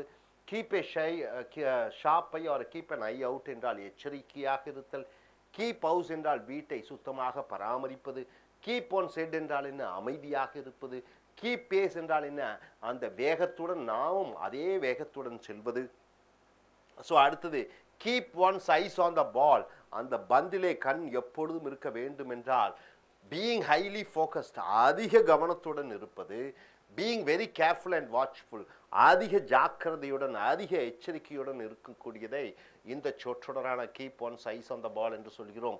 If you want to be the manager of this company, இந்த நிறுவனத்திலே நீ மேலாளராக ஆக வேண்டும் என்றால் you should keep your eyes on the ball, நீ மிக எச்சரிக்கையாகவும் ஜாக்கிரதையாகவும் இருக்க வேண்டும். கீப் த ஃபெய்த் என்றால் என்ன, நம்பிக்கையை உன்னிடம் வைத்திரு என்று சொல்லும் பொழுது டோன்ட் கிவ் அப், விட்டு விடாதே. டோன்ட் லூஸ் ஹோப், உன்னுடைய நம்பிக்கையை இழந்து விடாதே. பி ஆல்வேஸ் கமிட்டட், எப்பொழுதும் அர்ப்பணிப்பு எண்ணத்திலே இரு. ஸோ கீப் த ஃபெய்த் என்றால் நீ விட்டு விடாதே, அந்த முயற்சியை செய்து கொண்டே இரு. The people kept there faith on democracy, மக்கள் ஜனநாயகத்தின் மேல் நம்பிக்கையை வைத்திருந்தார்கள். And change the corrupt government, அந்த லஞ்சம் வாங்கிய அரசாங்கத்தை மாற்றினார்கள். கீப் த பாட் பாய்லிங், பாட் என்றால் என்ன, பானை. பாய்லிங் என்றால் கொதிப்பது, அந்த பானை கொதித்து கொண்டே இருக்கட்டும் என்று சொல்லும்போது continuing the present activity very well, நீ செய்து கொண்டிருக்கக்கூடிய இந்த நிகழ்ச்சியை தொடர்ந்து நீ செய்து கொண்டே இரு. The present government kept the pot boiling by giving free rice, laptops, mixie, grinder, house and cattle to the poor people. இந்த தற்காலிக நிகழ்கால அரசாங்கம், தமிழ்நாட்டு அரசாங்கம் மக்களுக்கு இலவச லேப்டாப், அரிசி, மிக்சி, கிரைண்டர் என்று தொடர்ந்து தன்னுடைய சேவைகளை செய்து கொண்டே இருக்கிறது. Keep up with the times அப்படி என்று சொல்லும் பொழுது காலத்திற்கு தகுந்தபடி நீ உன்னை மாற்றி வைத்துக்கொள். பீயிங் ஃபேஷனபிள், நாகரீகமாக இருத்தல். Updating about the latest events, நிகழ்கால விஷயங்களை என்ன ஏது என்பதை உனக்கு நீயே அறிந்து கொள்ளுதல். We should use the internet more to keep up with the times. நாம் இன்டர்நெட்டை அதிக அளவு பயன்படுத்தி இன்றைய நவநாகரிக உலகத்தில் என்ன வளர்ச்சி என்பதை அதற்கு தகுந்தபடி நாம் போய்கொண்டிருக்க வேண்டும். Keep it to your self என்றால் உன்னிடமே வைத்துக்கொள் என்று சொல்லும் பொழுது மெயின்டைனிங் த சீக்ரெட், ரகசியத்தை உன்னிடமே வைத்துக்கொள் என்று சொல்லும் பொழுது keep it to your self. He kept it to himself about going abroad. அவன் வெளிநாட்டுக்கு போவதை அவன் மனதுக்குள்ளேயே வைத்திருந்தான் ரகசியமாக. Keep under one's hat, hat என்றால் தொப்பி, தொப்பிக்கு கீழே வைத்திரு என்று சொல்லும் பொழுது being secretive ரகசியமாக இருத்தல், being confidential ரொம்ப நம்பிக்கையுடன் இருத்தல். The government kept under its hat about the increase of the petroleum prices. அரசாங்கம், மத்திய அரசாங்கம் பெட்ரோலியம் விலை ஏற்றத்தை பற்றி ரகசியமாக அவர்களிடமே வைத்திருந்தார்கள். ஸோ நண்பர்களே, keep one's eye on the ball என்றால் என்ன? அதிக கவனத்துடன் இருத்தல். கீப் த ஃபெய்த் என்றால் என்ன? நம்பிக்கை வைத்திருந்தல், விட்டு விடக்கூடாது நம்பிக்கையை. கீப் த பாட் பாய்லிங் என்றால் என்ன? செய்து கொண்டிருக்க காரியத்தை மேலும் மேலும் தொடர்ந்து செய்து கொண்டே இருத்தல். Keep up with the times என்றால் என்ன? காலத்திற்கு தகுந்த, நாகரீகத்துக்கு தகுந்தபடி நாமும் அதனுடன் செல்ல வேண்டும். Keep it to your self என்றால் ரகசியத்தை ஒருவர் அவருக்குள்ளேயே வைத்திருத்தல். கீப் அண்டர் ஒன் சேட் என்றால் என்ன? ஒரு விஷயத்தை மறுபடியும் ரகசியமாக வைத்திருத்தல். ஸோ மறுபடியும் இதை பார்த்துக்குங்க, ஒன் ஃப்ரேஸ் இதை ரீகலெக்ட் பண்ணிக்கோங்க. இதை வச்சு நீங்கள் சென்டென்ஸ் ஃபார்ம் பண்ணும். கீப் கூல் என்றால் அமைதியாக இருத்தல். கீப் ஆன் போஸ்டட் என்றால் என்ன? நடக்கக்கூடிய அன்றாட நிகழ்ச்சிகளை இன்னொருவரிடம் சொல்லுவது. கீப் த பால் ரோலிங் என்றால் என்ன? ஒரு விஷயத்தை தொடர்ந்து செய்து கொண்டிருப்பது. கீப் எ ஷார்ப் ஐ என்றால் என்ன? ஜாக்கிரதையாக இருத்தல். கீப் ஹவுஸ் என்றால் என்ன? வீட்டு இல்ல வேலைகளை செய்தல். கீப் ஆன் செட் என்றால் என்ன? அமைதியாக இருத்தல். கீப் பேஸ் என்றால் என்ன? வேகத்துக்கு தகுந்தபடி நாம் ஈடு கொடுத்து அதற்கு தகுந்தபடி செல்லுதல். Keep one's eyes on the ball என்றால் என்ன? ஜாக்கிரதையாக எச்சரிக்கையாக இருத்தல். கீப் த ஃபெய்த் என்றால் என்ன? நம்பிக்கையுடன் இருத்தல், விட்டு விடக்கூடாது. கீப் த பாட் பாய்லிங் என்றால் என்ன? ஒரு நிகழ்ச்சியை தொடர்ந்து செய்து கொண்டிருத்தல். Keep up with the times என்றால் என்ன? காலத்திற்கு தகுந்தபடி, நேரத்திற்கு தகுந்தபடி நாம் அந்த வேகத்துடன் செல்லுதல். Keep it to your self என்றால் என்ன? ஒரு ரகசியத்தை ஒருவரை வைத்திருத்தல். கீப் அண்டர் ஒன் சேட் என்றால் என்ன? ரகசியங்களை ரகசியமாக ஒரு விஷயத்தை வைத்திருத்தல். ஸோ நண்பர்களே, இந்த சொற்றொடர்களை நீங்கள் அன்றாடம் நீங்கள் ப்ராக்டிஸ் பண்ணி உங்கள் ஆங்கில அறிவை மேம்படுத்திக் கொள்ளுங்கள். Thank you. Dear folks, welcome to Is American English. Take your corporate English book, the page number 162 to 163. The spoken English words and phrases of Britishers and Americans, or the native English speakers. What do they speak? What are the phrases they speak? This is what you are going to see. See number under the letter K, the word is keep, and the phrase is keep your eyes peeled. Peeled means what? It's opening. You are just removing. Keep your eyes peeled. Peel means open it. So keep your eyes peeled means being alert and being watchful. See here the sentence, she kept her eyes peeled about her daughter's studies. So she was very careful and she was just watchful of her daughter's studies. So keep your eyes peeled means be alert, be watchful. Then coming here, keep your shirt on means be relaxed. Don't get excited. You have lost your job. But keep your shirt on, you will get a better job. So be relaxed. So keep your shirt on means just be relaxed. Coming here, keep up appearance. What do you mean by keep up appearance? It means showing outwardly that they are well off. Showing outwardly that they are well off. Just showing off that they are all right. But inwardly they are weak and poor. So keep up appearance means showing off. We can't keep up appearance that we are rich. We cannot keep up that we are rich. Soon we are going to sell our house. So we cannot keep up our appearance means keep up that, show that we are rich. So keep up appearance means you are showing that yourself you are rich. And coming here, keep your pants on. First you have seen keep your shirt on. Now you are seeing keep your pants on. What do you mean by that? Come on, take it easy, be quiet. Come on, take it easy, be quiet. Just like keep your shirt on and keep your pant on, almost both the meanings are same. So just be relaxed. Keep your pants on and do your work. Just relax yourself and do your work. And coming here, keep your powder dry. What do you mean by the phrase keep your powder dry? It means be ready for an action. Just be ready for an action. Keep your powder dry. You may have to drive the car for 500 kilometers. You have to drive the car for 500 kilometers. So keep your powder dry means be ready for the action. Be ready for doing the work. Then coming here, keep things humming. Keep things humming. What do you mean by that? To maintain the smooth production of things. Let everything go on as smoothly as it is. So don't disturb. So when you want to say the phrase keep things humming means let things go on softly. Let there not be any disturbance. The production managers should keep things humming. The production managers should keep things going on as it is in the factory because of foreign order for cars. For cars, you have got a lot of orders. So the production activity should go on without any disturbance. So keep things humming means let the things go on without any disturbance. So my dear friends, keep your eyes peeled means being very watchful. Keep your shirt on means being relaxed. Keep up an appearance means you are showing off that you are rich. Keep your pants on means just be relaxed and being quiet. Keep your powder dry means have the energy, be ready for an action. And keep things humming means let the things go on as it is. Let you not disturb those things. And coming here, keep the lid on. Once again, as the keep the pant on and shirt on, keep the lid on means keep quiet. Don't tell it out. Keep it secret. Keep the lid on.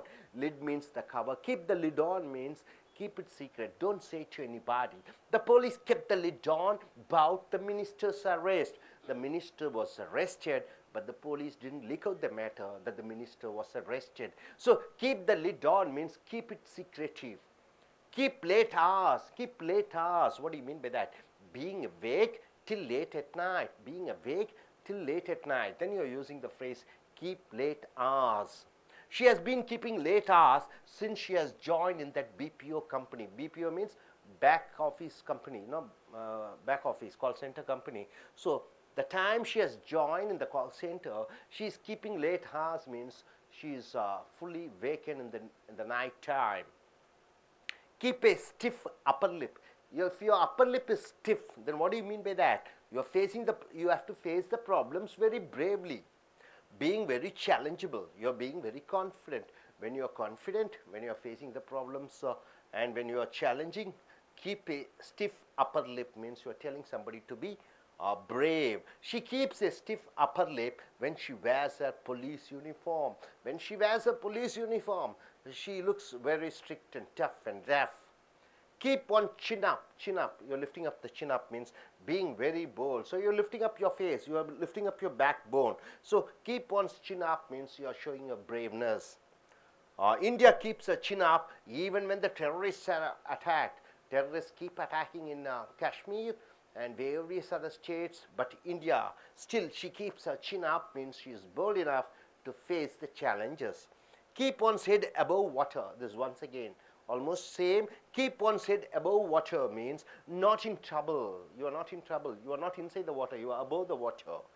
Away from the problems. He had financial problems. He had money problems. So he was unable to keep his head above water means so he had financial problems. So he was not able to keep his head above water means he is in trouble because of the financial problems. So my dear friends, once again, keep the lid on means what? Being quiet. Keep late hours means working late till night. Keep a stiff upper lip means facing the problems very bravely. Keep one's chin up means being very bold. Keep one's head above water means not involving any problems. So once again, I just want you to recollect. So now I will be asking you, you have to form the phrase. Using this phrase, you have to form sentences. So keep your eyes peeled means what? Being very careful, watchful. Keep your shirt on means being relaxed. Keep up appearance means showing that you are rich and comfortable. Keep your pants on means being quiet and being relaxed. Keep your powder dry means having the energy or be ready for an action. Keep things humming means let the things go on smoothly. Then keep the lid on means keeping quiet and not telling the secrets out. Keep late hours means you are working late till night. Keep a stiff upper lip means you are being very bold and challenging. Keep on chin up means you are being very brave once again. Keep one's head above water means you are not in any trouble. You are just relaxed and free and you are not involved in any problems. So my dear friends, now let me check what? Yes, madam. Could you form a sentence? Keep your eyes peeled. Always keep your eyes peeled about the current social affairs. Current? Social affairs. Okay, current social affairs. Right. Second? Keep one's chin up. Oh, keep one's chin up. She always keeps her chin up in delivering speech and seminars. Very good. Life is a battlefield, so keep a stiff upper lip and face it. Very good. She has been keeping late hours since she is preparing for her MBBS exams. Fine, fine. You have to perform the program next, so keep your power dry. Fine, fine, Always keep up the appearance that you're always happy. fine. You have lost the game, but keep your shirt on. You will surely win it the next time. Good. Keep the lid on. The servant kept the lid on about the matter. About the master's arrival. Fine, good. So now you're comfortable the notes for a long time. Just have a glance and that's enough. Rehearsal like But since I request one of my students to come forward, Miss Kalki. Why don't you just form phrases on these sentences? I request one of my student, Miss Kalki, to come forward and form at least 5 to 10 sentences. Yeah. Thank you. Keep your eyes peeled. Always keep your eyes peeled on the current social affairs. The next one is keep your shirt on. Today you might have lost the game, but keep your shirt on. You'll surely win it tomorrow. Keep up the appearance. Always keep up the appearance that you're leading a very happy life. Keep your powder dry. Come on, tomorrow is your speech. You're going to deliver a speech. So keep your powder dry. Keep one chin up. Always, while delivering a speech, keep one's chin up. Keep a stiff upper lip. Come on, life is a battlefield. So keep a stiff upper lip and face it boldly. Thank you. You have done a nice way of presentation. And coming here, நண்பர்களே உங்களுடைய corporate ஆங்கில புத்தகத்தை எடுத்துக்கொள்ளுங்கள். பக்கம் 162 63. அமெரிக்கர்களை போன்றும் பிரிட்டிஷர்களை போன்றும் அவர்கள் பேசக்கூடிய அந்த ஆங்கில சொற்றொடர்களை பார்க்க போகிறீர்கள், அல்லது தாய்மொழியை ஆங்கிலமாக கொண்டவர்கள் பேசக்கூடிய சொற்றொடர்களை பார்க்கிறீர்கள். Keep your ice field. Field என்றால் என்ன? திறந்த. கண்களை எப்பொழுதும் திறந்து வை என்று சொல்லும் பொழுது பீயிங் அலர்ட், எப்பொழுதுமே அலர்ட்டாக இருக்க வேண்டும். பீயிங் வாட்ச்ஃபுல், எச்சரிக்கையாக இருக்க வேண்டும். She kept her ice field about her daughter studies. தன்னுடைய மகளின் படிப்பின் காரணமாக அந்த தாய் கண் விழித்து மகளை பார்த்து கொண்டிருந்தார், ஜாக்கிரதையாக பார்த்து கொண்டிருந்தார். கீப் யுவர் ஐஸ் பீல்ட் என்றால் கண்களை திறந்தபடி எச்சரிக்கையாகவும் பாதுகாப்பாகவும் இருத்தல். கீப் யுவர் ஷர்ட் ஆன் என்றால் என்ன? உன் சட்டையை கீப் யுவர் ஷர்ட் ஆன் என்றால் பி ரிலாக்ஸாக, டு நாட் கெட் எக்ஸைட்டட், மற்றற்ற மகிழ்ச்சி அடையாமல், உணர்ச்சி கொந்தளிப்பில்லாமல் அமைதியாக இருத்தல். You have last your job. உன்னுடைய வேலையை இழந்து விட்டாய், but keep your shirt on, you will get a better job. ஆனால் அமைதியாக இரு, உனக்கு சிறந்த வேலை கிடைக்கும். அடுத்ததாக கீப் அப் அப்பியரன்ஸ் என்றால் என்ன? வெளி தோரணையை காண்பித்தல். Showing outwardly that they are well off, வெளிப்பாடாக அவர்கள் நன்றாக வசதியாக இருக்கிறார்கள் என்பதை காண்பித்தல். We cannot keep up appearance that we are rich. Soon we are going to sell our house. நாங்கள் சும்மா வெளி தோற்றத்திற்கு பணக்காரர்கள் போன்று காண்பித்துக் கொண்டிருக்க முடியாது. நாங்கள் எங்கள் வீட்டை கூடிய விரைவில் விற்கப் போகிறோம். Keep your pants on. இதே மாதிரி கீப் யுவர் ஷர்ட் ஆன் மாதிரி கீப் யுவர் பேண்ட் ஆன் என்றால் calm take it easy, be quiet, அமைதியாக இரு என்று சொல்கிறோம். Keep your pant on and do your work. அமைதியாக இருந்து உன்னுடைய வேலையை செய் என்ற அர்த்தத்திலே வருகிறது. கீப் யுவர் பவுடர் ட்ரை என்றால் be ready for an action. அப்போ ஒரு செய்கையை செய்வதற்காக தயாராக இருத்தல். You may have to drive the car for 500 kilometres. So keep your powder try. நீ 500 கிலோமீட்டர் பக்கம் நீ காரை ஓட்ட வேண்டியதாக இருக்கும். ஆகையால் உன்னுடைய சக்திகளை தக்க வைத்துக்கொள். கீப் திங்ஸ் ஹம்மிங் என்றால் to maintain the smooth production of things. ஒரு பொருட்கள் உற்பத்தி ஆகிக் கொண்டிருக்கிறது, அவை அப்படியே இயங்கிக் கொண்டிருக்கட்டும், எந்த விதமான தடுத்தல் கூடாது, அது பாட்டில் இயங்கிக் கொண்டிருக்கட்டும். The production manager should keep things humming in the factory because of a foreign order for cars. ஒரு நிறுவனத்திலே வெளிநாட்டிலிருந்து கார்கள் தயாரிக்க வேண்டும் என்ற ஆர்டர் வந்து விட்டது. ஸோ இந்த ப்ரொடக்ஷன் என்ற உற்பத்தி நிர்வாகிகள் என்ன செய்ய வேண்டும்? அந்த கார்களை உற்பத்தி செய்து கொண்டே இருக்க வேண்டும். அதற்கு எந்த விதமான இடைஞ்சலும் கொடுக்கக்கூடாது. ஸோ நண்பர்களே, கீப் யூர் ஐஸ் பீல்ட் என்றால் என்ன? எச்சரிக்கையாக இருத்தல். கீப் யூர் ஷர்ட் ஆன் என்றால் என்ன? கொஞ்சம் ஓய்வாக இருத்தல். கீப் அப் அப்பியரன்ஸ் என்றால் என்ன? வெளி தோற்றத்திற்கு பணக்காரர் போன்று காண்பித்துக் கொள்ளுதல். கீப் யூர் பேண்ட்ஸ் ஆன் என்றால் என்ன? சும்மா ரிலாக்ஸாக ஓய்வாக இருத்தல். கீப் யூர் பவுடர் ட்ரை என்று சொல்லும் பொழுது சக்திகளை வைத்துக்கொள், அதிகமாக சிரமப்படாதே, தயாராக இரு. கீப் திங்ஸ் சம்மிங் அப் என்றால் என்ன? ஒன்று நடந்து கொண்டிருக்கக்கூடிய விஷயம் நடந்து கொண்டிருப்பது போலவே இருக்கட்டும்.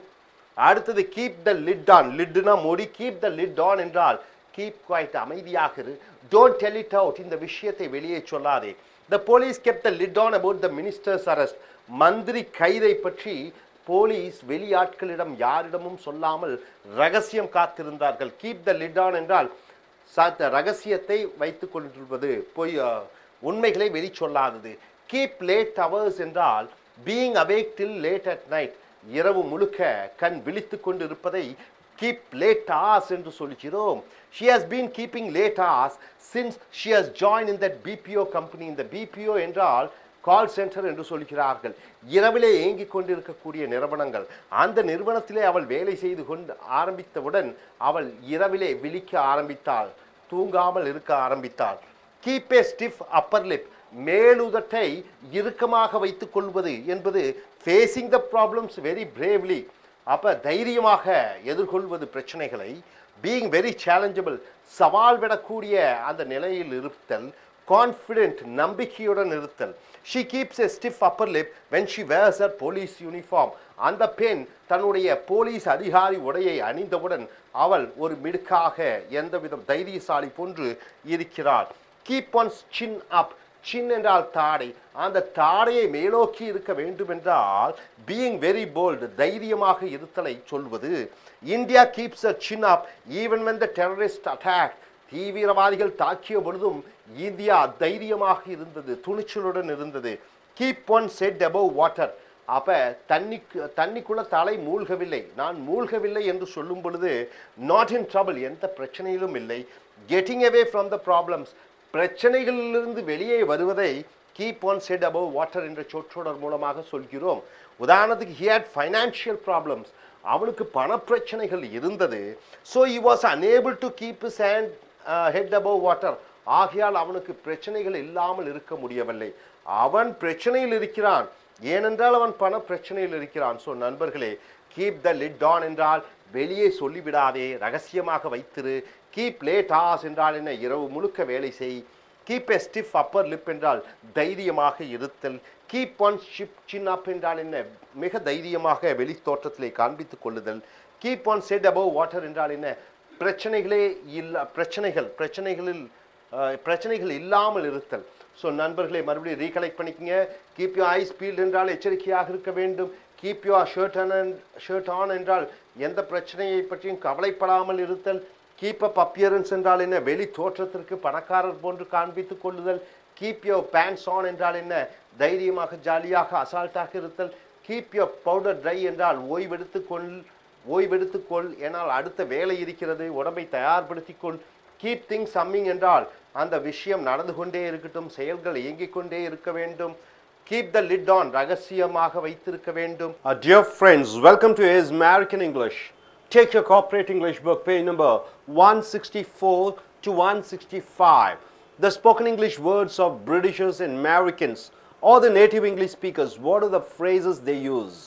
This is what you're going to see. Under the letter K, the word is keep, and the phrase is keep one's nose clean. What do you mean by that? Keep one's nose clean. It means not to involve in the problems. You are not involved in any problems. Then you are using the phrase keep one's nose clean. She's good girl, but she can't keep her nose clean means she always gets inside some problems. So keep one's nose clean means not involving in problems, but she keeps involving herself in problems. So next here, keep one's temper. Temper means what? Controlling your anger. Keep one's temper means controlling your anger. My father kept his temper when the officials asked bribe. When the officials were asking bribe, my father kept his tempers means he was able to control his anger. Next, kept one's trap shut. Trap means mouth. Keep your mouth shut. Shut up. Keep your trap shut means keep your mouth shut. He kept on shouting at the meeting. The speaker told him to keep his trap shut. Come on, keep your trap shut means please shut up and be quiet. Keep in the dark means not aware of it. You are ignorant of it. You are ignorant of certain things. Then you're using the phrase keep in the dark. The girl was kept in the dark about her marriage means the girl was not informed the process of the marriage. The girl was not informed about she is going to get married. So keep someone in the dark means not telling certain truths or facts to the person and making them feel ignorant about certain things. Earn one's keep. Earn one's keep means what? Doing the duty according to the salary one gets. You are doing the work according to the salary you get. You get 20,000 rupees salary, you do work for 20,000 rupees. You get 1 lakh salary, you do the work according to your salary which you get according to your 1 lakh rupee you get. So earn one's keep means you should earn your keep or else you won't be able to continue your work here. So according to the salary you receive, you do the work or else you won't be able to work over here. So keep up one's heels means have a good time. Keep up one's heels means have a good time. See, we keep up our heels on Saturdays by going to discotheque. So we have a good time by going to discotheque on Saturday evenings. Discotheque means going and dancing in a mall, in a place where it meant for dancing. So my dear friends, once again I just want you to recollect here. Keep one's nose clean means not involving in problems. Keep one's temper means controlling your anger. Keep one's trap shut means keep your mouth shut, not speaking. Keep in the dark means you are not informing certain truths to some persons. You are keeping them in a dark, in the sense that you are not telling the truth. Earn one's keep means you are doing the work according to the salary you get. And keep up one's heels means having a wonderful and a good time. And coming here, kick. The word is kick. And the phrase is get a kick out of something. Get a kick out of something means you are having a thrill, you are having a pleasure, you are having an enjoyment. A person gets from something. A person gets an enjoyment from something. A person gets a kick, a pleasure from something. Then you are using the phrase get a kick out of something. So she got a kick out of going deep in the sea by a boat. She gets a kick out of how? By going deep in the sea. So she got a kick out of going deep in the sea. She got a kick by speaking to her boyfriend. She got a kick by getting good marks. So whatever it is, the pleasure, the happiness you get from something, then you're using the phrase get a kick out of something. Kick the bucket. You kick the bucket means to die. He kicked the bucket by consuming poison cause of his debts. So debts means what? You have borrowed money, you have to pay back the money, unable to pay back the money, so he committed suicide. So he kicked the bucket means you are killing yourself. Next, kick the habit means to stop a bad habit. You are addicted to some habit and you want to give away that bad habit. Then you use the phrase kick the habit. The students should kick the habit of watching television serials. The students should kick the habit of watching the television serials means they should get away from the addiction of watching television serials. Kick up a storm means to create a big uproar. Uproar means what? A problem. A problem. See here, the opposition parties kicked up a storm in the parliament for the high petroleum prices. So the government has increased the prices, petroleum prices. The opposition parties made a big scene. They created a problem. Then you're using the phrase kicked up a storm. Then kicked up a storm, S-T-O-R-M, storm.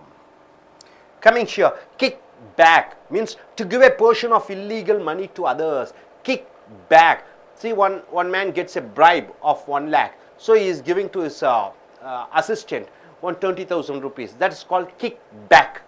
So to give a portion of illegal money to others, kick back. The minister has to give most of the bribe amounts as kick back for his party men. So the minister has got 1 crore. So he has to give kickbacks means that amount should be shared by his party men. For kicks means for the thrill, for jolly. I swim in the ocean for kicks means for a jolly, for a fun. So my dear friends, get a kick out of something means you are getting a thrill, a pleasure, a happiness from something.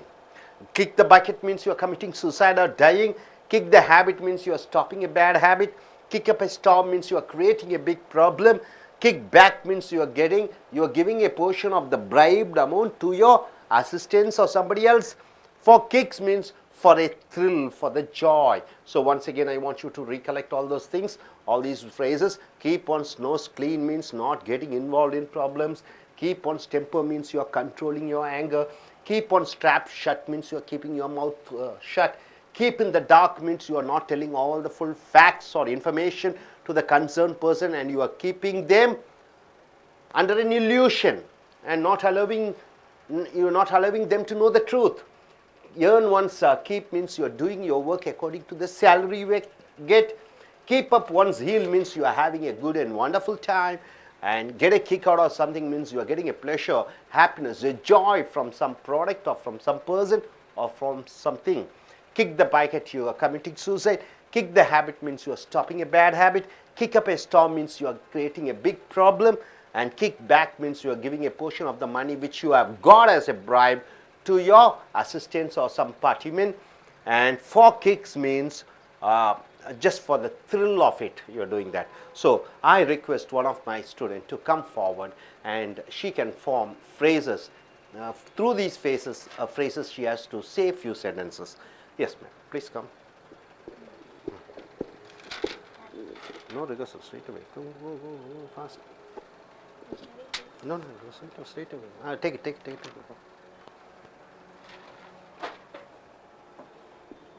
Hello. Keep one's nose clean. In spite of me warning her several times, she cannot keep her nose clean. Keep one's temper. The teacher kept her temper when the student back-answered her in a wrong way. Keep one's trap shut.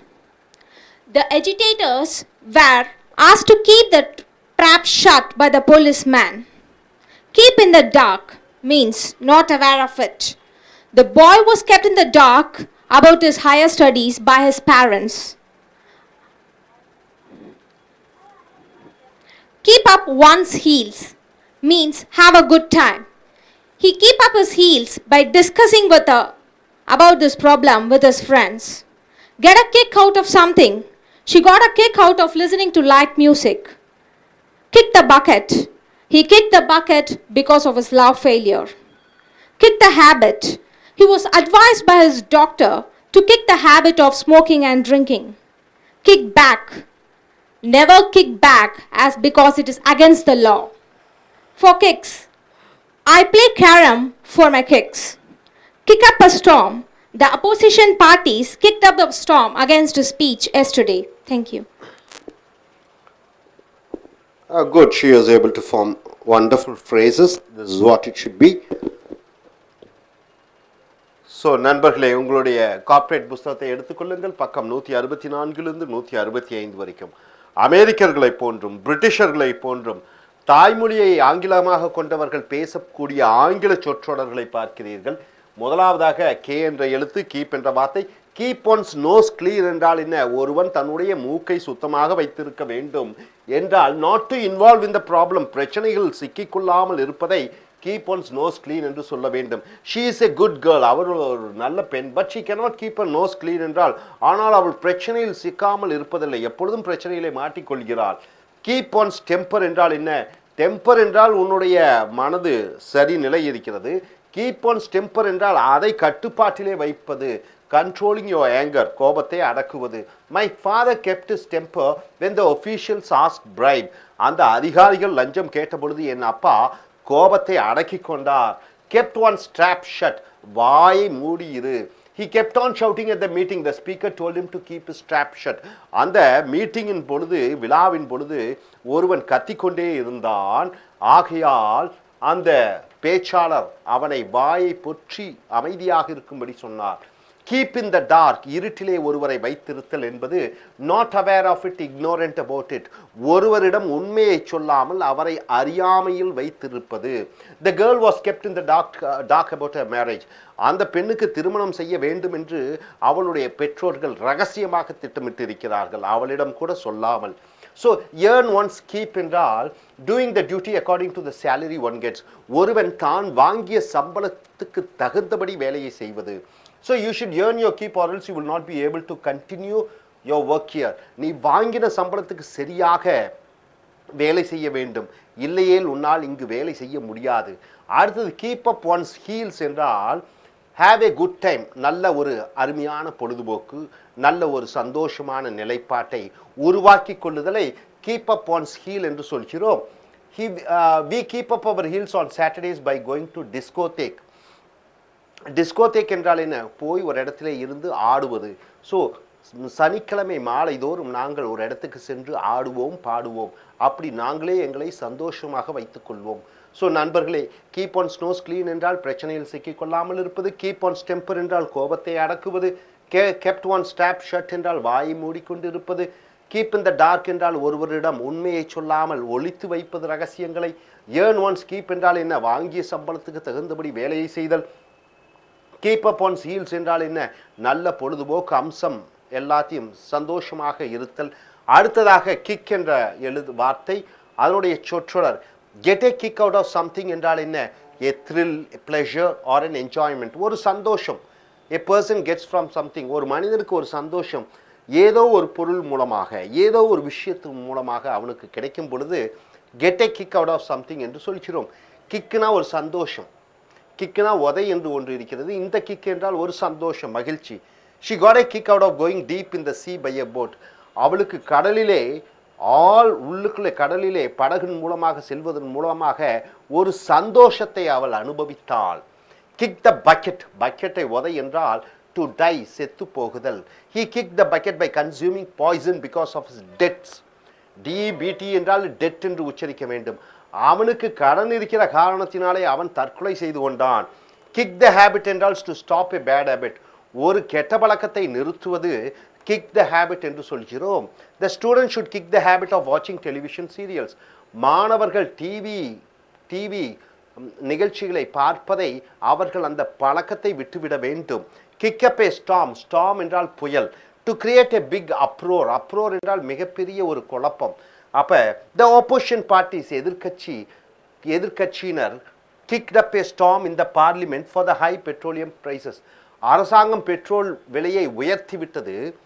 இந்த எதிர்கட்சியினர்கள் சண்டையிட்டு கூச்சலிடுகிறார்கள் பாராளுமன்றத்திலே. Kick back என்றால் என்ன? To give a portion of illegal money to others, லஞ்சம் பெற்ற பணத்தை மற்றவர்களுடன் பங்கிடுவதை கிக் பேக் என்று சொல்கிறோம்.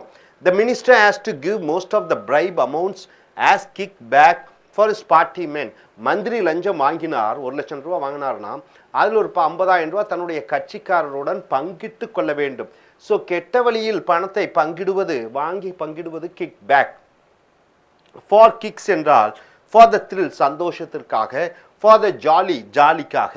ஐ swim in the ocean for kicks, நான் சமுத்திரத்திலே கடலிலே நீந்துகிறேன் ஒரு ஜாலிக்காக. ஸோ நண்பர்களே, get a kick out of something என்றால் ஒன்றின் மூலமாக சந்தோஷம் பெறுதல், கிக் த பக்கெட் என்றால் தற்கொலை பண்ணி செற்று போகுதல், கிக் த ஹேபிட் என்றால் பழக்கத்தை விட்டுவிடுதல், கிக் அப் ஏ ஸ்டார்ம் என்றால் ஒரு பெரிய ஒரு சத்தம், பெரிய குழப்பத்தை உண்டு பண்ணுதல், கிக் பேக் என்றால் லஞ்ச பணத்தை பங்கிட்டுக் கொள்ளுதல், ஃபார் கிக்ஸ் என்றால் சந்தோஷத்திற்காக. மறுபடியும் ரீகலெக்ட் பண்ணிக்கங்க. கீப் ஆன் ஸ்னோஸ் க்ளீன் என்றால் பிரச்சனையில் சிக்கிக்கொள்ளாமல் இருப்பது, கீப் ஆன் ஸ்டெம்பர் என்றால் கோபத்தை அடக்குவது, கெப்ட் ஒன் ஸ்டாப் ஷட் என்றால் வாயை மூடிக்கொண்டிருப்பது, கீப் இன் த டார்க் என்றால் ஒருவரிடம் உண்மைகளை சொல்லாமல் அவருக்கு அறியாத வண்ணம் ஒரு விஷயத்தை செய்தல், ஏர்ன் ஒன்ஸ் கீப் என்றால் வாங்கிய சம்பளத்துக்கு தகுந்தபடி உழைத்தல், கீப் ஆன் ஹீல்ஸ் என்றால் என்ன? ஒரு நல்ல சந்தோஷமான நேரத்தை செலவு செய்தல், get a kick out of something என்றால் என்ன? ஒன்றின் மூலமாக ஒரு சந்தோஷத்தை பெறுதல், கிக் த பக்கெட் என்றால் தற்கொலை செய்து சாவதல், கிக் த ஹேபிட் என்றால் ஒரு கெட்ட பழக்கத்தை நிறுத்தி விடுதல், கிக் அப் ஏ ஸ்டார்ம் என்றால் என்ன? பெரிய கூச்சல் குழப்பத்தை உண்டு பண்ணுதல், கிக் பேக் லஞ்ச பணத்தை பங்கிட்டு கொள்ளுதல், ஃபார் கிக்ஸ் என்றால் ஒரு சந்தோஷத்திற்காக. ஸோ நண்பர்களே, இந்த சொற்றொடர்களை நீங்கள் அன்றாடும் உங்கள் பேச்சாங்கிலத்திலும் எழுத்தாங்கிலத்திலும் பயன்படுத்தி நல்ல பேச்சாளராக எழுத்தாளராக ஆவதற்கு முயற்சி செய்யுங்கள். Thank you. Dear friends, welcome to AS American English. Take your corporate English book, page number 166 to 167.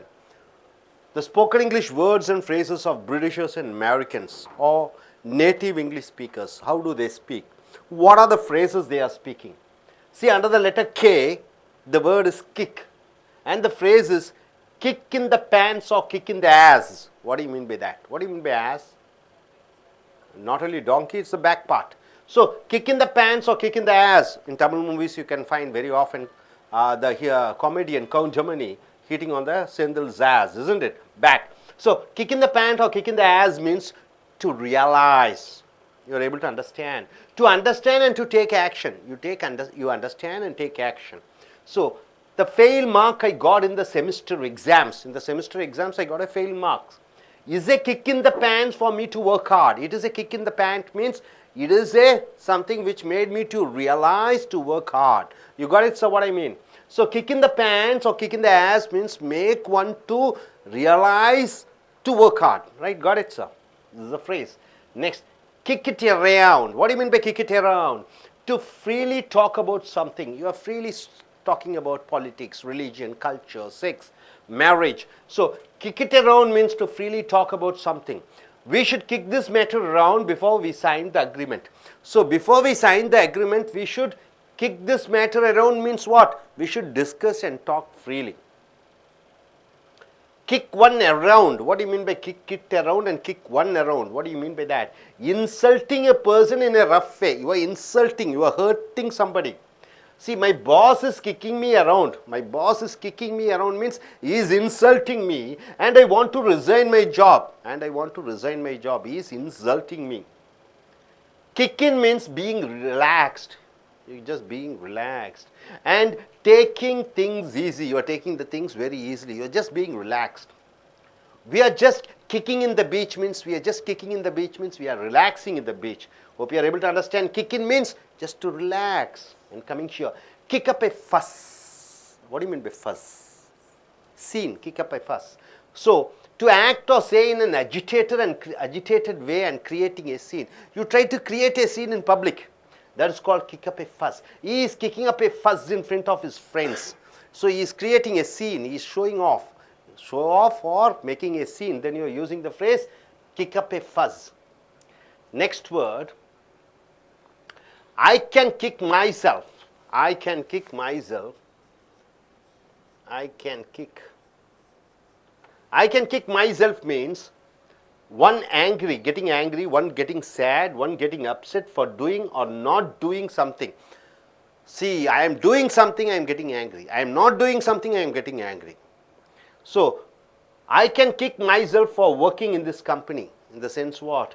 I am feeling sad for working in this company. I am feeling upset for working in this company.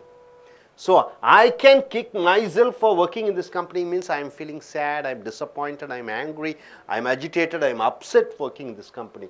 So, my dear friends, see from the top, kick in the pants or kick in the ass means what? To realize, to understand, to make one understand. Kick it around means what? To talk freely about something. And kick one around means what? You are insulting a person in a rough way. Kick one around. Kicking means being relaxed, taking things easy. Kick up a fuss means you are creating a scene, you are making a scene. I can kick myself means I am getting angry on myself, I am being sad on myself, I am being disappointed on myself. Hope you are able to understand this side. And coming here, kid. Anybody? What do you mean by kid? Small child. As a noun. As a verb, making fun. As a noun, kid means a child. As a verb, kid means don't kid. It is verb. Kid means what? Making fun of. No kidding means what? Being serious. Really. Not kidding. It's not kidding. I'm not kidding. I'm not telling lies. I'm not joking. I'm being serious. Kid means no kidding means really and seriously. Kidding means making fun. No kidding means no jokes, right? Got it? No kidding means no jokes, no fun, no telling lies. Being serious. Very important word, kid. You see, often you see people using the word no kidding, not kidding. Don't kid me. India is going to be the world richest country by 2020. It is no kidding means what? It is true. It is not a joke. No kidding means not a joke. No kidding means it's not a joke. It is serious matter. It is a true matter. Handle with kid and gloves means what? Kid and gloves. Handle with kid and gloves means to handle carefully. You have to take it very carefully. The teacher should handle the problematic students with kid gloves. Means you should take care of them carefully. Handle them with kid and gloves means you have to take it very carefully. Kids stuff, an easy thing to do which even a child can do. Here kid is a child. Kid stuff, it's a kid's work. It is a children's work. It's a child work. Right? Coming to the stage and speaking in English, it's a kid's job means what? Ordinary thing, very ordinary thing. Kid stuff. Chatting in the internet is a kid stuff means we become very ordinary. Chatting has become very ordinary. It's a kid stuff. Kid. Here is a verb. This is the correct word. Fooling somebody. You are kidding somebody. You are making fun of somebody. You are joking on somebody. Then you are using the phrase kidding. Stop kidding around and be serious on your work. Stop making fun of it and be serious on your studies. Kill, the word kill, and the phrase is dressed to kill. What do you mean by that? Dressed to kill, dressed to kill. Wearing very attractive and costly dress. You are wearing a very attractive and very costly dress. Then you are using the phrase dressed to kill. The hero was dressed to kill for the today's function. So the hero is wearing a costly and wonderful and attractive dress in the function today. A killer, a very good and talented person. Then you use the phrase a killer. A.R. Rahman is a real killer in music. A.R. Rahman is a real killer in music, and he has lot of fans. He has lot of people watching him, his fans. So my dear friends, no kidding means what? Being really and being serious. Handle with kid and gloves means what? To handle things very carefully. Kids stuff means what? An easy thing to do which even a child can do. Kid means fooling somebody. Kidding, it's a verb. Fooling somebody, to make fun of somebody, to joke on somebody. Kill means that's murder, that is right. But when you use it as a phrase, dressed to kill means you are wearing attractive and costly dress so that you get attracted and you attract many. A killer means what? A very good and talented person. It is not a murderer. Here the phrase a killer means he is a talented person. Abdul Kalam is a killer. It doesn't mean that he is a murderer. He is a talented guy. Hope you are able to get it. And coming here once again from the pair phrases, kick in the pants or kick in the ass means what? To realize, I understood. Understand and take action. I understood my faults and I am taking action. Then you are using the phrase kick in the pants or kick in the ass. Kick it around means what? To talk freely about something. Kick one around means what? Insulting a person in a rough way. Kick in means what? Being relaxed and taking things easy. Kick up a fuss means what? An agitated mood. You are creating a scene. I can kick myself means what? I am being upset on myself. I am being angry on myself. And coming here once again, no kid means child. Kid as a verb means making fool of somebody. No kidding means really, seriously, it is true. Handle with kid and gloves means what? Be careful. Handle with kid and gloves means being very careful. Kid stuff means what? It is an ordinary thing. Even a child can do. And kidding as a verb means fooling somebody. You are making fun of somebody. Kill. Kill means murder. Here as a phrase, dressed to kill means what? To attract somebody. A killer means a very good and talented person. A killer. Hope you are able to understand. Right, sir? Right, sir? Okay. Coming here. நண்பர்களே, எங்களுடைய corporate புஸ்தகத்தை எடுத்துக்கொள்ளுங்கள். 166 167. அமெரிக்கர்களை போன்றும் பிரிட்டிஷர்களை போன்றும் ஆங்கிலத்தில் சரளமாக அவர்கள் பேசக்கூடிய சொற்றொடர்களை பேசுகிறீர்கள். இப்போ கே என்ற எழுத்து, கிக் என்ற வார்த்தை. Kick in the pants R kick in the as என்றால் என்ன? கிக் இன் த பேண்ட்ஸ் என்றால் என்ன? கிக் இந்த ஆஸ் என்றால் என்ன? உணர்ந்து கொள்ளுதல், அறிந்து கொள்ளுதல், டு அண்டர்ஸ்டாண்ட், புரிந்து கொள்ளுதல். நண்பர்களே, இந்த கிக் இந்த பேண்ட்ஸ் என்றால் உன் பேண்ட்டில் நீயே உதைத்துக் கொள்வதில்லை. கிக் இந்த ஆஸ் என்றால் கழுதை என்று சொல்வோம், ஆஸ் என்றால் பின்புறம் என்று சொல்வோம். அப்படி என்றால் உணர்ந்து கொண்டேன், நல்லா அடி பின்னாடி கொடுத்தா எனக்கு புரிஞ்சுட்டேன் அப்படின்னு சொல்லும் பொழுது அதற்கு தகுந்தபடி நான் சில சீரமைப்புகளை செய்வேன். the fail mark I got in the semester examsல ஃபெயில் ஆயிட்டேன். Is a kick in the pants என்றால் என்ன? அது என்னை உணர வைத்தது, என்னை புரிய வைத்தது, எனக்கு ஒரு பாடமாக இருந்தது. For me to work hard, கடினமாக உழைக்க வேண்டும் என்ற ஒரு பாடத்தை கொடுத்தது. கிக் இட் அரவுண்ட், சுற்றிலும் உதைத்து கொண்டிருப்பதா? அதனுடைய அர்த்தம் என்ன? To freely talk about something, ஏதோ ஒன்றை பற்றி மிக தெளிவாக சரளமாக எந்த விதமான ஐயப்பாடும் இல்லாமல் பேசுவது. we should kick this matter around before we sign the agreement. இந்த ஒப்பந்தம் போடுவதற்கு முன்னாடி இதை பற்றி நாம் முழுமையாக பேச வேண்டும். கிக் ஒன் அரவுண்ட் என்றால் என்ன? ஒருவனை சுற்றி அடிக்கிறதா? இல்லை. Insulting a person in a rough way, ஒருவனை அவமானப்படுத்துவது, கேவலமாக பேசுவது, அவனை மனக்காயத்தை உண்டு பண்ணுவது. My boss is kicking me around and I want to resign my job. என்னுடைய முதலாளி என்னை பற்றி கேவலமாக கிண்டல் பண்ணி கொண்டு அவமானப்படுத்தி கொண்டே இருக்கிறார், ஆகையால் நான் ராஜினாமா செய்ய வேண்டும். Kick one around. கிக்கின் என்றால் பீயிங் ரிலாக்ஸாக இருப்பதை kicking. We are just kicking in the beach, நாங்கள் பீச்சிலே ஓய்வாக இருந்து கொண்டு இருக்கிறோம்.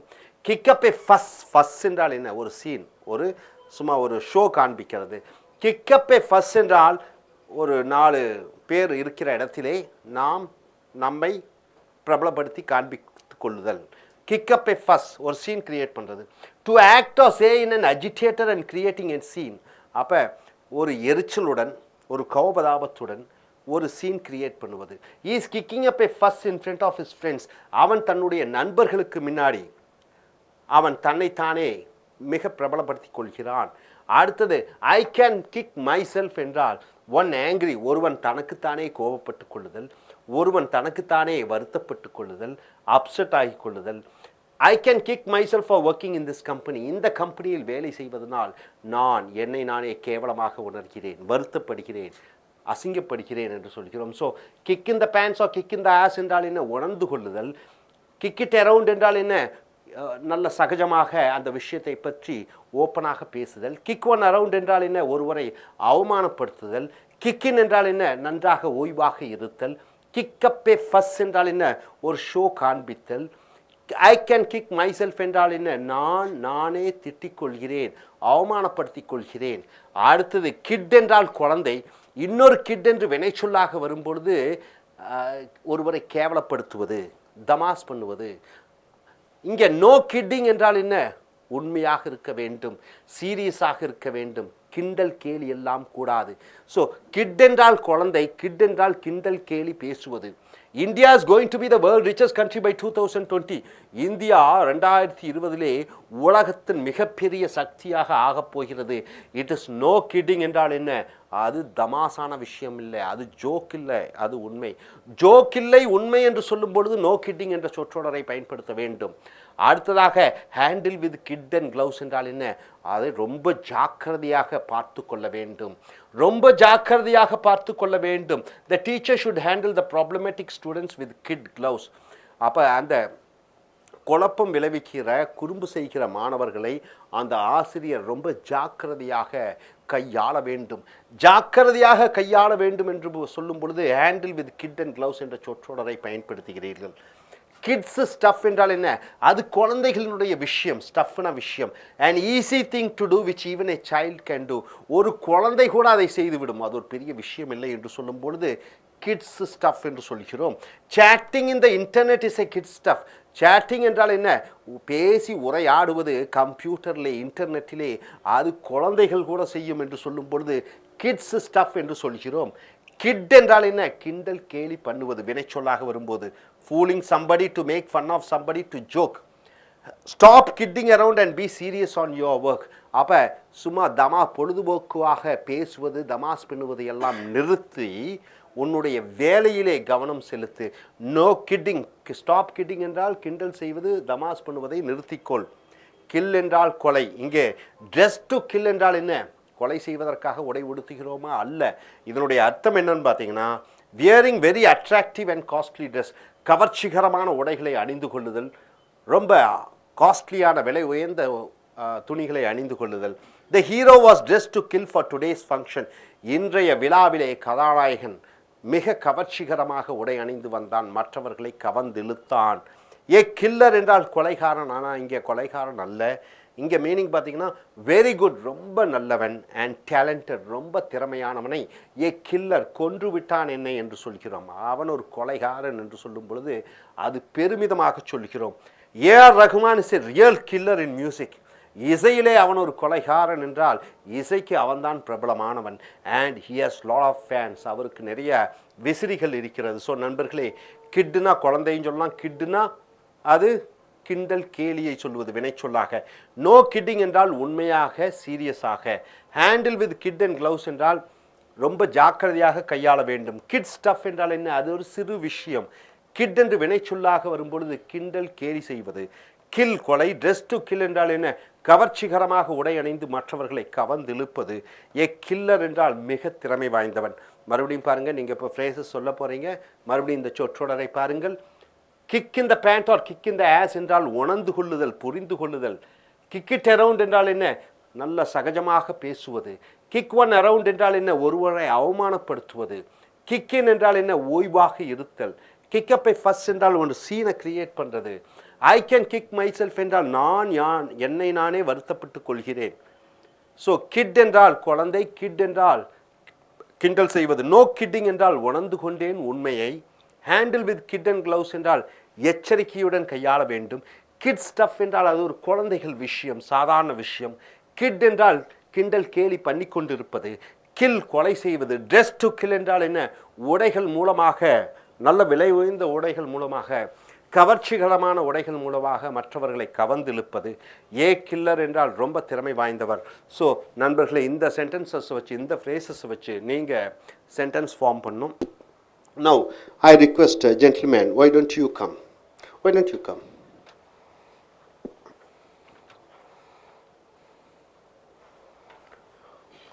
You could form a sentence. You can form a sentence using these phrases.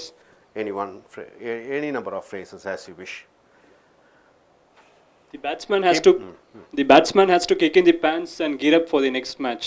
The batsman has to kick in the pants and be ready for the next match. Why? Why should he kick in the pants? What has he realized? Why should he kick in the pants? He has failed to perform in this sport. He has failed to perform. Only then he has to kick in the pants, isn't it? Once he has failed in the score. Yes, next. Next phrase.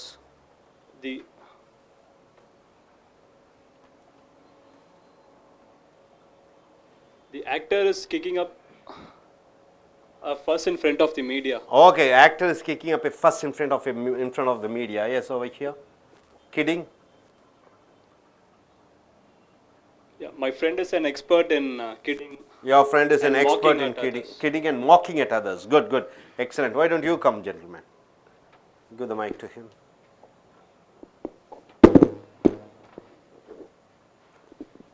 Yes, could you form a sentence?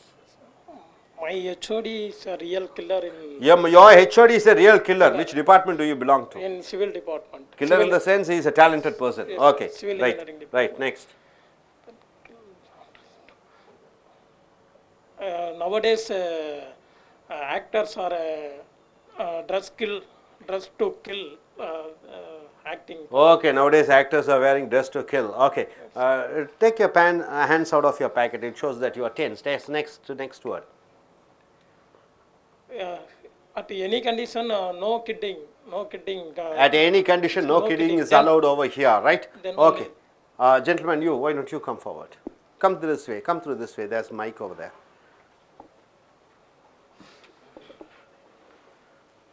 Use the phrase and form the sentence. We are just kicking in the park. We are just kicking in the park. Yeah. Where is that? Kicking around. Yeah, Okay. kicking in. Okay, kicking in the park. Yeah. Relaxing in the park. Okay, next. Any phrase. That's all. Okay, gentlemen, you. Why don't you come?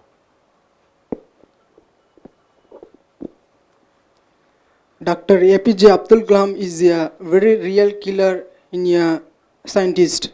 Okay, Dr. As a Lear, fan is- okay, Abdul Kalam is a real killer in the field of Scientist. what? Scientist. Field as a scientist, okay, as a space researcher, right? Good. Sit down, sit down.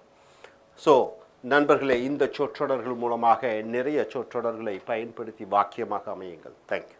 Dear friends, welcome to AS American English. Take your corporate English book. It is in the page number 167. It is 167 to 168. The American English words and phrases. This is what you are going to see. Under the letter K, the word is kiss. And the phrase based on the word kiss. Kiss it goodbye. What do you mean by that? Forgetting the past. You are telling somebody to forget the past. You are telling somebody to forget the problems. And you are telling somebody to never think back about all the bad things. So, kiss it goodbye means you are telling somebody to forget the problem. Don't ever think about it. You can kiss the purchase of a flat goodbye if you can't save money to buy it. Kiss it goodbye means telling them to forget the problem. You can kiss the purchase of flat goodbye if you can't save money to buy it. See, you are having a liking to buy a flat, but you are telling that fellow is finding it difficult to purchase the flat. You are saying him to forget it to buy the flat. So, kiss it goodbye means telling somebody to forget it. Kiss off, telling somebody to go away, telling somebody to get lost, to go away from this place, telling somebody to get lost, telling somebody to not come in their way. Don't come and disturb. Then you are saying the phrase kiss off. I told my drunkard friend, my friend is always alcoholic, he always drinks. I told my drunkard friend to kiss off and never disturb me. So get lost and don't disturb me. So I told my drunkard friend to kiss off, to go away and don't disturb me. Number third is kiss of death. What do you mean by the phrase? Kiss of death means an action that will be danger to our life. Kiss of death, the phrase means if you do that thing, it is very dangerous for our life. Swimming in the sea can be kiss of death means swimming in the sea is a danger for our life if you don't know swimming properly. So swimming in the sea is a risk for life if you don't know swimming properly. Kiss of death means it is danger for your life. Then coming here, kiss and makeup. What do you mean by that? After a fight, the couple adjusting between them, husband and wife, they will fight. After the fight is over, they will adjust and have an understanding. That is called kiss and makeup. The husband and wife quarreled each other. Husband and wife are fighting each other. After that, they kissed and made up means they kissed and adjusted. They came for an understanding. So, kiss and make up means after a fight, you are adjusting and going. Kiss my ass. What do you mean by that? An angry expression. You are saying no with disgust. You are saying no with anger. You are saying no with anger. So, kiss my ass. When you order him to cook food, when he ordered him to cook food, one of my friend ordered me to cook food. When he ordered her to cook food for him, she replied, kiss my ass. So she told, no, I won't cook.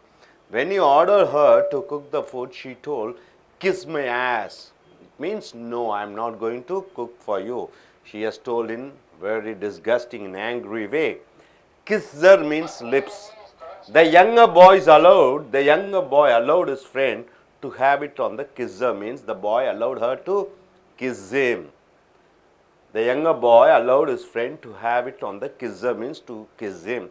So my dear friends, kiss it goodbye means you are telling somebody to forget the past, to forget the problem and never to think about the old problems. Kiss it goodbye.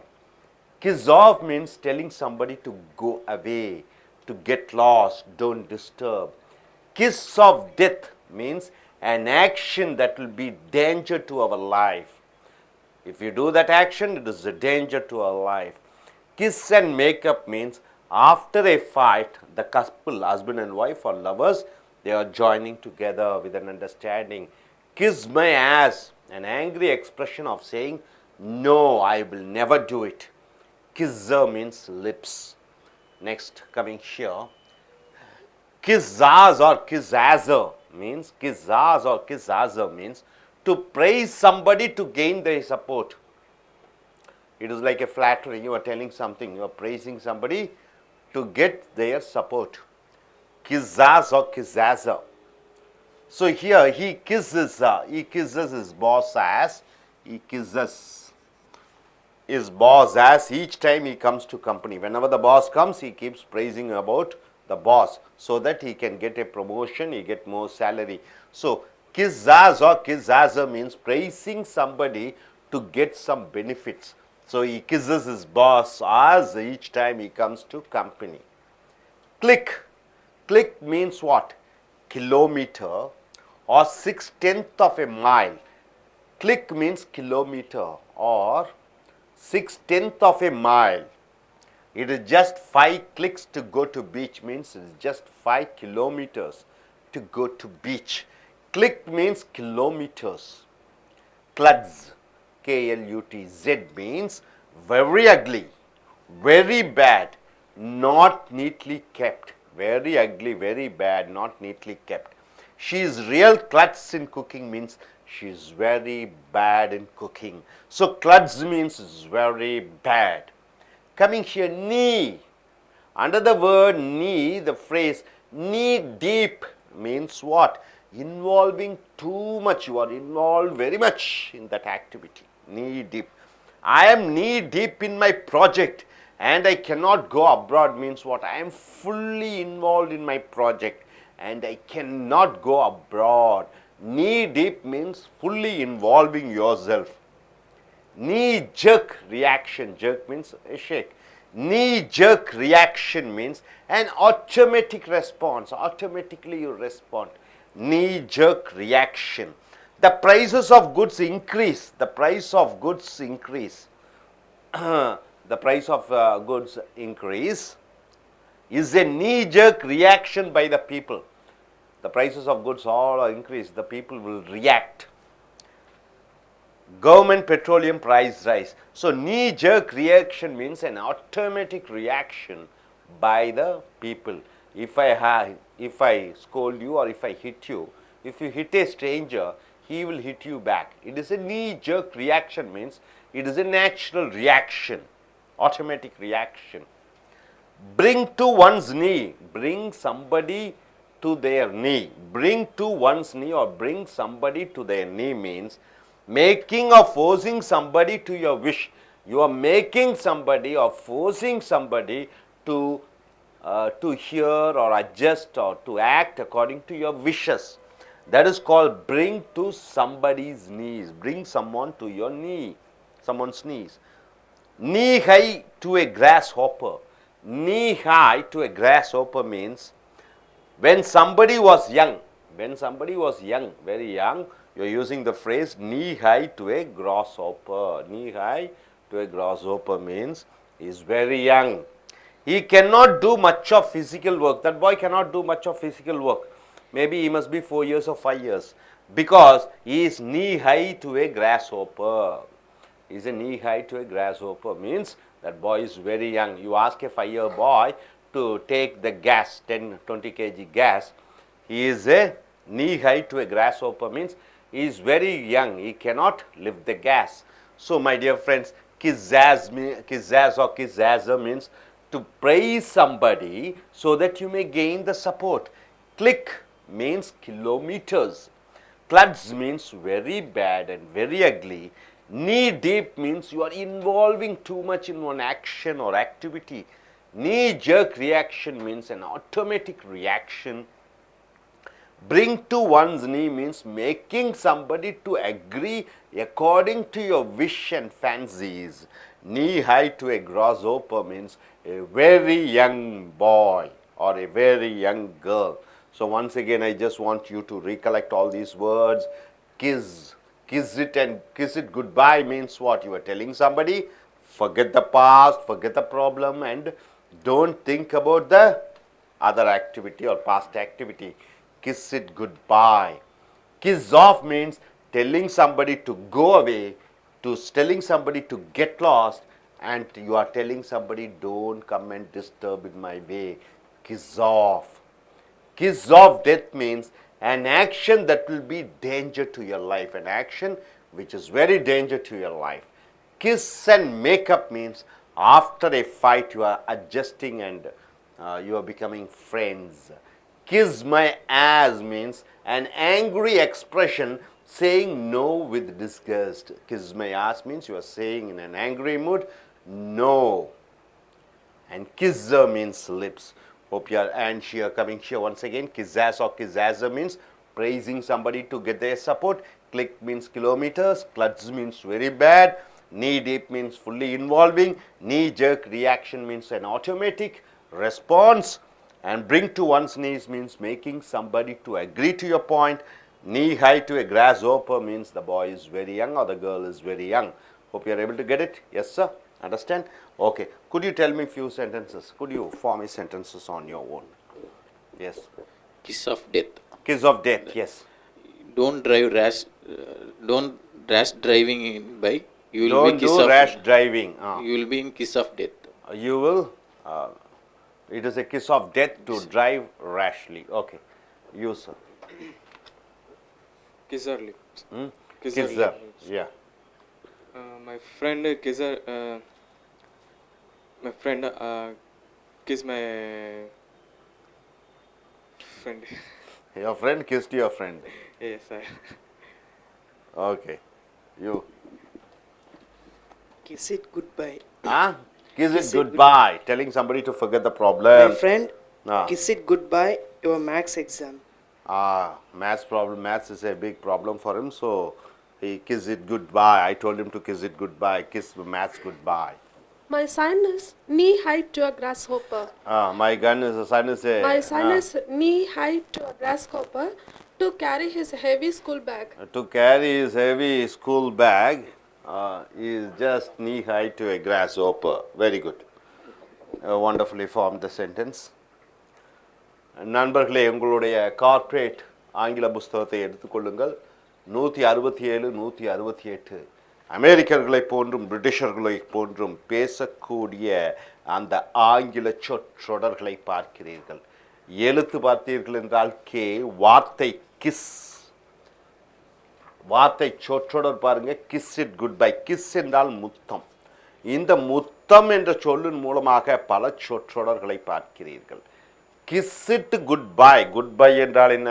வணக்கம், போதும், போய் வருகிறேன். Kiss இட்னா அதை முத்தமிட்டு சொல்லுவது, போதும், இதோட நிறுத்திக் கொள்வோம். Kiss it goodbye. Forgetting the past. நீ யார்ட்டையாவது அறிவுரை சொல்கிறாய் அல்லது புத்தி சொல்கிறாய் அல்லது சொல்ல வேண்டும். இறந்த காலத்தை மறந்துவிடு, நிகழ்காலத்தில் வாழு. பழையதை விட்டு விடுவோம், பழைய பிரச்சனைகளை மறந்து விடுவோம், ப்ராப்ளம்ஸை மறந்துவிடு. And do think about it, don't think about it. அதை பற்றி எப்பொழுதுமே நினைக்காதே பழைய விஷயத்தை என்று சொல்லும் பொழுது கிஸ் இட் குட் பாய், மறந்து விடு, இனி வேண்டாம். You can kiss the purchase of a flat goodbye if you can't save money to buy it.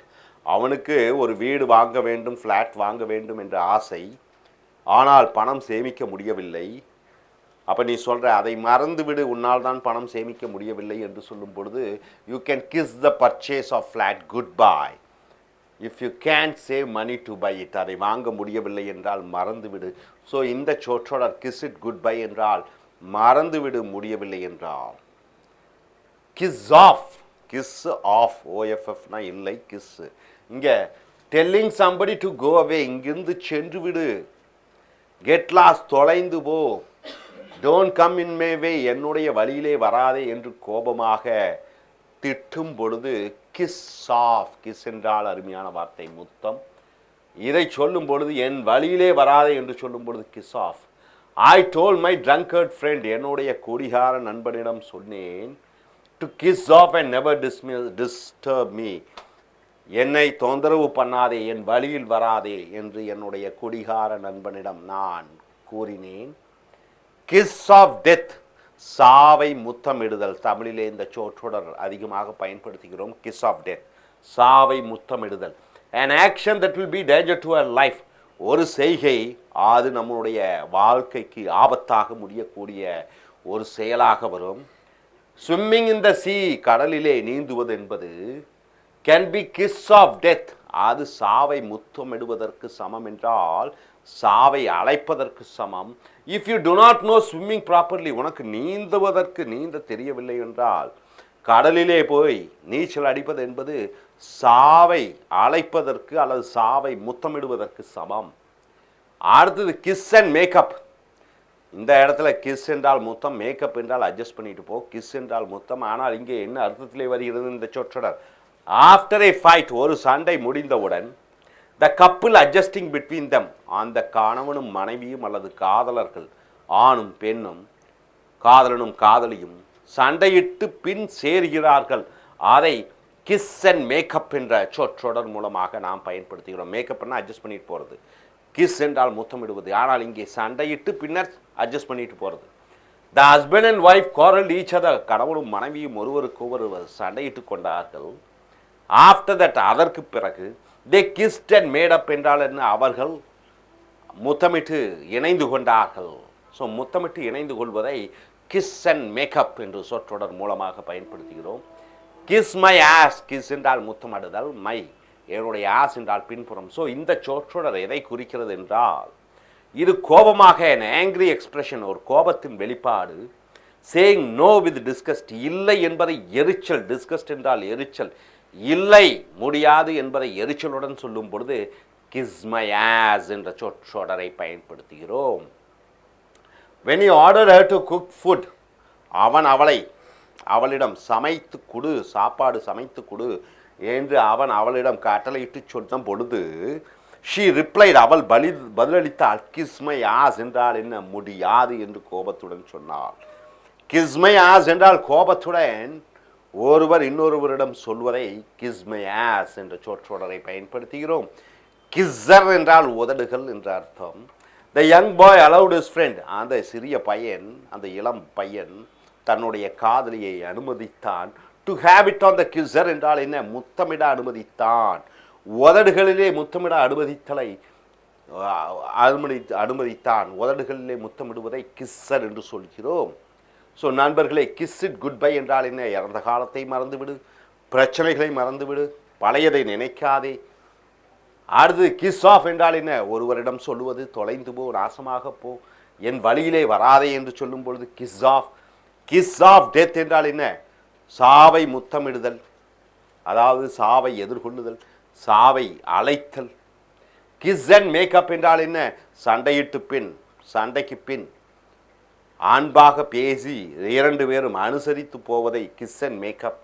Kiss my as என்றால் என்ன? கோபத்துடன் முடியாது என்று சொல்லும் பொழுது கிஸ் மை ஆஸ். கிஸ்ஸர் என்றால் உதடுகள். இந்த சைடில் இருக்கிற சொற்றொடர்களை முழுமையாக அறிந்து கொண்டீர்கள் என்று நினைக்கிறேன். அடுத்ததாக கிஸ் ஆஸ். கிஸ் என்றால் முத்தமிடுவது, ஆஸ் என்றால் பின்புறம், கிஸ் ஆசர். அப்போ இது என்ன அர்த்தம் என்று பார்த்தீர்கள் என்றால், to price somebody to gain there support, ஒருவரை புகழ்வது, அதன் மூலமாக சில காரியங்களை சாதித்து கொள்ளுதல், ஒருவரை அதிகமாக மெச்சி பேசி புகழ்ந்து உரைத்து அவர்களிடம் காரியமும் பணமும் பெறுதல். So he kisses his boss as each time he comes to company, எப்பொழுதெல்லாம் முதலாளி நிறுவனத்திற்கு வருகிறாரோ அவரை பற்றி பேசி புகழ்ந்து அதன் மூலமாக அந்த வேலைக்காரன் காரியங்களை சாதிக்கிறான். ஸோ கிஸ்ஸர் என்றால் ஒருவரை புகழ்ந்து அதன் மூலமாக காரியங்களை சாதித்தலை கிஸ்ஸர் என்ற சொற்றொடரை பயன்படுத்துகிறோம். அடுத்ததாக கிளிக். கிளிக் என்றால் கிலோமீட்டர் அல்லது ஒரு மைலுக்கும் கிலோமீட்டருக்கும் என்ன கணக்குன்னு பார்த்தீங்கன்னா, ஒரு மைல் இருக்குது, அதனுடைய ஒரு 10 லெவல் வந்து ஒரு மைலுன்னா அதில் 6 வந்து kilometre.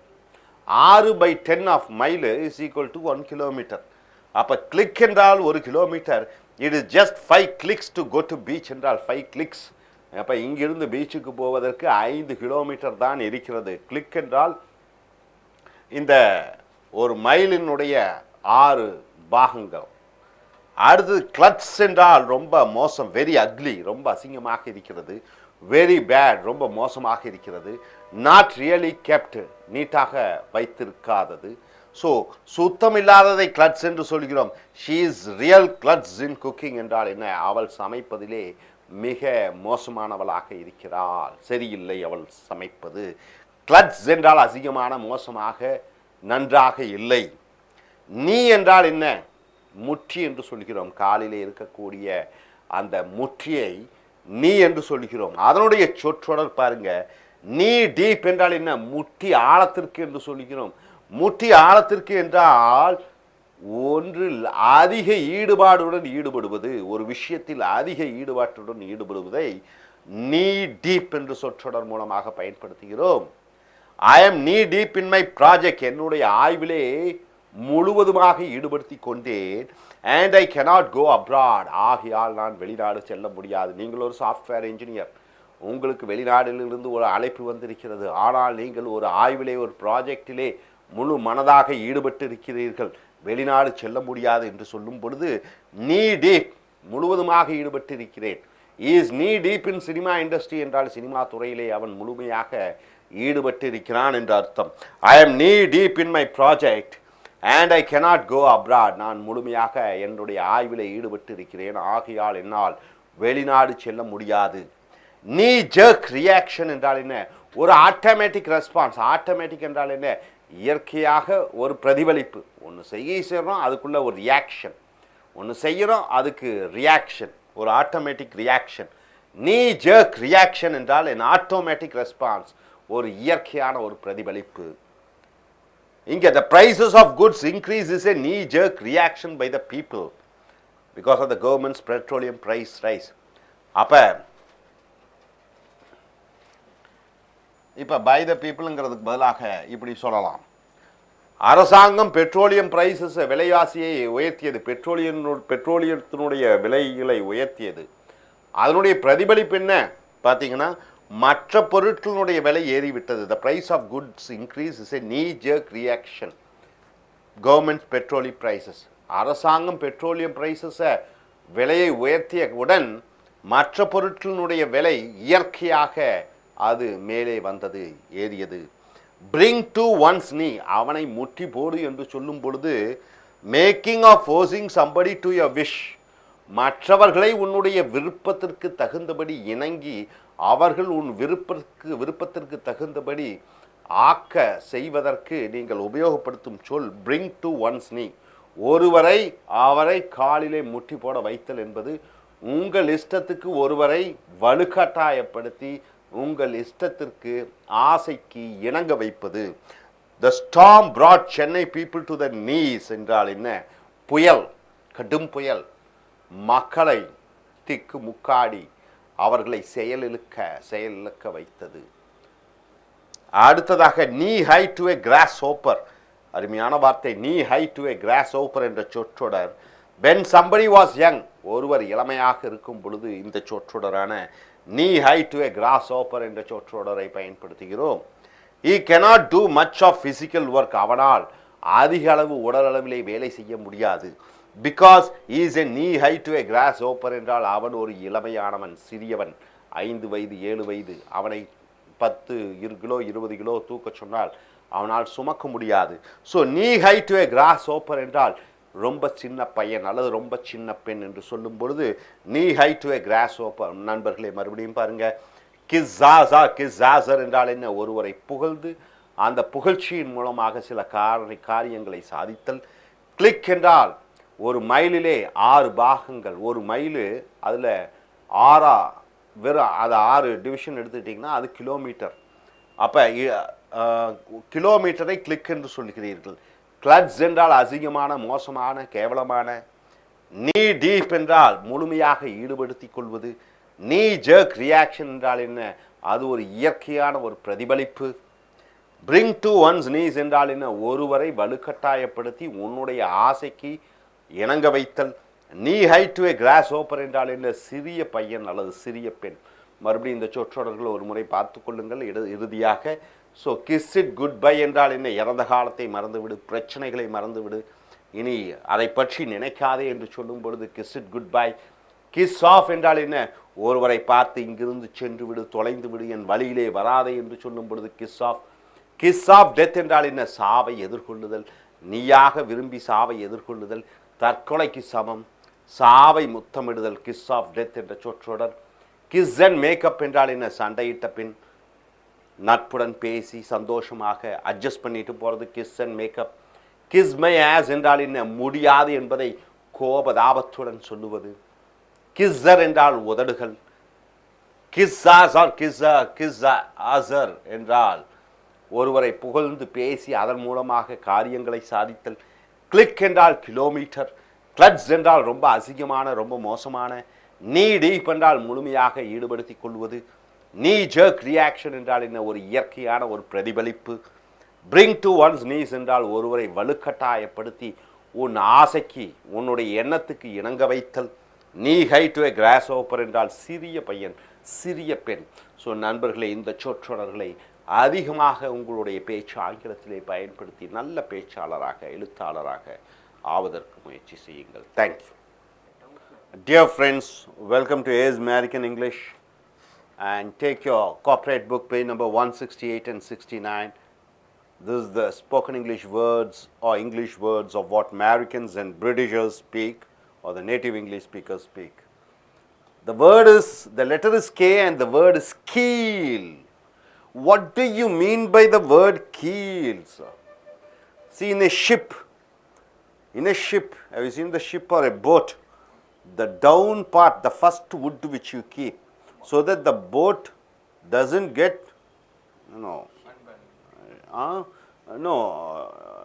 doesn't, it maintains the balance of going in the sea. The wood, the main wood, that is called keel. On an even keel means what? Evenly it is there, a balanced one. In a ship, the wood which is meant to balance the ship, it is called keel. On an even means, even means both balanced. Keel means a balanced one. Our railways is functioning on an even keel means our railways is functioning in a balanced way, not in loss, not in profit. It's an average. Keel over means turning upside down or fainting and falling down. Keel over means it is turning upside down or you are fainting, falling down. Because of the sun's heat, the boys and girls are asked to stand in the sun. Because of the sun's heat, many boys keeled over during the march fast. Keeled over means what? They fell down. They lost the balance. So keel means it is a balancing thing. You know that in the ship, the wood is there, the long wood, in the under part of the ship. So on an even keel means it is balancing. It is not making it to go this side or extreme left side. Keel over means you are falling down, fainting, or upside down. The next word is knife. What is the phrase knife? Go under the knife. Go under the knife means what? Have you gone under the knife? Have you done an operation? Go under the knife means the knife, you are having a surgery. So go under the knife means operation or surgery you have undertaken. So she is going under the knife means she is going to have a surgery, an operation. Tomorrow for her kidney transplant. She is going to have a kidney transplant. Her kidney, one new kidney is going, she is going to get it. So she is going to do an operation. And for operation definitely you need a knife, isn't it? To cut your the body, the stomach part. So go under the knife means operation, surgery. Knife through butter. You know butter. Butter is soft, isn't it? You take the knife and take the butter and apply in the bread. But is cutting the butter is a tough thing? Is it a difficult thing? Easiest thing in the world, isn't it? So, knife through butter, here knife means it becomes a verb, knifing. So, knifing through butter means, knife through butter means it's an easy thing. Getting a pass mark in exams is like a knife through butter. So, getting a pass mark nowadays is like a knife through butter, means it's an easy thing. Then why should you fail? Is a knife through butter means it's an easiest thing in the world. You could cut it with a knife means what? A strong thing in the air which is sensational. A strong thing in the air which is sensational. So, one noise is coming. It irritates you. See here, you snore. Snore means what? When you are sleeping, you make a sound. That sound is called snore. His snore was so bad, it was very bad, that you could cut it with a knife. Cut it with a knife means what? It is so sound, you can fight with that. Such a difficult one. So, a strong thing in the air which is sensational. A strong thing in the air means what? A sound is coming which is sensational means what? It irritates you. So, you could cut it with a knife means a strong thing which is sensational. So, my dear friends, keel means what? The wooden part in the wood or shape, in the board or shape which is meant to balance. So, on an even keel means a balanced one. Keel over means turning upside down or you are falling. You are losing the balance and suddenly you are falling. Knife, go under the knife means operation. Surgery, you are going to, you are undergoing an operation. Knife through butter means it is easy thing. You could cut it with a knife means in the air one sound or something is coming, so it is very hard to fight. It is sensational. It irritates you. Next, coming here, knocking. Knock around means what? You are badly treated.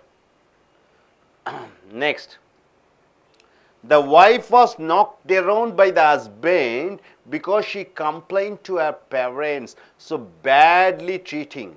So, the wife was knocked around means she was badly treated, she was insulted because she went and told every bad things about her in-laws to her parents. So, knocked around means what?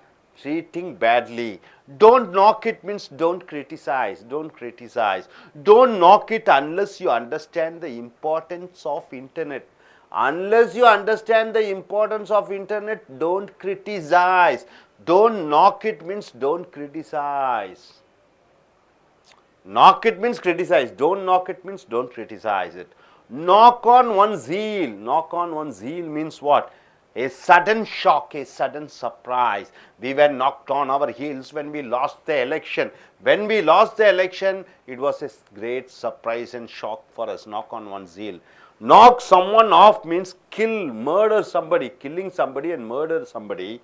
You use the phrase knock someone off.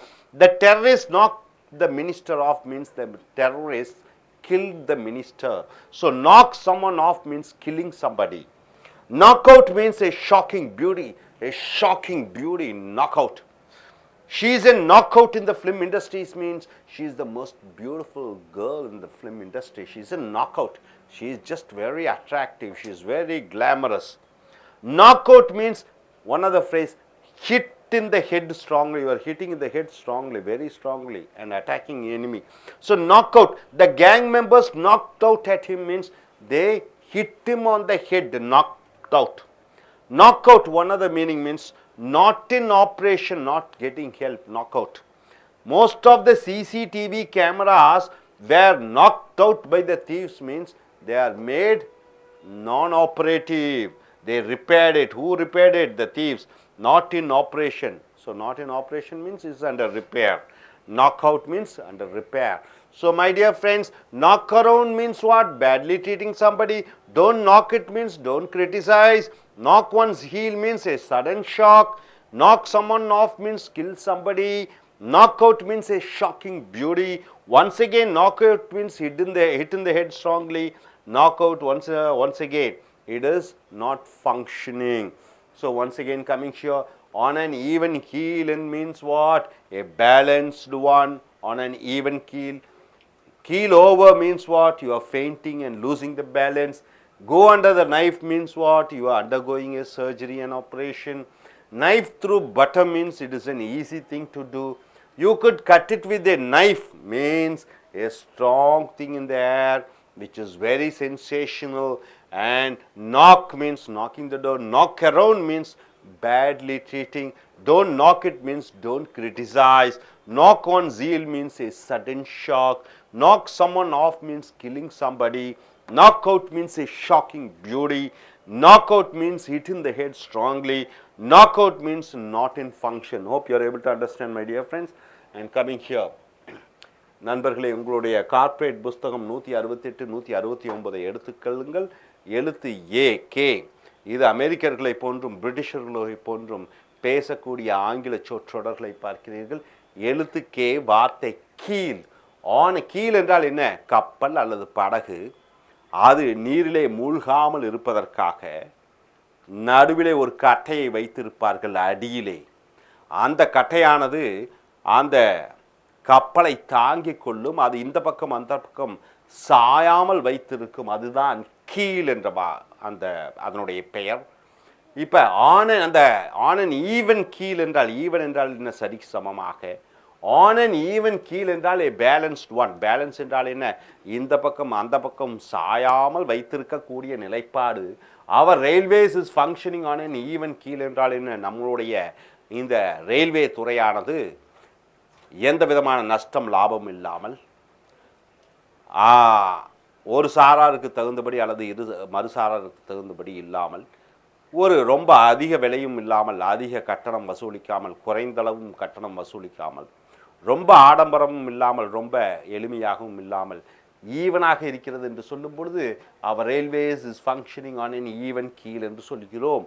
ரெண்டாவதாக கீல் over என்றால் என்ன? கீல் அந்த balance போயிடுச்சு, அந்த நிலைமை நடுநிலைமை தவறிவிட்டோம் போய்விட்டோம் என்று சொல்லும்போது டேர்னிங் அப்சைட் டவுன், தலைகீழாக விழுவது. ஃபெயிண்டிங், மயக்கம் அடைந்து ஒரு மனிதன் விழுவது. அண்ட் ஃபாலிங் டவுன், கீழே விழுகிறான். பிகாஸ் ஆஃப் சன்சீட், சூரியத்தினுடைய அதிக வெப்பத்தின் காரணமாக த boys கீல்ட் over during the March fast. March fast நடந்து கொண்டு இருக்கிறது. சூரியனுடைய கதிர் அலைகளினால் அந்த மாணவர்கள் மயங்கி தங்களை பேலன்ஸை மறந்து கீழே விழுந்தார்கள். அப்படி மயங்கி கீழே விழுகுவதை கீல் ஓவர் என்று சொல்கிறோம். நைஃப் என்றால் கத்தி. இந்த சொற்றொடர் பாருங்கள். கோ அண்டர் த நைஃப் என்றால் என்ன?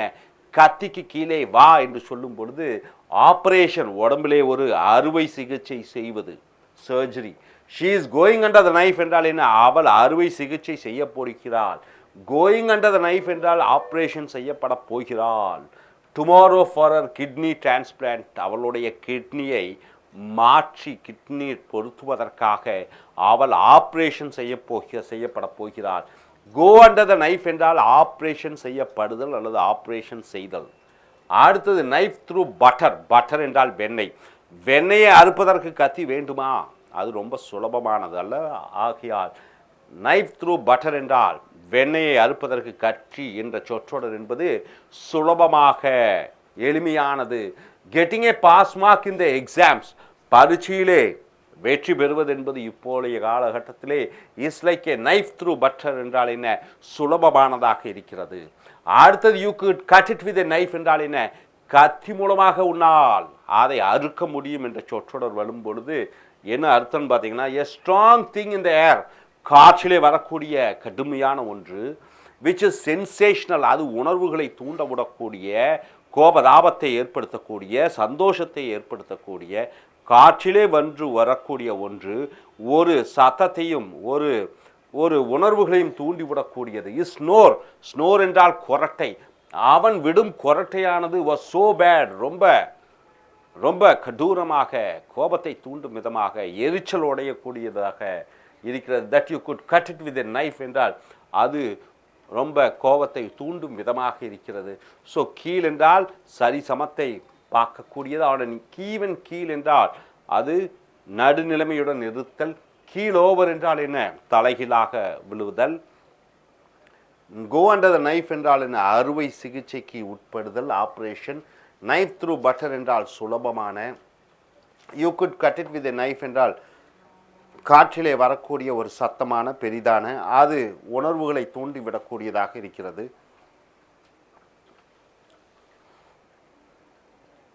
ஸோ நண்பர்களே, நாக் என்றால் தட்டு என்று வருகிறது.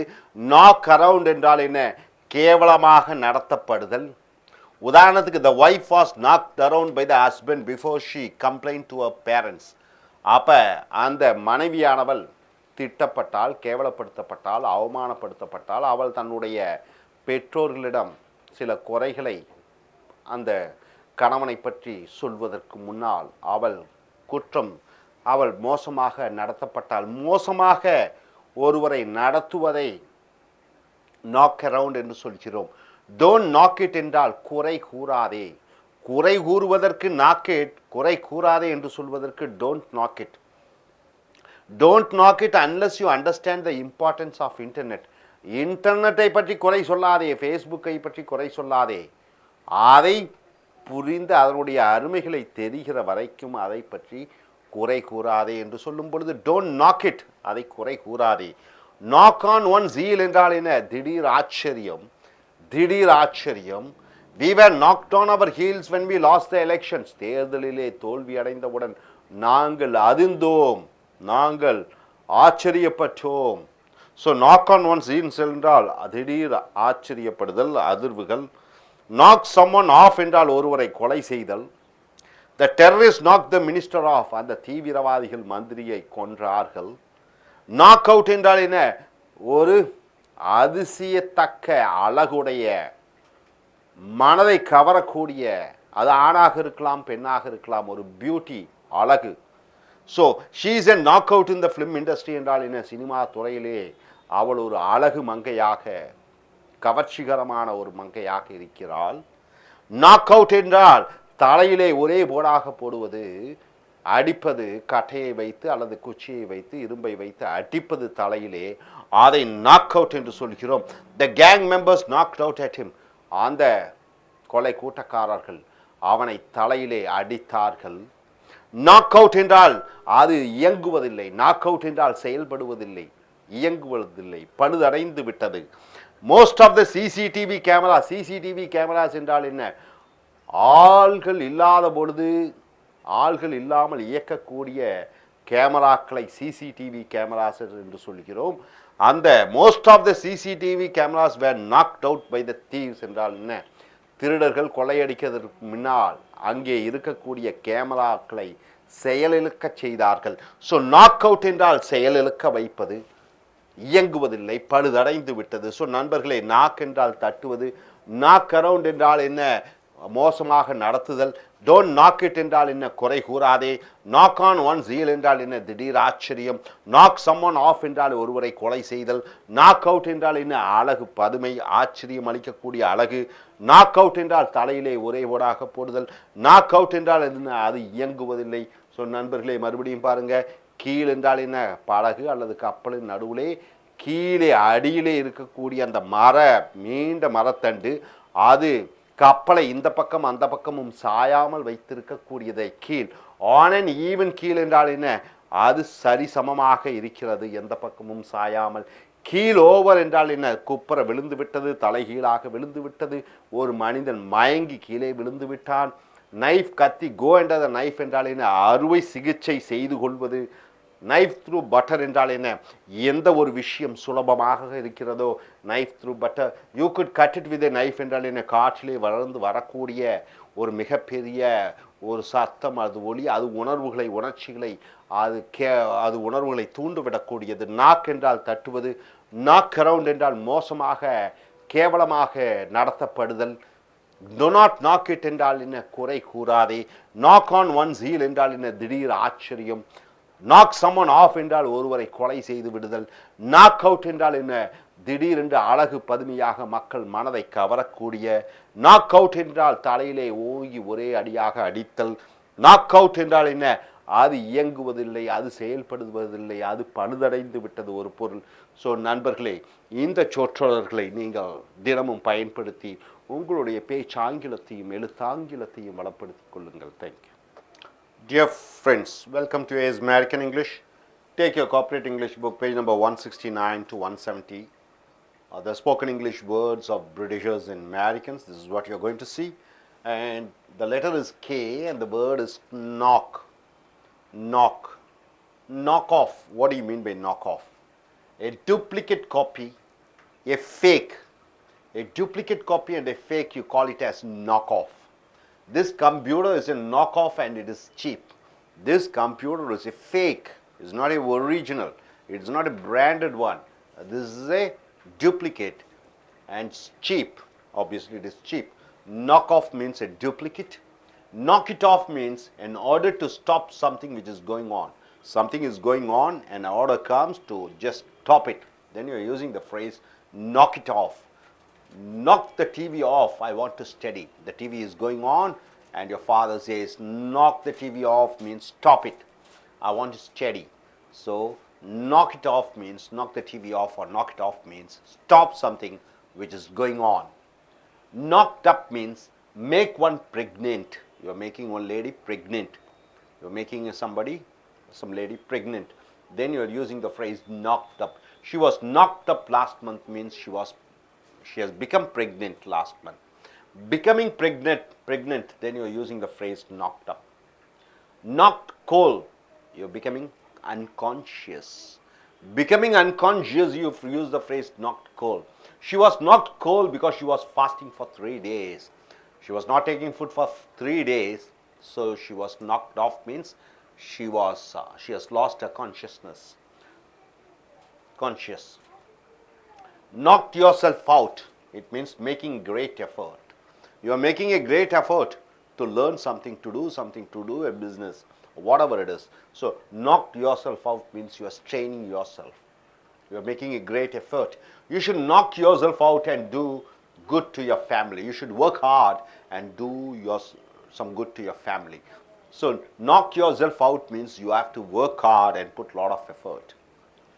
Knock the lid off. Knock the lid off means to confuse others, to spoil something, to disturb something.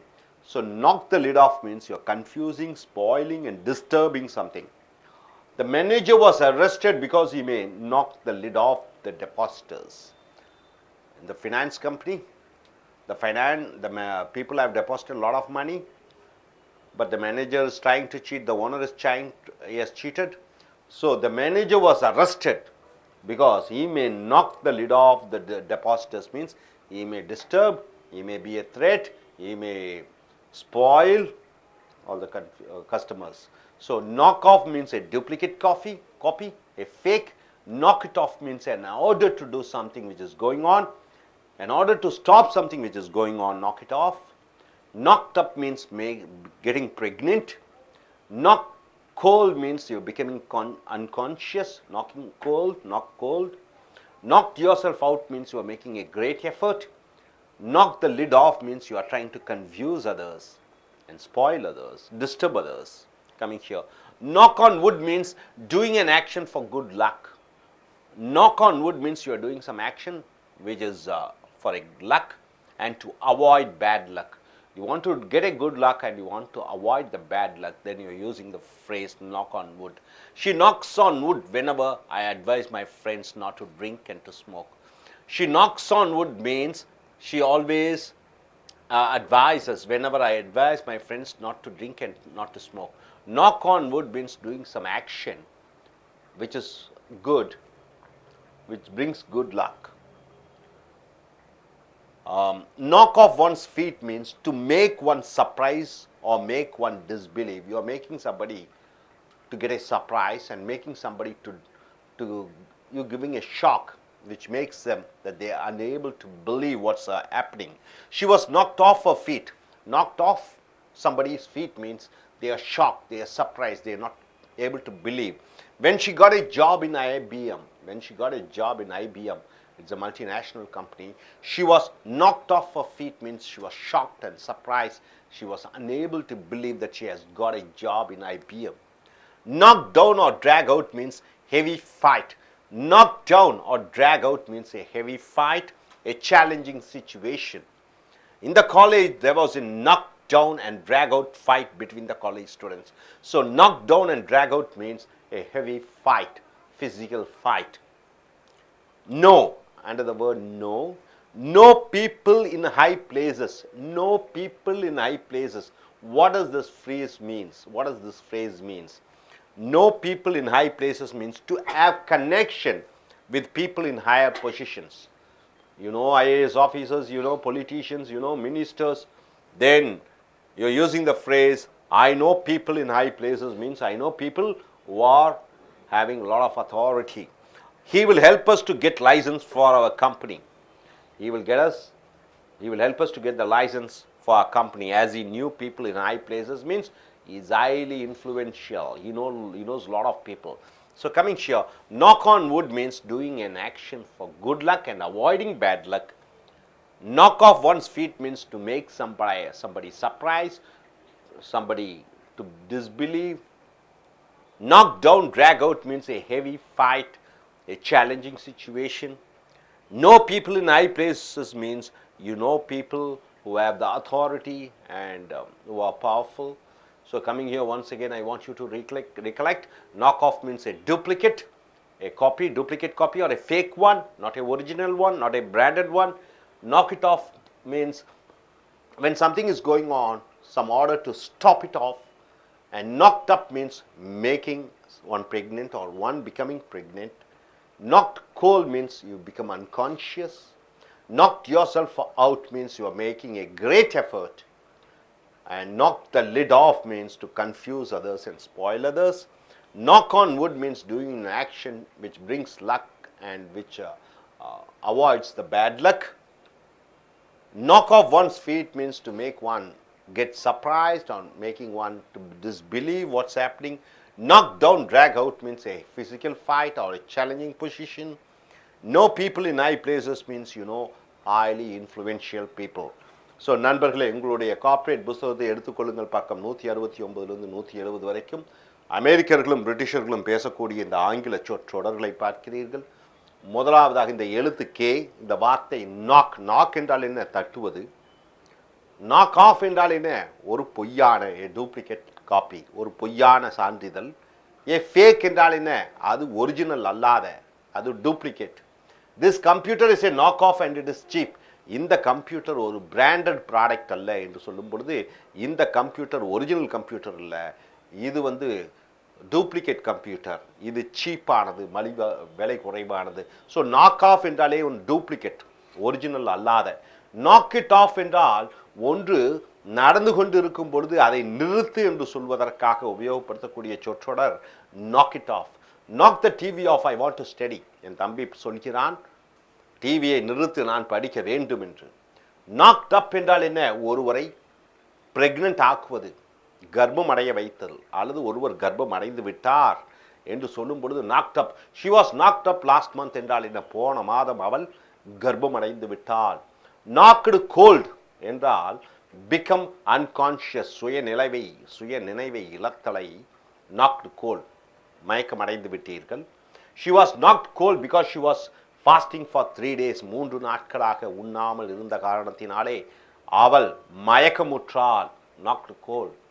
Knocked yourself out என்றால் மேக்கிங் எ கிரேட் எஃபர்ட், கடுமையான ஒரு முயற்சியை செய்தல். You should knock your self out and do good to your family, friends and relations. நீ கடுமையாக உழைத்து உன்னுடைய குடும்பத்தார், உன்னுடைய நண்பர்கள், உன்னுடைய சொந்தக்காரர்களுக்கு நீ உதவியாக இருக்க வேண்டும். So knock your self out அப்படி என்று சொல்லும் பொழுது கடுமையாக உழைத்தல், நீ கடுமையாக உழைக்க வேண்டும். நாக் த லிட் ஆஃப் என்றால் டு கன்ஃபியூஸ், மற்றவர்களை குழப்பமடைய வைத்தல், மற்றவர்களை ஸ்பாயில், கெடுத்தல், மற்றவர்களை டிஸ்டர்ப், தொந்தரவு படுத்தல். த மேனேஜர் வாஸ் அரஸ்டட், அந்த மேலாளர் கைது செய்யப்பட்டார். Because he may knock the lid off the depositors. அப்போ ஒரு நிதி நிறுவனம் அங்கே பணத்தை ஏமாற்றி விட்டு சென்று விட்டார் ஓனர். அதிகாரிகள் மேனேஜரை கைது செய்கிறார்கள், போலீஸ் அதிகாரிகள்.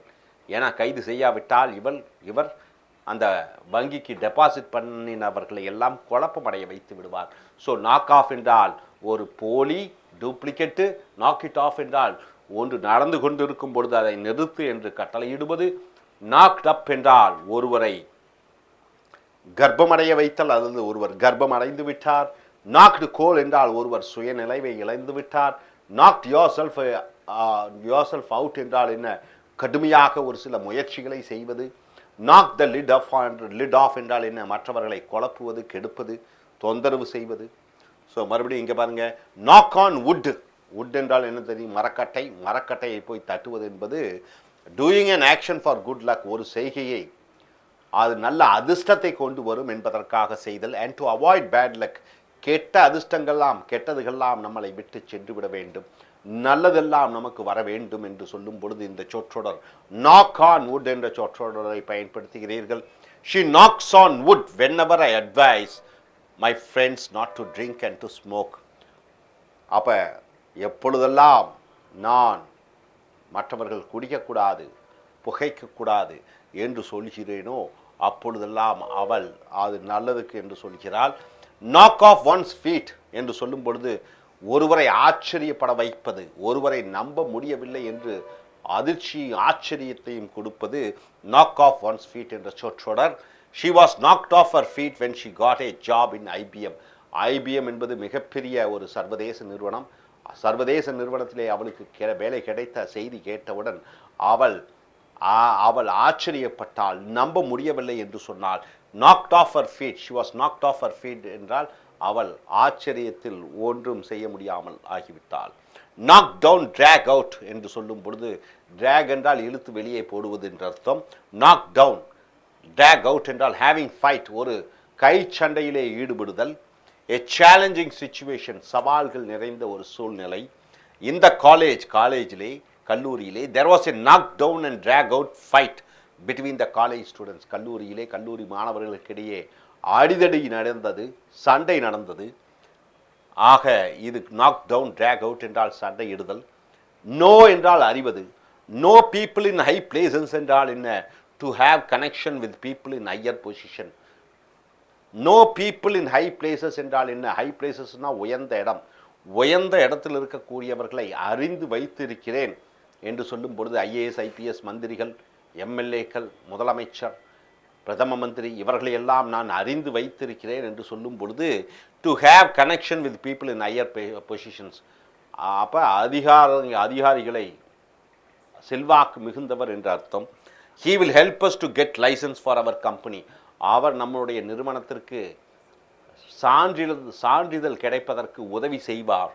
as he knew people in high places, ஏனென்றால் அவருக்கு உயர்ந்த இடத்திலே இருக்கக்கூடிய நபர்களை தெரியும், தொடர்புகள் இருக்கிறது அவருக்கு என்று சொல்லும் பொழுது know people in high places என்ற சொற்றொடரை பயன்படுத்துகிறீர்கள். ஸோ நண்பர்களே, நாக் ஆன் வுட் என்றால் என்ன?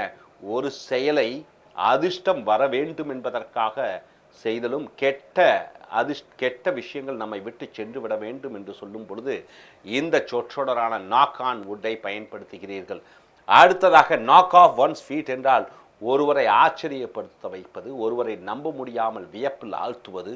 நாக் டவுன், ட்ராக் அவுட் என்றால் என்ன? மிகப்பெரிய சண்டை நடந்து கொண்டிருக்கிறது, சவால்கள் நிறைந்த ஒரு சூழ்நிலையாக இருக்கிறது. நோ தெரிவது. Know people in high places என்றால் என்ன? உயர்ந்த இடத்திலே இருக்கக்கூடிய அதிகாரிகள், ஆட்களை அறிந்து தெரிந்து வைத்திருத்தல், செல்வாக்கு மிகுந்த நபர் இந்த சொற்றொடர். ஸோ நண்பர்களே, மறுபடியும் பாருங்கள் இந்த சொற்றொடரை. நாக் ஆஃப் என்றால் என்ன? ஒரு போலியான, ஒரு டூப்ளிகேட்டான, அது உண்மை இல்லாத. நாக் இட் ஆஃப் என்றால் என்ன? ஒன்றை நடந்து கொண்டிருக்கிறது, அதை நிறுத்து என்று சொல்லும் பொழுது இந்த சொற்றொடரை பயன்படுத்துகிறோம். நாக்ட் அப் என்றால் என்ன?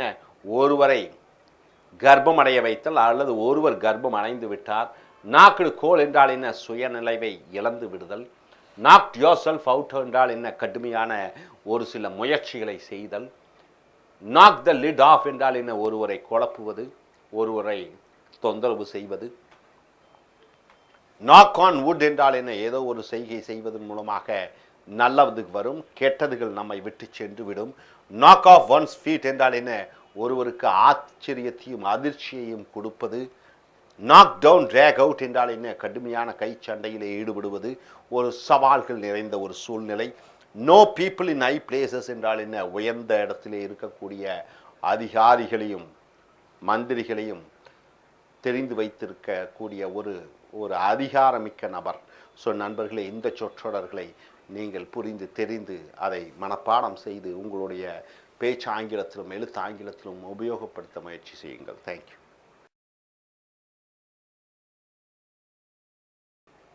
Dear friends, welcome to AS American English. Take your corporate English book, page number 170 to 171. What the spoken English words of what Britishers and Americans they speak, or the native English speakers, what do they speak? What are the phrases they use? See, under the letter K, the word is no. Under the letter K, the word is no. And the phrase is know by heart. Now by heart means able to remember through memory. Able to remember through memory, then you are using the phrase know by heart. He knew his employees' names by heart. He knew his employee's name by heart means he knew each and every employee's name. So, know it all means a person thinks that he knows more than the others. Know it all means a person is thinking that he knows more than what others know. Know it all. He speaks as if he knows it all. He speaks as if he knows everything, knows more than what others know. So the phrase knows it all means a person knows what others they don't know. And he thinks like that and he says. So know by heart and know it all. Not know someone from Adam. Not know someone from Adam. What do you mean by that? It says one person doesn't know another person. One person doesn't know the other person. Then you are using the phrase not know someone from Adam. I do not know her from Adam means I don't know her. I do not know her from Adam means you don't know her. So somebody doesn't know about others, then you are using the phrase not know someone from Adam. And coming here, know like a book. Know like a book. What does this phrase says? To have a full knowledge about one thing. You have 100% knowledge about one subject or one arena, then you say, I know like a book. And the phrase says, he knows computer networking like a book, means he knows everything about the computer networking. Know the ropes. What do you mean by that? To learn something so that to have full knowledge about one thing. Know the ropes means you are learning something. Through that something you are able to understand certain things and you become a master on that. So know the ropes to learn something so that you have full knowledge about one thing. Here, my friend knows the ropes of getting passport within a week. So my friend is an expert to get a passport within a week. He knows the ropes means he knows, he has the full knowledge about something. So my dear friend, know by heart means you are able to remember.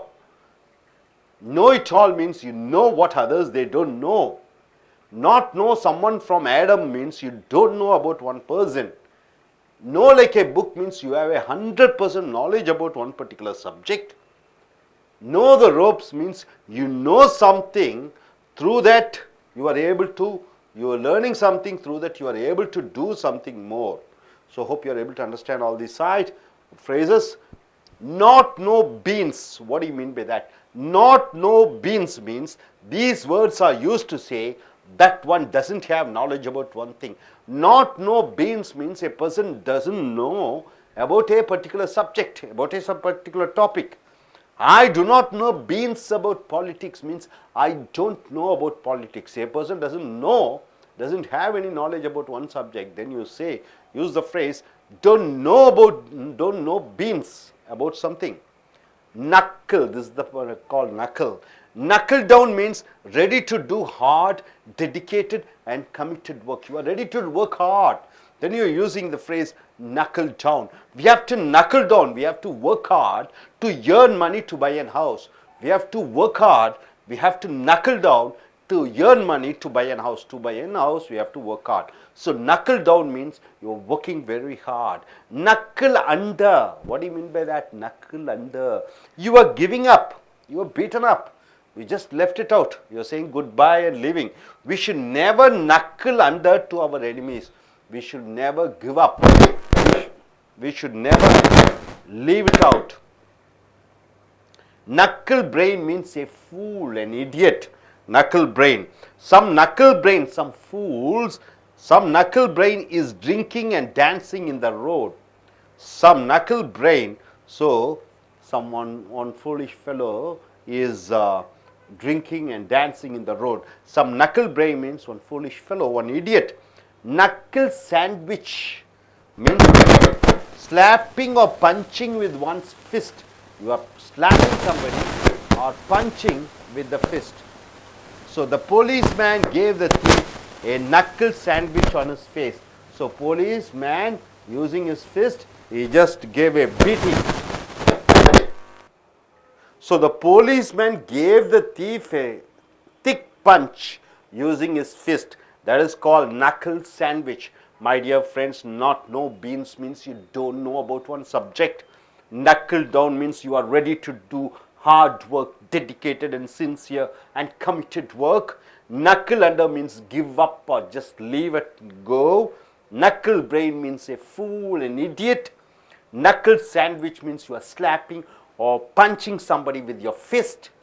Once again, I just want you to recollect. Know by heart means you know everything. You are memorized. And know it all means you know what others they don't know. You know those things. Not know someone from Adam means you don't know about that person. Know like a book means you are expert in one particular subject. Know the ropes means you are learning something to gain certain knowledge about some other thing, to be an expert on some other thing. Not know beans means you don't know.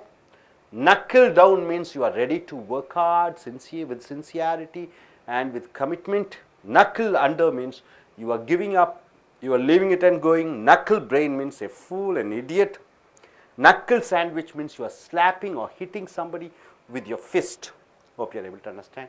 So, நண்பர்களே, உங்களுடைய corporate புஸ்தகத்தை எடுத்துக்கொள்ளுங்கள். பக்கம் 170 171 வரைக்கும் K என்ற எழுத்து, அதில் வரக்கூடிய வார்த்தை நோ.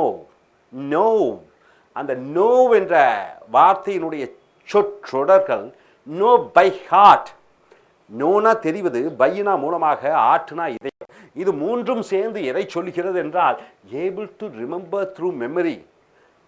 மனதில் இருக்கக்கூடிய நினைவுகளை எடுத்து, ஞாபகத்திலிருந்து எடுத்து சொல்ல முடிய திறன். ஸோ மனப்பாடம் செய்யக்கூடிய திறன், மனதிலே பதிய வைத்த விஷயங்களை எடுக்கக்கூடிய திறனை நோ பை ஹார்ட் என்ற சொற்றொடர் மூலமாக பயன்படுத்துகிறோம். He knew his employees names by heart. அவனுக்கு தன்னுடைய வேலையாட்கள், எம்ப்ளாயீஸ்னா வேலையாட்கள், எம்ப்ளாயர்னா முதலாளி, அவன் தன்னுடைய வேலையாட்களினுடைய பெயர்களை ஞாபகத்தில் வைத்திருக்கிறான். யாருடைய பெயரை வேண்டுமெனாலும் எந்த நேரத்திலும் தெளிவாக சொல்லக்கூடிய தன்மையை பெற்றிருக்கிறான். ஸோ நோ பை ஹார்ட் என்றால் மனப்பாடமாக ஒரு விஷயத்தை அறிந்திருப்பதை know by heart. Know it all, அனைத்தும் தெரியும் என்று. a person thinks that he knows more than others. ஒரு மனிதன் நினைத்து கொள்கிறான் மற்றவர்களை விட தனக்கு அதிக ஞானம் இருக்கிறது மற்றவர்களை விட என்று சொல்லும் பொழுது இந்த சொற்றொடர் நோ இட் ஆலை பயன்படுத்துகிறோம். he speaks as if he knows it all. அவன் என்னமோ பேசுகிறான், அவனுக்கு அனைத்து விஷயங்களும் தெரியும் என்பது போல. அடுத்தது not no someone from Adam. Adam என்றால் முதலாவதாக உருவாக்கப்பட்ட மனிதன் கிறிஸ்துவ மதத்திலே. நாட் no someone from Adam, Adam மூலமாக தெரியவில்லை என்று சொல்லும்போது எனக்கு அவனை தெரியாது என்று அர்த்தம். It says one person doesn't know another person, எனக்கு அவனை தெரியாது என்று சொல்லும் பொழுது இந்த சொற்றொடர் not no someone from Adam என்ற சொற்றொடரை பயன்படுத்த வேண்டும். I don't know her from Adam, எனக்கு அவளை தெரியாது. நோ லைக் ஏ புக், புஸ்தகத்தை போன்று எனக்கு தெரியும் என்று சொல்லும் பொழுது to have A full knowledge about one thing, ஏதோ ஒரு விஷயத்தை பற்றி முழுமையான அறிவை, ஞானத்தை பெற்றிருப்பது நோ லைக் ஏ புக் என்ற சொற்றொடரை பயன்படுத்துகிறோம். he knows computer networking like a book என்றால் அவனுக்கு கம்ப்யூட்டர் நெட்வொர்க்கிங்கை பற்றி முழுமையாக தெரியும். அடுத்தது know the ropes என்றால் என்ன, அவனுக்கு to learn something so that to have full knowledge about one thing, ஒன்றை கற்பதன் மூலமாக இன்னொன்றை முழுமையாக அடைய முடியும். உதாரணத்துக்கு my friend knows the ropes of getting passport within a week. என் நண்பனுக்கு தெரியும் பாஸ்போர்ட் வாங்குவதற்கு ஒரு வாரத்தில் எப்படி பாஸ்போர்ட் கிடைக்க வேண்டும் என்ற அறிவை பெற்றிருக்கிறான். ஸோ நண்பர்களே, நோ பை ஹார்ட் என்றால் மனப்பாடமாக முழுமையாக ஞாபகத்தில் பதிந்த விஷயங்கள். நோ இட் ஆல் என்றால் மற்றவர்களுக்கு தெரியாதது இன்னொரு நபருக்கு தெரியும் என்று சொல்வது. Not know someone from Adam என்றால் தனக்கு தெரியாத ஒருவரை பற்றி என்று சொல்லும் பொழுது அடையாளம் கண்டுகொள்ள முடியவில்லை, யார் என்று தெரியவில்லை என்று சொல்லும் பொழுது not know someone from Adam. Know like a book, புஸ்தகத்தை போன்று தெரியும் என்றால் ஒரு தலைப்பை பற்றி ஒரு விஷயத்தை பற்றி முழுமையான அறிவையும் ஞானத்தையும் பெற்றிருப்பது know like a book. Know the ropes என்றால் என்ன? ஒரு காரியம் ஆவதற்காக இன்னொரு காரியத்தை முழுமையாக கற்று அறிந்து தெரிந்து கொள்வது. ஸோ மறுபடியும் பாருங்க, இங்கே நாட் நோ பீன்ஸ், பீன்ஸை பற்றி தெரியாது என்று சொல்லும் பொழுது இதனுடைய அர்த்தம் these words R use to say that one doesn't have knowledge about one thing. ஒன்றை பற்றி அதில் விஷயம் ஞானம் அறிவு அதில் இல்லை என்று சொல்லும் பொழுது நாட் நோ பீன்ஸ். ஒன்றை பற்றி தனக்கு தெரியாது என்று சொல்லும் பொழுது நாட் நோ பீன்ஸ் என்ற சொற்றொடரை பயன்படுத்துகிறோம். உதாரணத்துக்கு it doesn't know, I do not know beans about politics என்றால் எனக்கு அரசியலை பற்றி ஒன்றும் தெரியாது. ஒன்றும் தெரியாது என்று சொல்லும் பொழுது நாட் நோ பீன்ஸ் என்ற சொற்றொடர்களை பயன்படுத்துகிறீர்கள்.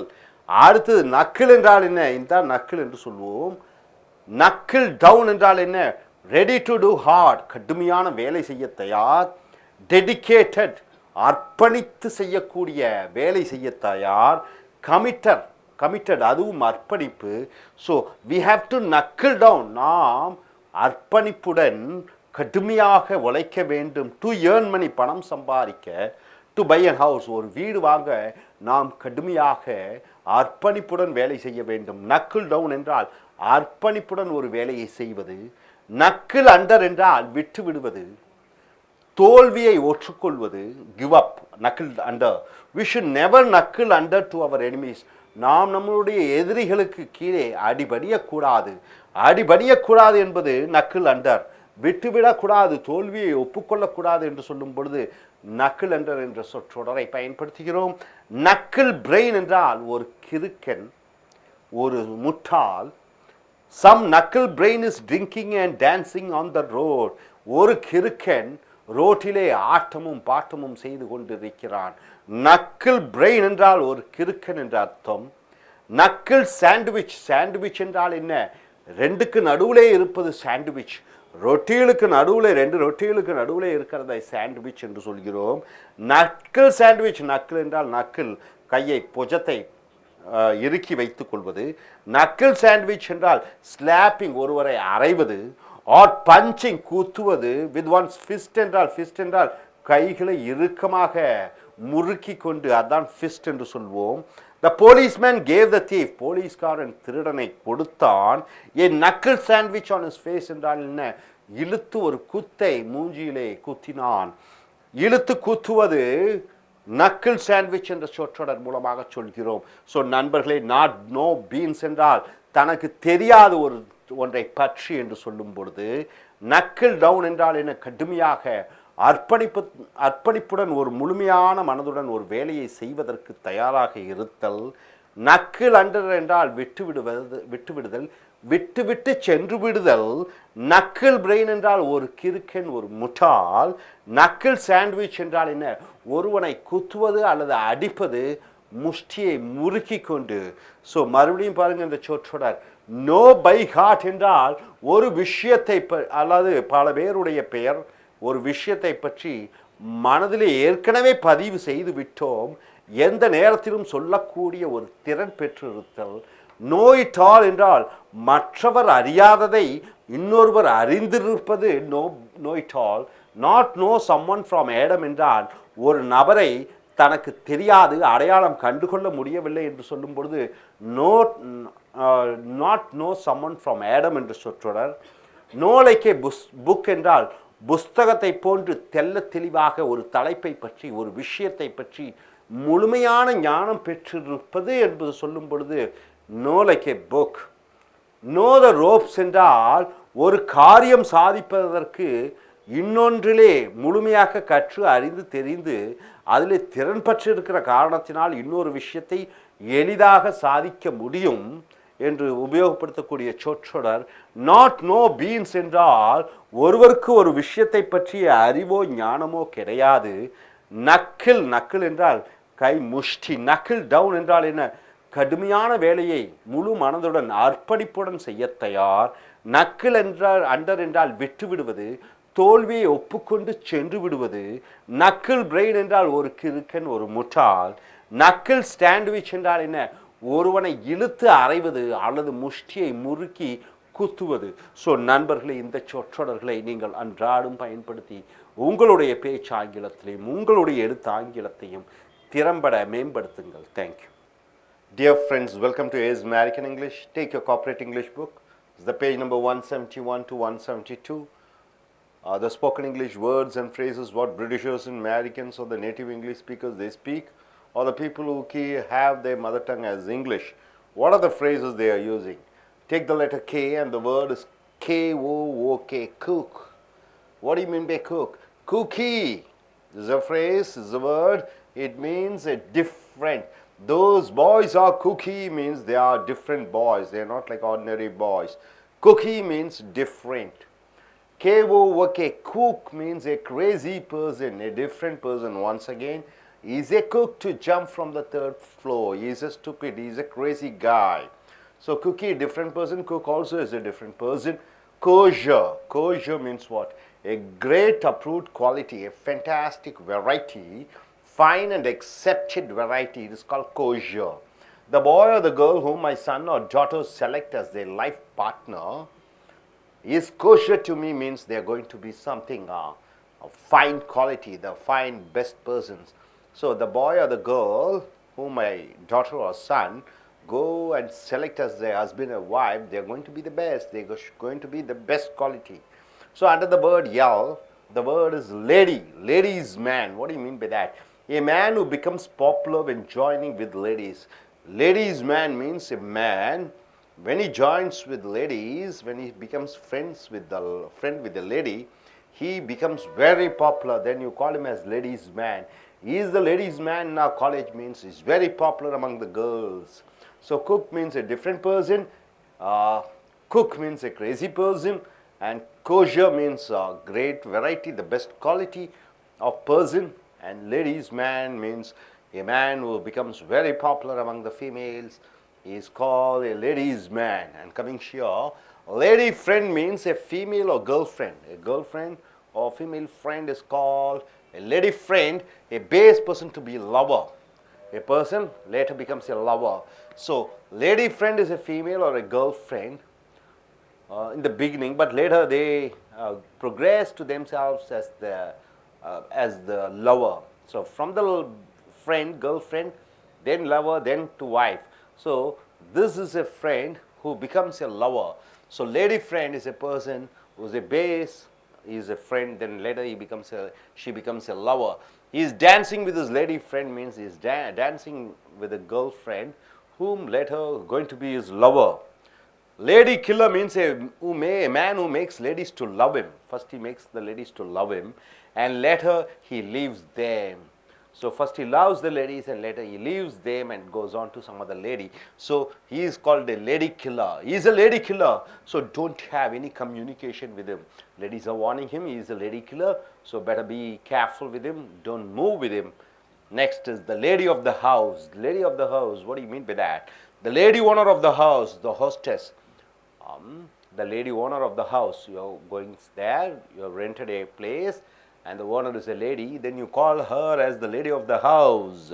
The lady of house is strict in collecting the rent. So the house owner, the lady, is very strict in collecting the rent. So lady of the house is the owner of the house who is a lady. Till that fat lady sings. What do you mean by that, this phrase? Till that fat lady sings means it is not yet over. Still it is there. Still it is continuing. The football match is not over till the fat lady sings. So it keeps on going. It has not got over. So next word is laid, and the phrase is laid up. Laid up means what? Sick. When you're feeling sick, you say, I'm laid up.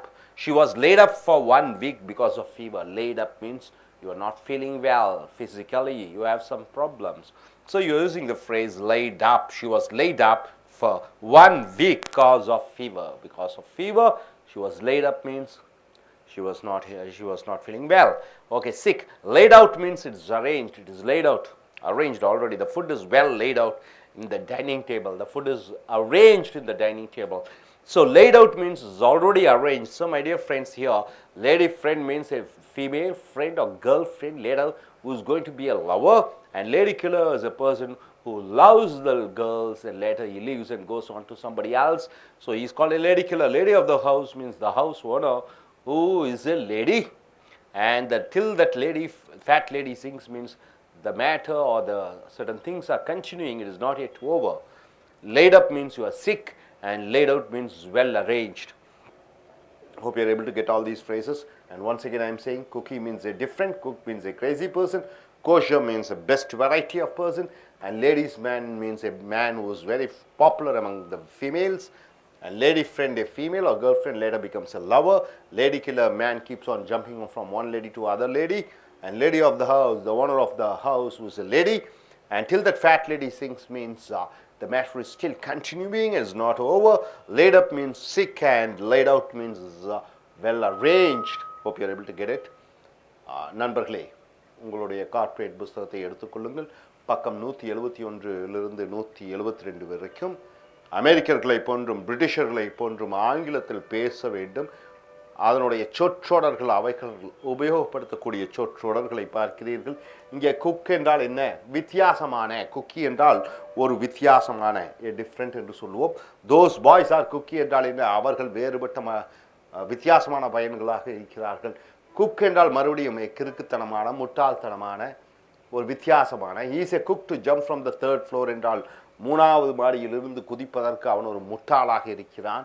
அடுத்தது kosher என்றால் என்ன? நல்ல தரமுள்ள, great approved quality, fine accepted variety, நல்ல தரமுடைய, சிறந்த.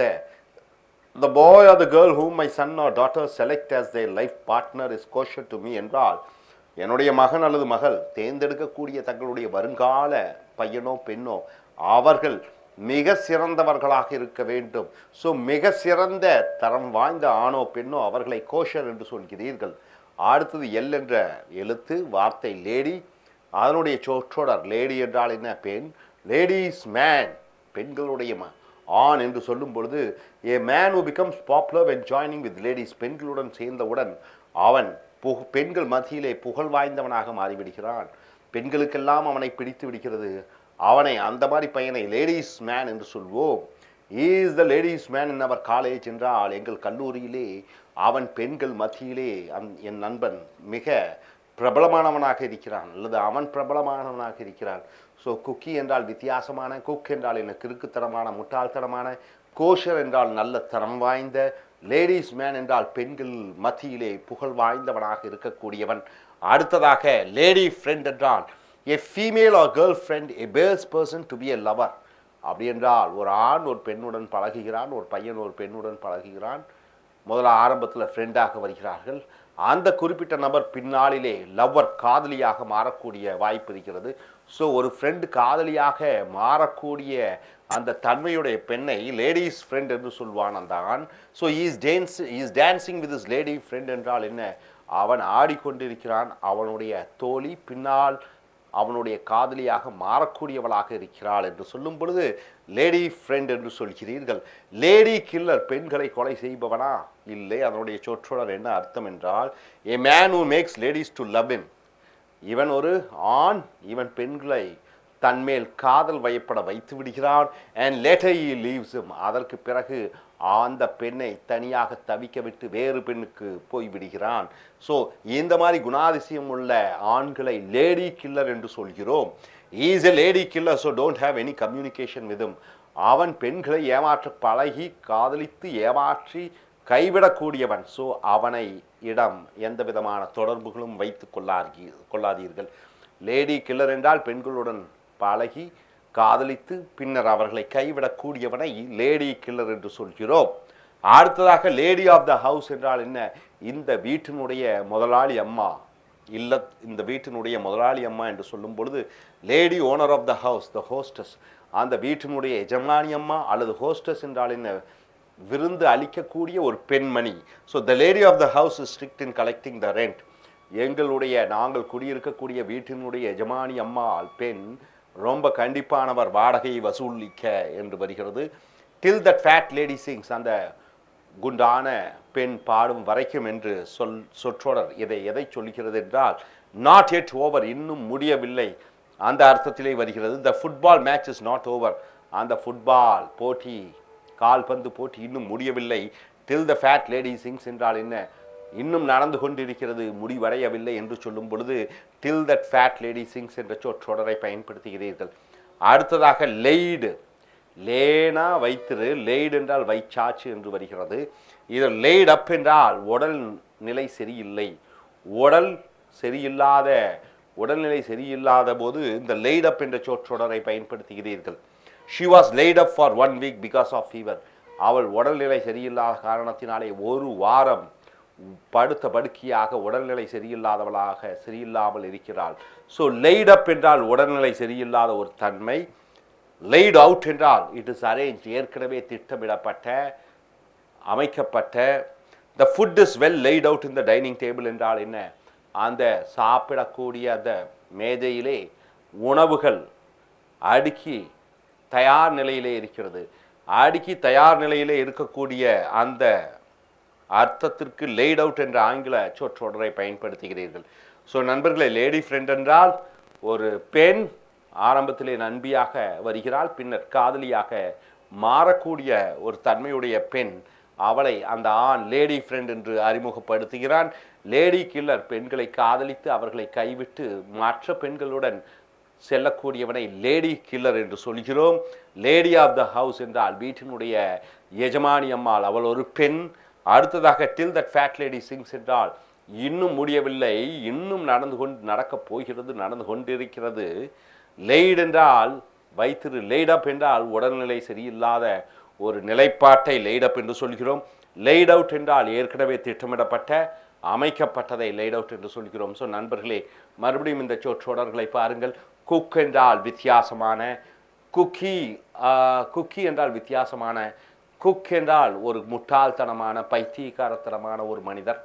Kosher என்றால் என்ன, நல்ல தரமுடைய சிறந்த பண்புடைய மனிதர்களை சொல்கிறோம். லேடி, ஜென்டில்மேன், லேடி என்று சொல்கிறோம். பெண்மணி என்று சொல்லக்கூடிய மரியாதையுடன் பெண்களை அழைக்கக்கூடிய வார்த்தை ஆங்கிலத்திலே லேடி. ஆண்களை ஜென்டில்மேன் என்றும் பெண்களை லேடிஸ் என்றும் சொல்கிறோம். ஸோ லேடிஸ் மேன் என்றால் என்ன, அப்போ பெண்களுடைய ஆண் என்று சொல்லும் பொழுது ஒரு மனிதன் பெண்கள் மத்தியிலே புகழ் வாய்ந்தவனாக இருக்கிறான், அவனை லேடிஸ் மேன் என்று சொல்கிறோம். பெண்களுக்கெல்லாம் அவனை பிடித்திருக்கிறது, அவன் பழகும் விதம், அவனை லேடிஸ் மேன் என்று சொல்கிறோம். அடுத்ததாக லேடி ஃப்ரெண்ட் என்றால் ஆரம்பத்திலே தோழியாக வந்து பின்னர் காதலியாக மாறக்கூடிய அந்த குணாதிசயம் உடைய ஒரு பெண்ணை லேடி ஃப்ரெண்ட் என்று சொல்கிறோம். லேடி கில்லர் என்று சொல்லும்போது பெண்களுடன் பழகி அவர்கள் மனதை கவர்ந்து காதலித்து கைவிட்டு வேறு பெண்களிடம் போபவனை லேடி கில்லர் என்று சொல்கிறோம்.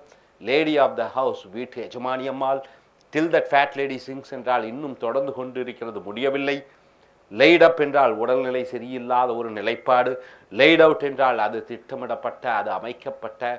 இப்படி இந்த சொற்றொடர்களை நண்பர்களே நீங்கள் உங்களுடைய அன்றாடும் பேச்சு ஆங்கிலத்திலும் எழுத்தாங்கிலத்திலும் பயன்படுத்தி take your corporate English book. This is the page number 172 to 173. The spoken English words and phrases of what Americans and what Britishers, what are the phrases they are going to speak, or native English speakers, what do they speak? Under the letter K, no, it is not K, it is L. Under the letter L, the word is lame. Lame means what? Lame duck. A person who is elected and his term is going to end, so he doesn't have political support. A person's power has gone, so he is just waiting for the time of retirement. He doesn't have any political support, so he is called a lame duck. A person who is elected and his term is going to end. See, an MP is elected 5 years, at the end of the term he is there, so now he doesn't have any political support because it's going to get over. So he's lame duck, so he spends his time in his home reading books. So earlier he was powerful minister or MLA or MP. Now his power is going to end. So he is called a lame duck. Coming here, lame brain. What do you mean by lame brain?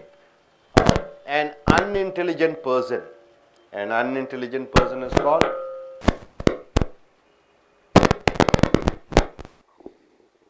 So the phrase lame brain, what do you mean by lame brain? It means an unintelligent person. You call an unintelligent person as a lame brain. There are many lame brains in the class. So persons who are not intelligent, who are dull, then you are call them as lame brains. Coming here, lame as. You mean a person without any responsibility. A person who doesn't have any responsibility. He is called as a lame ass. So he is a lame ass. And then coming here, the word is land, and the word is land, and the phrase is land all over or land on means you are scolding somebody, you are criticizing somebody, then you are using the phrase land all over or land on. My father landed all over me because I failed in the exam. So land all over means you are scolding somebody, you are criticizing somebody. And coming here, land on one's feet or land on both feet. Land on one's feet or land on both feet mean to be successful or able to gain control. You are being successful and you are able to have a control on something. Then you are using your phrase land on one's feet or land on both feet. He landed on his feet by joining in that company. So he has become successful by joining in that company. He was able to gain control of his family by joining in that company.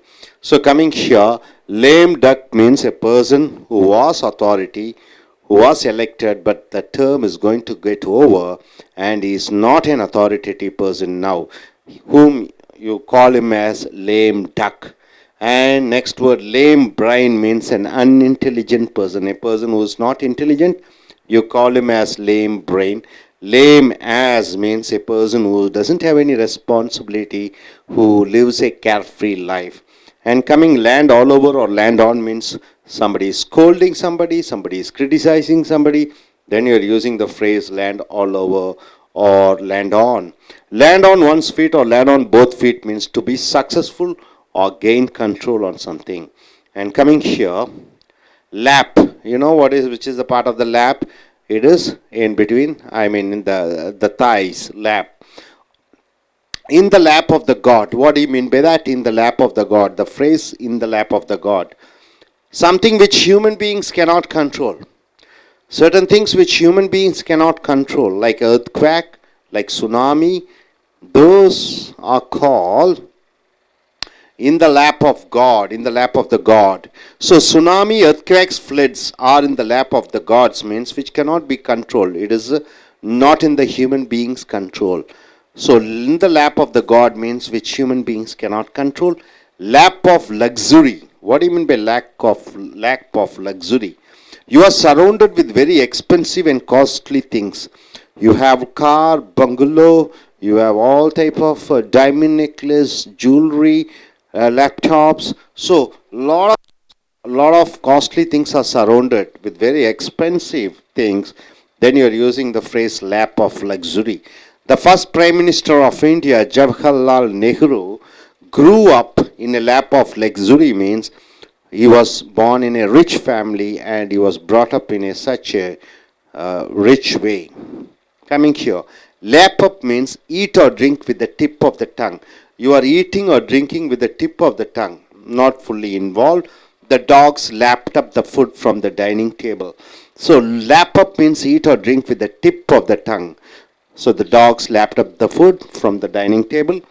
Last means end. The phrase last but not the least means the last thing to be mentioned but not less important. So you are saying firstly, secondly, thirdly, fourthly, then finally you are saying a point. Last but not the least means the point is last but not the least important. It is also an important matter. So last but not the least. Last ditch effort means the final try. Last ditch effort means the final try. In a last ditch effort, we gave him a homeopathy treatment. So all type of medicines have been a failure, and in a last ditch effort, in the last try, they tried homeopathy treatment. So my dear friends, in the lap of the God means something which cannot be controlled, like earthquake, tsunami and flood. Lap of luxury means you are surrounded with very costly and expensive things. Lap up means eat or drink with the tip of the tongue. Last and last but not the least means the last point you want to say, but it is not the least important point, it is also important point. Last ditch effort means the final try. And coming here once again, lame duck means a person who is selected and now he has lost his power, so you call him as lame duck. And coming here, lame brain means an unintelligent person, a stupid person. And lame ass is once again a person without any responsibility. Land all over or land on means you are scolding somebody, you are criticizing somebody. Land on one's feet or land on both feet means to be successful or able to have a control on certain things. Here coming here, in the lap of God means things which cannot control, like tsunami and flood and earthquake. Lap of luxury, you are surrounded with costly and expensive things. Lap up means eat or drink with the tip of the tongue. Last but not the least means last important idea you want to mention, but it is not less important, it is also important. Last ditch effort means the final try. Hope you are able to get it. Use these phrases in your day-to-day conversation. So நண்பர்களே, உங்களுடைய ஆங்கில corporate புஸ்தகத்தை எடுத்துக்கொள்ளுங்கள். பக்கம் 172 173 வரைக்கும் அமெரிக்கர்களை போன்றும் Britisher அவர்கள் பேசக்கூடிய அந்த ஆங்கில சொற்றொடர்களை பார்க்கிறீர்கள். லேம், டக் என்றால் வாத்து. லேம் என்றால் என்ன? அமைதியாக இருக்கக்கூடிய லேம், உபயோகம் இல்லாத லேம். லேம் என்றால் உபயோகம் இல்லாத, டக்குனா வாத்து. லேம் டக் என்றால் a person who is elected and his term is going to end. ஒரு மனிதர் தேர்ந்தெடுக்கப்பட்டார். உதாரணத்துக்கு அரசியலில் 5 வருஷத்துக்கு எம்பியாக தேர்ந்தெடுக்கப்பட்டார். இனி 3 மாதம்தான் இருக்குது அவர் பதவி விலகுவதற்கு. So he doesn't have political support. இனி 2-3 மாதத்தில் அவர் ரிட்டையர் ஆக போகிறார். ஆகையால் அவருக்கு ஆதரவு இல்லை, அரசியல் ஆதரவு இல்லாதவரை லேம் டக் என்று சொல்வோம். அதிகாரத்தில் இருந்தவர் இப்போ ஓய்வு பெறப் போகிறார். இப்பொழுது அவருக்கு அதிகாரம் இல்லாமல் ஆகப் போகிறது. அவரை லேம் டக் என்று சொல்கிறோம். இஸ் எ லேம் டக், எந்த பிரயோஜனம் இல்லாத வார்த்தை என்று சொல்கிறோம். ஸோ இஸ் எ லேம் டக்னா பிரயோஜனம் இல்லை. So he spends his time in his home reading books. ஆகையால் அவர் தன்னுடைய வீட்டிலே புஸ்தகங்கள் படித்து கொண்டு தன்னுடைய பொழுதை போக்கி கொண்டிருக்கிறார். லேம் டக் என்றால் அதிகாரம் பறிக்கப்பட்ட, அதிகாரம் இழந்த ஒரு நபர். லேம் பிரெயின் என்றால், பிரெயின்னா மூளை, லேம்னா ஒன்றும் இல்லதில்ல. ஸோ அன்இன்டெலிஜென்ட் பர்சன், ஒரு புத்திசாலி இல்லாத ஒரு மனிதனை லேம் பிரெயின் என்று சொல்கிறோம். There are many lame brains in the class. நம்மளுடைய வகுப்பிலே நிறைய முட்டாள்கள், புத்தி இல்லாதவர்கள் இருக்கிறார்கள். லேம் ஆஸ் என்றால் கழுதை அல்லது பின்புறம் என்று சொல்கிறோம். அப்போ எ பர்சன் விதவுட் ரெஸ்பான்சிபிலிட்டி, எந்த விதமான பொறுப்பும் இல்லாமல் ஊரை சுற்றி கொண்டிருப்பவரை லேம் ஆஸ் என்று சொல்கிறோம். Is லேம் as. லேண்ட் என்றால் இடம், ஆனால் லேண்ட் என்று வினைச்சொல்லாக வரும் பொழுது வந்து இறங்கு என்று வருகிறது. நிலத்தில் வந்து இறங்கு என்று வருகிறது. Land all over or land on என்றால் திட்டுவது, ஸ்கோல்ட், கிரிட்டிசைஸ், மற்றவர்களை குறை கூறுவது. My father landed all over me because I failed in the exams. நான் பரீட்சையிலே ஃபெயிலான காரணத்தினாலே என் தந்தையார் என்னை திட்டிக்கொண்டே இருந்தார். Land on one's feet or land on both feet. ஒருவன் ஒரு காலிலே இறங்குகிறான் அல்லது 2 காலிலே இறங்குகிறான் என்று சொல்லும் பொழுது டு பி சக்ஸஸ்ஃபுல், ஒருவன் வெற்றி அடைந்திருக்கிறான். ஆர் கெயின் கண்ட்ரோல், ஒன்று தன்னுடைய கட்டுப்பாட்டிலே வைக்க பார்க்கிறான். So he landed on his feet by joining in that company. அவன் அந்த நிறுவனத்தின் சேர்ந்ததன் மூலமாக அவன் வெற்றியை அடைந்தான். ஸோ நண்பர்களே, லேம் என்றால் பிரயோஜனம் இல்லை. லேம் டக் என்றால் என்ன? அதிகாரம் இழந்த ஒரு பிரயோஜனம் இல்லாத ஒரு முன்னாள் அதிகாரி, முன்னாள் அரசியல்வாதி. லேம் பிரெயின் என்றால் என்ன? புத்தி இல்லாத ஒரு மனிதன். லேம் ஆஸ் என்றால் என்ன? பொறுப்பற்ற ஒரு மனிதர். Land all over or land on என்றால் என்ன? மற்றவர்களை குறை கூறுவது, திட்டுவது.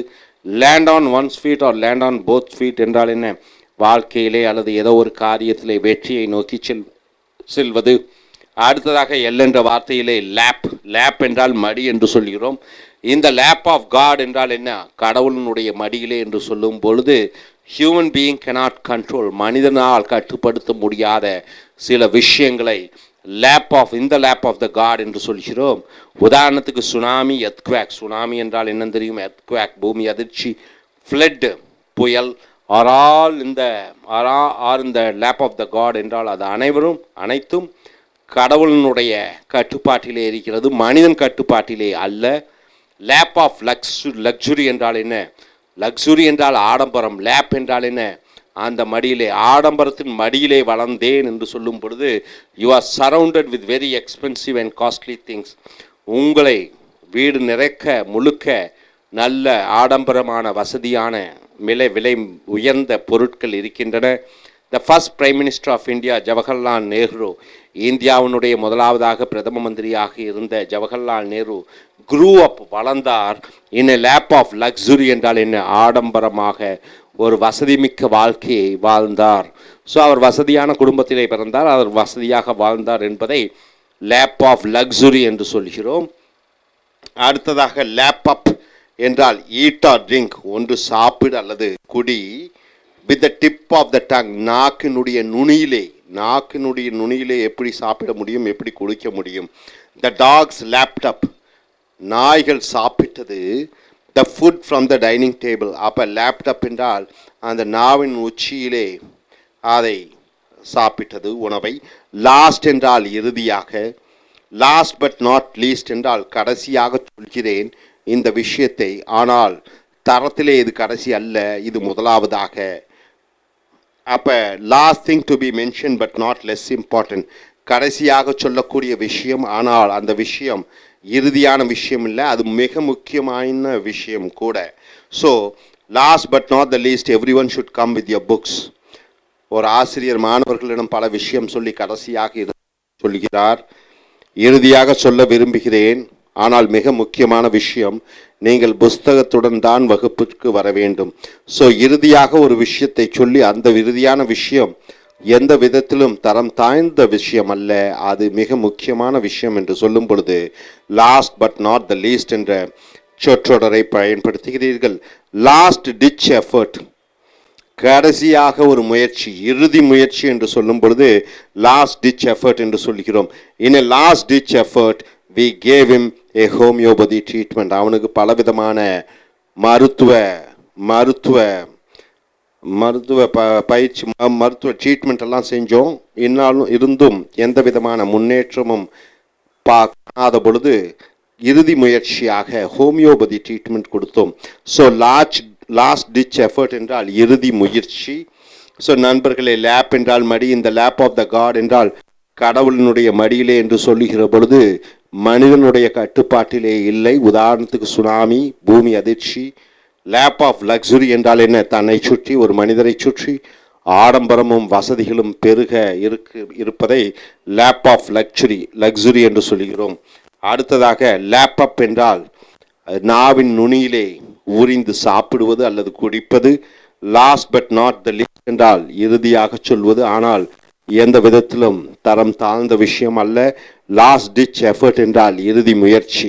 ஸோ நண்பர்களே, மறுபடியும் இந்த சொற்றொடரை பயிற்சி பண்ணிக் கொள்ளுங்கள். லேம் என்றால் பிரயோஜனம் இல்லாத. லேம் டக் என்றால் என்ன என்று பார்க்கும் பொழுது, ஒரு மனிதர் தன்னுடைய அதிகாரத்தை இழக்கப் போகிற அந்த காலகட்டம் வந்துவிட்டது, ஓய்வெடுக்கப் போகிறார், அவருடைய அந்த அதிகார நேரங்கள் முடிந்துவிட்டன, அவர் இன்று அதிகார இல்லாத ஒருவராக இருக்கப் போகிறார் என்று சொல்லும் பொழுது லேம் டக். லேம் பிரெயின் என்றால் புத்தி இல்லாத மனிதர். லேம் ஆஸ் என்று சொல்லும் பொழுது பொறுப்பற்ற ஒரு மனிதர். Land all over or land on என்றால் மற்றவர்களை குறை கூறு, திட்டு. Land on one's feet or land on both feet என்றால் என்ன? வெற்றிகரமாக ஒரு காரியத்திலே இறங்குவது, முழு கட்டுப்பாட்டையும் தன்னுடன் வைத்திருத்தல். அடுத்ததாக லேப் என்றால் மடியில், இந்த லேப் ஆஃப் த காட் என்றால் மனிதனுடைய கட்டுப்பாட்டிலே, கடவுளினுடைய கட்டுப்பாட்டிலே இருத்தல். லேப் ஆஃப் லக்ஸுரி என்றால் என்ன? நம்மை சுற்றி இருக்கக்கூடிய அந்த ஆடம்பரமான வசதியான பொருட்கள். லேப் அப் என்றால் கூடி அல்லது சாப்பிடு, நாவின் நுனியிலே ருசித்து. Last but not the least என்றால் இறுதியாக சொல்லக்கூடிய விஷயம், ஆனால் எந்த விதத்திலும் அது தரம் தாழ்ந்ததல்ல, மிக முக்கியமான விஷயம். அடுத்தது லாஸ்ட் டிச் எஃபர்ட் என்றால் இறுதி முயற்சியாக என்று. இந்த சொற்றொடர்களை நீங்கள் அன்றாடம் உங்கள் பேச்சாங்கிலத்திலும் எழுத்தாங்கிலத்திலும் இதை பயிற்சியாக செய்து பாருங்கள். Thank you. Dear friends, welcome to AIS American English. Just take your corporate English book, page number 183 to 184. Spoken English words of what Americans and Britishers they speak. Take the page, take the letter L, and the word is lift. Already we have seen the word lift, and what does it mean? You're going in a ride, free ride, in a two-wheeler, and lift means stealing, and the lift means reaction. We try to encourage him, no lift in him. We try to encourage him, but there is response in him. When there is no reaction, then you are using lift, right? One other meaning of lift is laugh, smile. You are encouraging somebody. So here, Indians got a lift. Indians got a lift means what? An improvement. Indians got a lift. I got a lift in my life. So lift means an encouragement, an improvement, a promotion. So Indians got a lift when India won the 2011 World Cup. So Indians got a promotion, an encouragement, a betterment. So I got a lift in my life. So a promotion in life. So lift here is a promotion, right? So, and coming here, light. Next word is light. Light, you know what do you mean by that. What do you mean by light? Light as a noun, the brightness. Light as an adjective, not heavy. Light as a verb, you are lighting somebody, something. Light a candle, it becomes a verb. So here, shed some light. Shed means what? Show. Shed means give. Shed some light means what? On the subject. See, shed some light on the subject. To tell more about something, to get more informed. Shed some light on computers. Shed some light on space and research. Shed some light on visual communication. Shed some light on cinema. So shed some light means tell something more about certain topics or certain things. The geographical channel shed some light. Shed some light means what? It is telling on me about the forest light. So through geographical channel, what I am able to understand about the forest life. So what is geographical channel is telling? Shedding light on forest life. So shed some light means you are giving certain information on certain topics. And coming here, light up. What do you mean by light up? To start smoking, you take a cigar, you keep it in your mouth, and using, what is that called? Scissor light, isn't it? You are just lighting up the cigarette. So light up means to start smoking. I should light up means I should start smoking. I should, now I have to have a smoke. I have to smoke the cigarette. Caution light. What do you mean by caution light? See, the yellow light in a traffic signal. Have you seen a traffic signal light? One will be in green color, the one will be in red color, one will be in yellow color. So which is the caution light? This yellow color is the caution light. Red light is to stop, green light is to allow you to go, yellow light is be ready. Be ready. Next you are going to start. So I am ready when the caution light is on. So the yellow light in a traffic signal is called what light? Caution light. So my dear friends, lift means reaction. Lift means an improvement, a promotion, a laugh, a smile, an encouragement. Shed some light means what? Tell something on some subject. Light up means start smoking. And caution light means the yellow light in signal, which you have to be ready. Be careful. Next coming here. Light at the end of the tunnel. What do you mean by tunnel? What do you mean by tunnel, sir? You know, like a cave type. It is formed with the solid cover. You are going inside, it will be dark. Tunnel will be always dark, isn't it? Tunnels. Have you seen tunnels? It's a man-made tunnel. It is like a cave thing which is man-made. So light at the end of the tunnel means what? It is so dark, but the end you can see light means the situation looks brighter in the future, not now. In future, it is going to be a brightful life. So end of the light at the end of the tunnel means at the end you are going to succeed. See, despite India's poverty and overpopulation, what is India's problem? Poverty. No money, no wealth. Overpopulation means what? Population is almost 125 crore. These two are the main problem. Still, there is a light at the end of the tunnel means what? There is a bright future which will make India a superpower in the year 2020. Right? Able to understand? Even though India has poverty and overpopulation, in the year 2020, India will be a superpower. So, end of the tunnel, we can see a light. Light at the end of the tunnel, right, sir?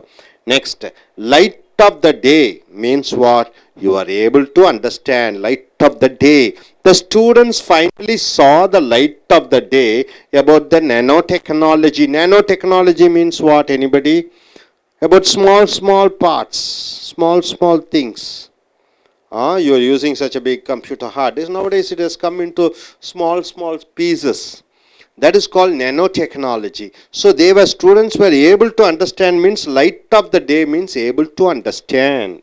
So come to light means bring to one's knowledge. Come to light means able to understand certain things. Come to light means, see here, the corruption cases came to light means it has come out. It has come out. So far it is kept as secret, but it has come out. So, come to light means bring to one's knowledge. The corruption cases came to light through media. What do you mean by media? Medium is singular. Media is plural. Sun TV means it is a medium. Sun TV, Vijay TV and what else TV? Doordarshan. Then any other TV, Jaya TV, everything you call it as media. Media is plural, medium is singular. So the corruption cases came to light through media means all the TV channels are telling the secrets out.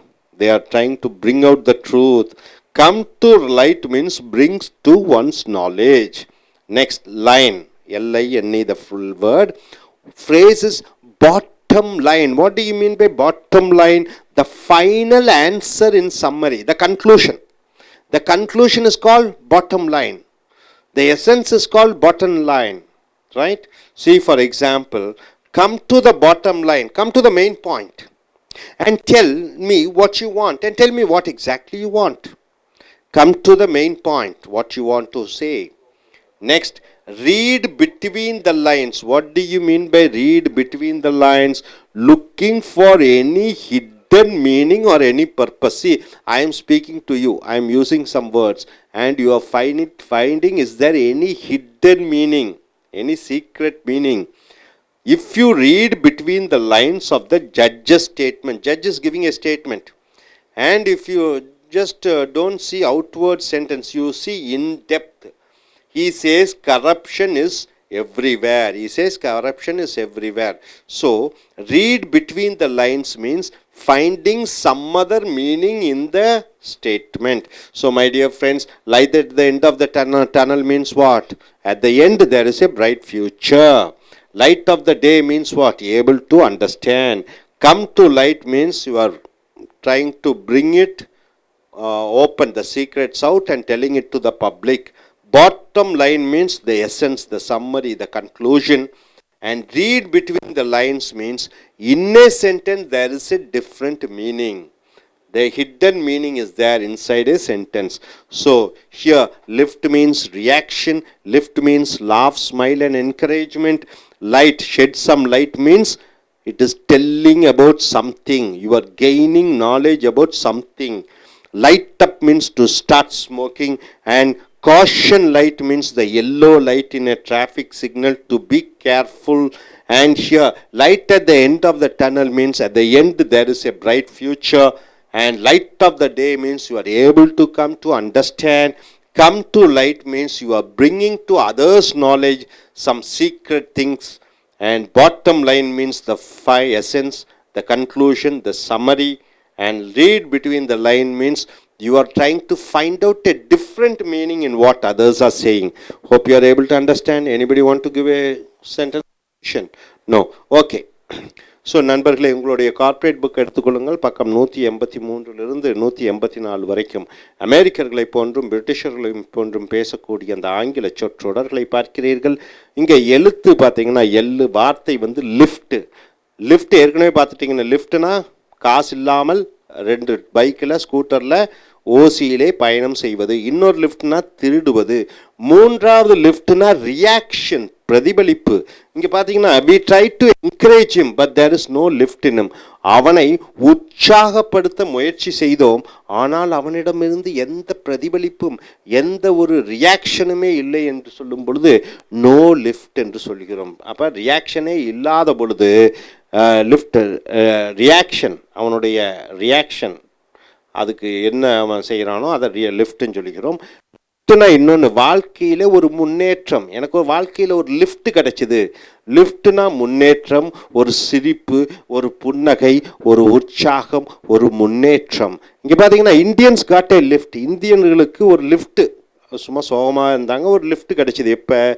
when India வந்த 2011 world cup. India 2011 உலகக்கோப்பை ஜெயித்தவுடன் இந்தியாவுக்கு ஒரு lift கிடைச்சதுன்னா ஒரு முன்னேற்றம் கிடைத்தது. அடுத்தது light என்றால் வெளிச்சம். லைட்டுக்கு 3 மீனிங் இருக்குது சார். லைட்டுனா வெளிச்சம். இன்னொரு லைட் என்றால் என்ன? கனமே இல்லை. இன்னொன்று லைட்டுனா என்ன? தீ பத்த வை என்று வருகிறது. இங்கே லைட் என்றால் வெளிச்சம். ஷெட் சம் லைட் என்றால் என்ன? சம்முன்னா கொஞ்சம் வெளிச்சத்தை காமி என்று வருகிறது. அப்போ ஆன் த சப்ஜெக்ட், ஏதோ ஒரு தலைப்பை பற்றி. இப்போ உதாரணத்துக்கு to tell more about something, to get more informed. ஒன்றை பற்றி அதிக தகவல் நம்ம பெறுகிறோம். ஒன்றை பற்றி அதிக தகவல்களை பெறும் பொழுது ஷெட் சம் லைட் என்று சொல்கிறோம். ஏதோ ஒரு சப்ஜெக்டில், on the subject. The geographical channel, geography சேனலுங்கிறது ஒரு டெலிவிஷன் இருக்கிறது. Shed some light on me, அது எனக்கு ஒரு அறிவை கொடுத்தது, ஞானத்தை கொடுத்தது. அபவுட் த ஃபாரஸ்ட் லைஃப் என்றால் என்ன? அந்த காடுகளிலே வாழக்கூடிய மிருகங்களுடைய வாழ்க்கையை பற்றி ஜாகிரபிக்கல் சேனல் எனக்கு சொல்லி கொடுத்தது. அப்போ ஒரு தலைப்பை பற்றி சொல்வதை ஷெட் சம் லைட் என்ற சொற்றொடர் மூலமாக பயன்படுத்துகிறோம். அடுத்ததாக லைட் அப் என்றால் என்ன? பத்த வை என்று வருகிறது. அப்போ டு ஸ்டார்ட் ஸ்மோக்கிங், சிகரெட் புகைப்ப ஆரம்பித்தல். அப்போ நெருப்பு பற்ற வைக்கணும். ஐ ஷுட் லைட் அப் என்றால் நான் சிகரெட் பற்ற வைக்கணும், சிகரெட் குடிக்க வேண்டும். அடுத்தது காஷன் லைட் என்றால் என்ன? எச்சரிக்கை. லைட்னா வெளிச்சம், எச்சரிக்கை வெளிச்சம் அல்லது எச்சரிக்கை ஒளி, எச்சரிக்கை விளக்கு என்று வருகிறது. The yellow light in a traffic signal. டிராஃபிக்கில் பார்த்தீங்கன்னா, சிக்னலில் பார்த்தீங்கன்னா 3 லைட் இருக்கும். சிகப்பு லைட் இருக்கும், பச்சை லைட் இருக்கும், எல்லோ லைட். சிகப்பு லைட் எதை குறிக்கிறது? வண்டியை நிறுத்தணும். பச்சை லைட் என்ன சொல்லுது? வண்டி போகலாம். எல்லோ லைட் எதை குறிக்குது? ரெடியாரு, வண்டி புறப்படுவதற்கு ரெடியாக இரு. அப்போ இந்த எல்லோ லைட் என்பது காஷன். காஷன் என்றால் எச்சரிக்கை வெளிச்சம். I am ready when the caution light is on. அப்போ மஞ்சள் லைட் வந்தவுடனே நான் வண்டியை தயாராக கீரிலே மாற்றி விட்டேன் என்று வருகிறது. ஸோ நண்பர்களே, லிஃப்ட் என்றால் ஒரு ரியாக்ஷன், ஒரு பிரதிபலிப்பு. லிஃப்ட் என்றால் ஒரு உற்சாகம், ஒரு முன்னேற்றம், வாழ்க்கையில் ஒரு என்கரேஜ்மெண்ட். லைட் என்றால் வெளிச்சம். ஷெட் சம் லைட் என்றால் ஏதோ ஒன்ற தலைப்பை பற்றி கொஞ்சம் அறிவு பெறுதல். அடுத்தது லைட் அப் என்றால் ஒரு நெருப்பை பற்ற வைக்கிறது, சிகரெட் குடிக்க ஆரம்பிக்கிறது. காஷன் லைட்டுன்னா டிராஃபிக்கில் மஞ்ச ஒளி, அது எச்சரிக்கையாக இருக்க வேண்டும் என்பதை பற்றி சொல்லக்கூடிய அந்த ஒளி. அடுத்ததாக light at the end of the tunnel. Tunnel என்றால் என்ன? அந்த சுரங்க பாதையை டனல் என்று சொல்கிறோம். சுரங்கப்பாதை எப்பொழுதும் இருட்டாக இருக்கும், ஆனால் தூரத்திலே ஒளி தெரிகிறது என்று சொல்லும் பொழுது the situation looks brighter in the future. எதிர்காலத்திலே ஒளிமயமாக இருக்கிறது, ஒளிமயமான எதிர்காலம் தோன்றுகிறது என்று சொல்லும் பொழுது இந்த light at the end of the tunnel என்ற சொற்றொடரை பயன்படுத்துகிறோம். டனல் என்றால் மனிதன் தோண்டிய சுரங்கம். அதற்கு அந்த பக்கம் லாஸ்ட்டாக வெளிச்சம் தெரியுதுன்னா ஒரு பாதை இருக்கிறது என்று அர்த்தம். So despite India's poverty and over population, despite என்றால் என்ன, இருந்தாலும் கூட. அப்ப இந்தியாவினுடைய ஏழ்மை, ஓவர் பாப்புலேஷன் இந்தியாவினுடைய அதிக ஜனத்தொகை இருந்தாலும் கூட, despite there is a light at the end of the tunnel என்றால் என்ன, அது அந்த பக்கம் ஒரு ஒளிமயமான எதிர்காலம் தெரிகிறது. which will make India a super power at the year 2020. 2002 இந்தியாவை ஒரு உலக பேரரசாக ஆக்கும் என்கிற ஒரு ஒளிமயமான எதிர்காலம் தெரிகிறது. இந்தியா அதிக ஜனத்தொகை இருந்தாலும் கூட, இந்தியா அதிக ஏழ்மையான நாடாக இருந்தாலும் கூட. அப்போ light at the end of the tunnel என்றால் ஒளிமயமான எதிர்காலம். அடுத்து லைட் ஆஃப் த டே என்றால் புரிந்து கொண்டேன், புரிந்து கொள்ள ஆரம்பித்து விட்டேன். The students finally saw the light of the day about nanotechnology. Nano technology என்றால் பாருங்க, பெரிய பெரிய பொருட்களை வச்சு தான் ஆராய்ச்சி பண்ணுறோம். ஆனால் இங்கே சிறிய பொருட்கள், மைக்ரோ சிப்பு, சின்ன சின்ன பொருட்களை வைத்து ஆராய்ச்சி பண்ணுவதை நேனோ டெக்னாலஜி என்று சொல்வார்கள். மாணவர்கள் இறுதியாக நேனோ டெக்னாலஜியை பற்றி அறிந்து கொண்டார்கள் என்று சொல்லும்போது லைட் ஆஃப் த டே என்ற சொற்றொடரை பயன்படுத்துகிறீர்கள். அடுத்தது கம் டு லைட் என்றால், கம் டு லைட் என்றால் ஒருவரிடம் போய் ஒரு தகவல் சேருவது. அப்போ ஒரு தகவல் ஒரு மக்களிடம் போய் சேர்வது அல்லது ஒருவரிடம் போய் சேருவது, பலரிடம் போய் சேருவதை கம் டு லைட் என்ற சொற்றொடர் மூலமாக பயன்படுத்துகிறோம். த கரப்ஷன் கேசஸ், கரப்ஷன் என்ன, அந்த லஞ்சம், அப்புறம் அந்த லஞ்சம், அந்த பல வழக்கு விவகாரங்கள் came to light through media. அப்போ மீடியா என்றால் என்ன, பல டெலிவிஷன் கம்பெனிகள் மூலமாக இந்த லஞ்ச பிரச்சனைகள், வழக்குகள் மக்களிடம் சென்றடைந்தது. ஸோ கேம் டு லைட் என்றால் பிரபலமானது, மக்கள் அறிந்து கொண்டார்கள். மீடியம் என்றால் ஒன்று, ஒரு டெலிவிஷன்னா மீடியம், பல டெலிவிஷன் சேனல்ஸ் இருக்கும்போது அது பன்மை, அதை மீடியா என்று சொல்கிறோம். அடுத்ததாக லைன் என்றால் கோடு. இங்கே பாட்டம் லைன் என்றால் என்ன, அடிக்கோடு என்று சொல்லும் பொழுது the final answer in summary. Summary என்றால் என்ன, ஒரு கட்டுரையை பற்றி சொல்கிறோம், அதை சுருக்கமாக என்ன சொல்ல வேண்டுமோ அதை சொல்வது பாட்டம் லைன். பாட்டம் லைன் என்றால் என்ன, சுருக்கமாக சொல்லக்கூடிய விஷயம். Come to the bottom line and tell me what you want. விஷயத்திற்கு வா, உனக்கு என்ன வேண்டுமோ சொல். விஷயத்திற்கு வா, உனக்கு என்ன வேண்டுமோ சொல். சுருக்கமாக விஷயத்துக்கு வா என்று சொல்லும்பொழுது பாட்டம் லைன் என்று சொல்கிறோம். ரீட் பிட்வீன் த லைன்ஸ், அருமையான வார்த்தை. ரீட் பிட்வீன் த லைன்ஸ் என்றால் அவர்கள் சொல்லக்கூடிய விஷயங்களில் மேலும் ஏதாவது அர்த்தங்கள் இருக்கிறதா என்று ஆராய்ச்சி பண்ணி பார்ப்பது. Looking for any hidden meaning or any purpose. அவன் சொல்லக்கூடிய, அவன் பேசக்கூடிய பேச்சிலிருந்து உள்ளர்த்தம் ஏதாவது இருக்கிறதா என்று சொல்லுவது தான் read between the lines. If you read between the lines, அவன் பேசுவதில் நீங்கள் நல்லா யோசனை பண்ணி பார்த்தீங்கன்னா, உள்ளே பார்த்தீங்கன்னா, of the judge's statement he says corruption is everywhere. அப்போ ஜட்ஜு, நீதிபதி ஒரு தீர்ப்பு வழங்குகிறார். அந்த தீர்ப்பை நல்லா நீங்கள் படித்து பார்த்தீங்கன்னா ஒன்று புரிஞ்சுக்கலாம். என்ன புரிஞ்சுக்கலாம், உலகத்தில் எல்லா இடத்துலையும் லஞ்சம் இருக்குது, இது பெரிய அதிசயம் இல்லை என்று சொல்ல வருகிறார். So light at the end of the டனல்னா ஒளிமயமான எதிர்காலம். லைட் ஆஃப் த டே என்றால் புரிந்து கொள்ள ஆரம்பித்தல். கம் டு லைட் என்றால் ஒருவருடைய அறிவுக்கு, ஞானத்திற்கும் புரிந்து கொள்ளுதல். பாட்டம் லைன் என்றால் அந்த சுருக்கமான அந்த விஷயம். ரீட் பிட்வீன் த லைன்ஸ் என்றால் பேசக்கூடிய வார்த்தையிலே உள்ளர்த்தம் ஏதாவது இருக்கிறதா என்று பார்ப்பது. ஸோ நண்பர்களே, இந்த சொற்றொடரை மறுபடியும் ரீகலெக்ட் பண்ணிக்கோங்க. நம்பர் 1, லிஃப்ட் என்றால் பிரதிபலிப்பு. லிஃப்ட் என்றால் ஒரு வாழ்க்கையில் ஒரு முன்னேற்றம், ஒரு என்கரேஜ்மெண்ட், ஒரு ஸ்மைல், புன்னகை. அடுத்தது லைட் என்றால் வெளிச்சம். ஷெட் சம் லைட் என்றால் என்ன, ஆன் த சப்ஜெக்ட், ஏதோ ஒரு தலைப்பை பற்றி ஒரு அறிவு பெற்றுவிட்டோம், அது ஞானத்தை பெற்றுவிட்டோம், நாலேஜ் பெற்றுவிட்டோம். அடுத்ததாக லைட் அப் என்றால் சிகரெட் புகைப்பதற்காக நெருப்பை பற்ற வைத்தல். காஷன் லைட் என்றால் எச்சரிக்கை விளக்கு, டிராஃபிக்கில் மஞ்ச விளக்கு என்று சொல்கிறோம். Light at the end of the tunnel ஒளிமயமான எதிர்காலம்.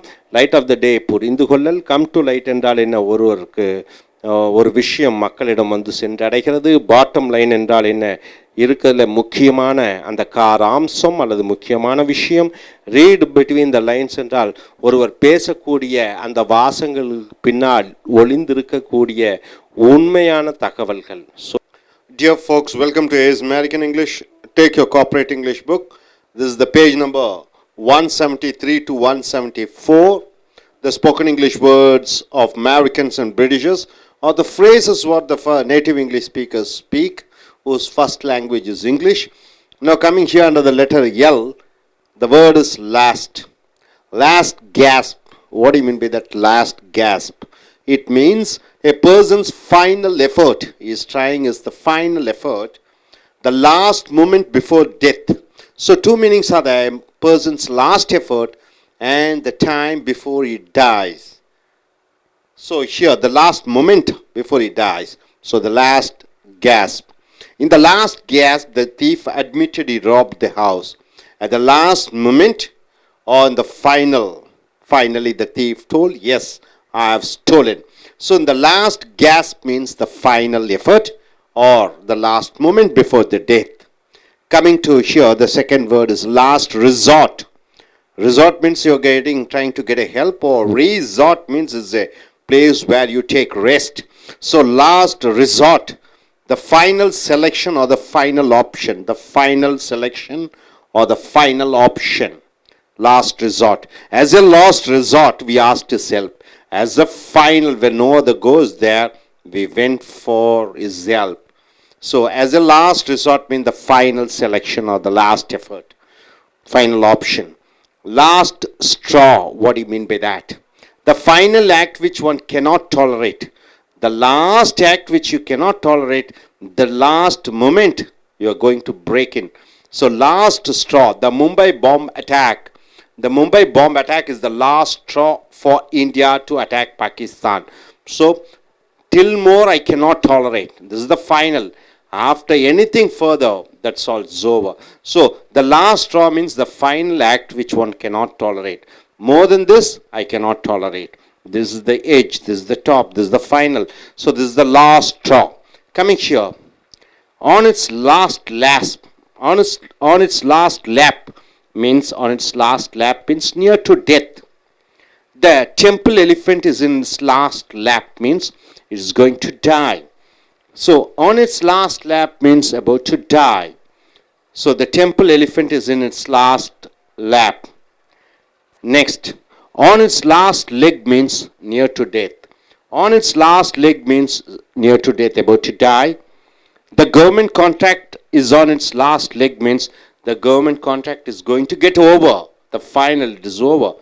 So on its last leg means near to death, it is going to go over, going to end. Next word is laugh.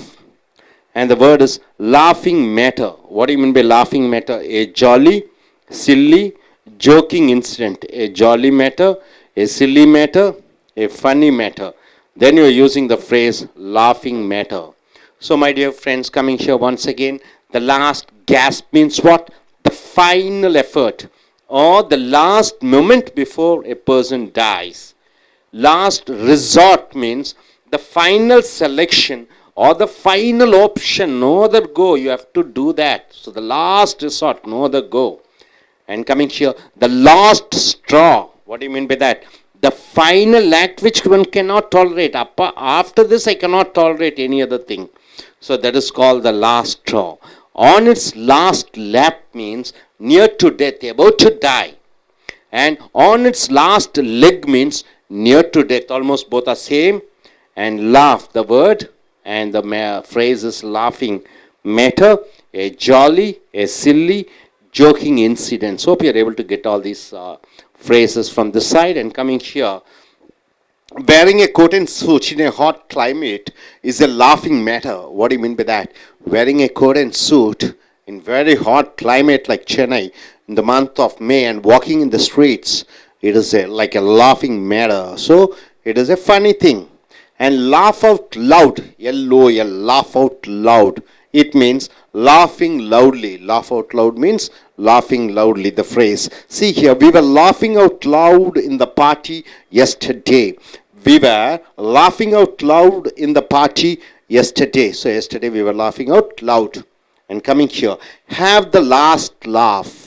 Have the last laugh means struggling and finally winning. You are struggling very hard and finally the victory is on your side. You are struggling hard and finally you are winning.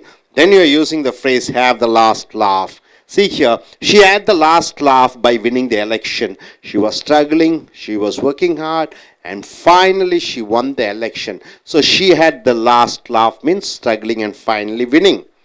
That is a laugh means that instance is a joke. That's a laugh means that incident, particular instance is a joke. The comedian acting as an hero, that's a laugh. The comedian acting as a hero in a movie, that is a laugh means it is a joking instance.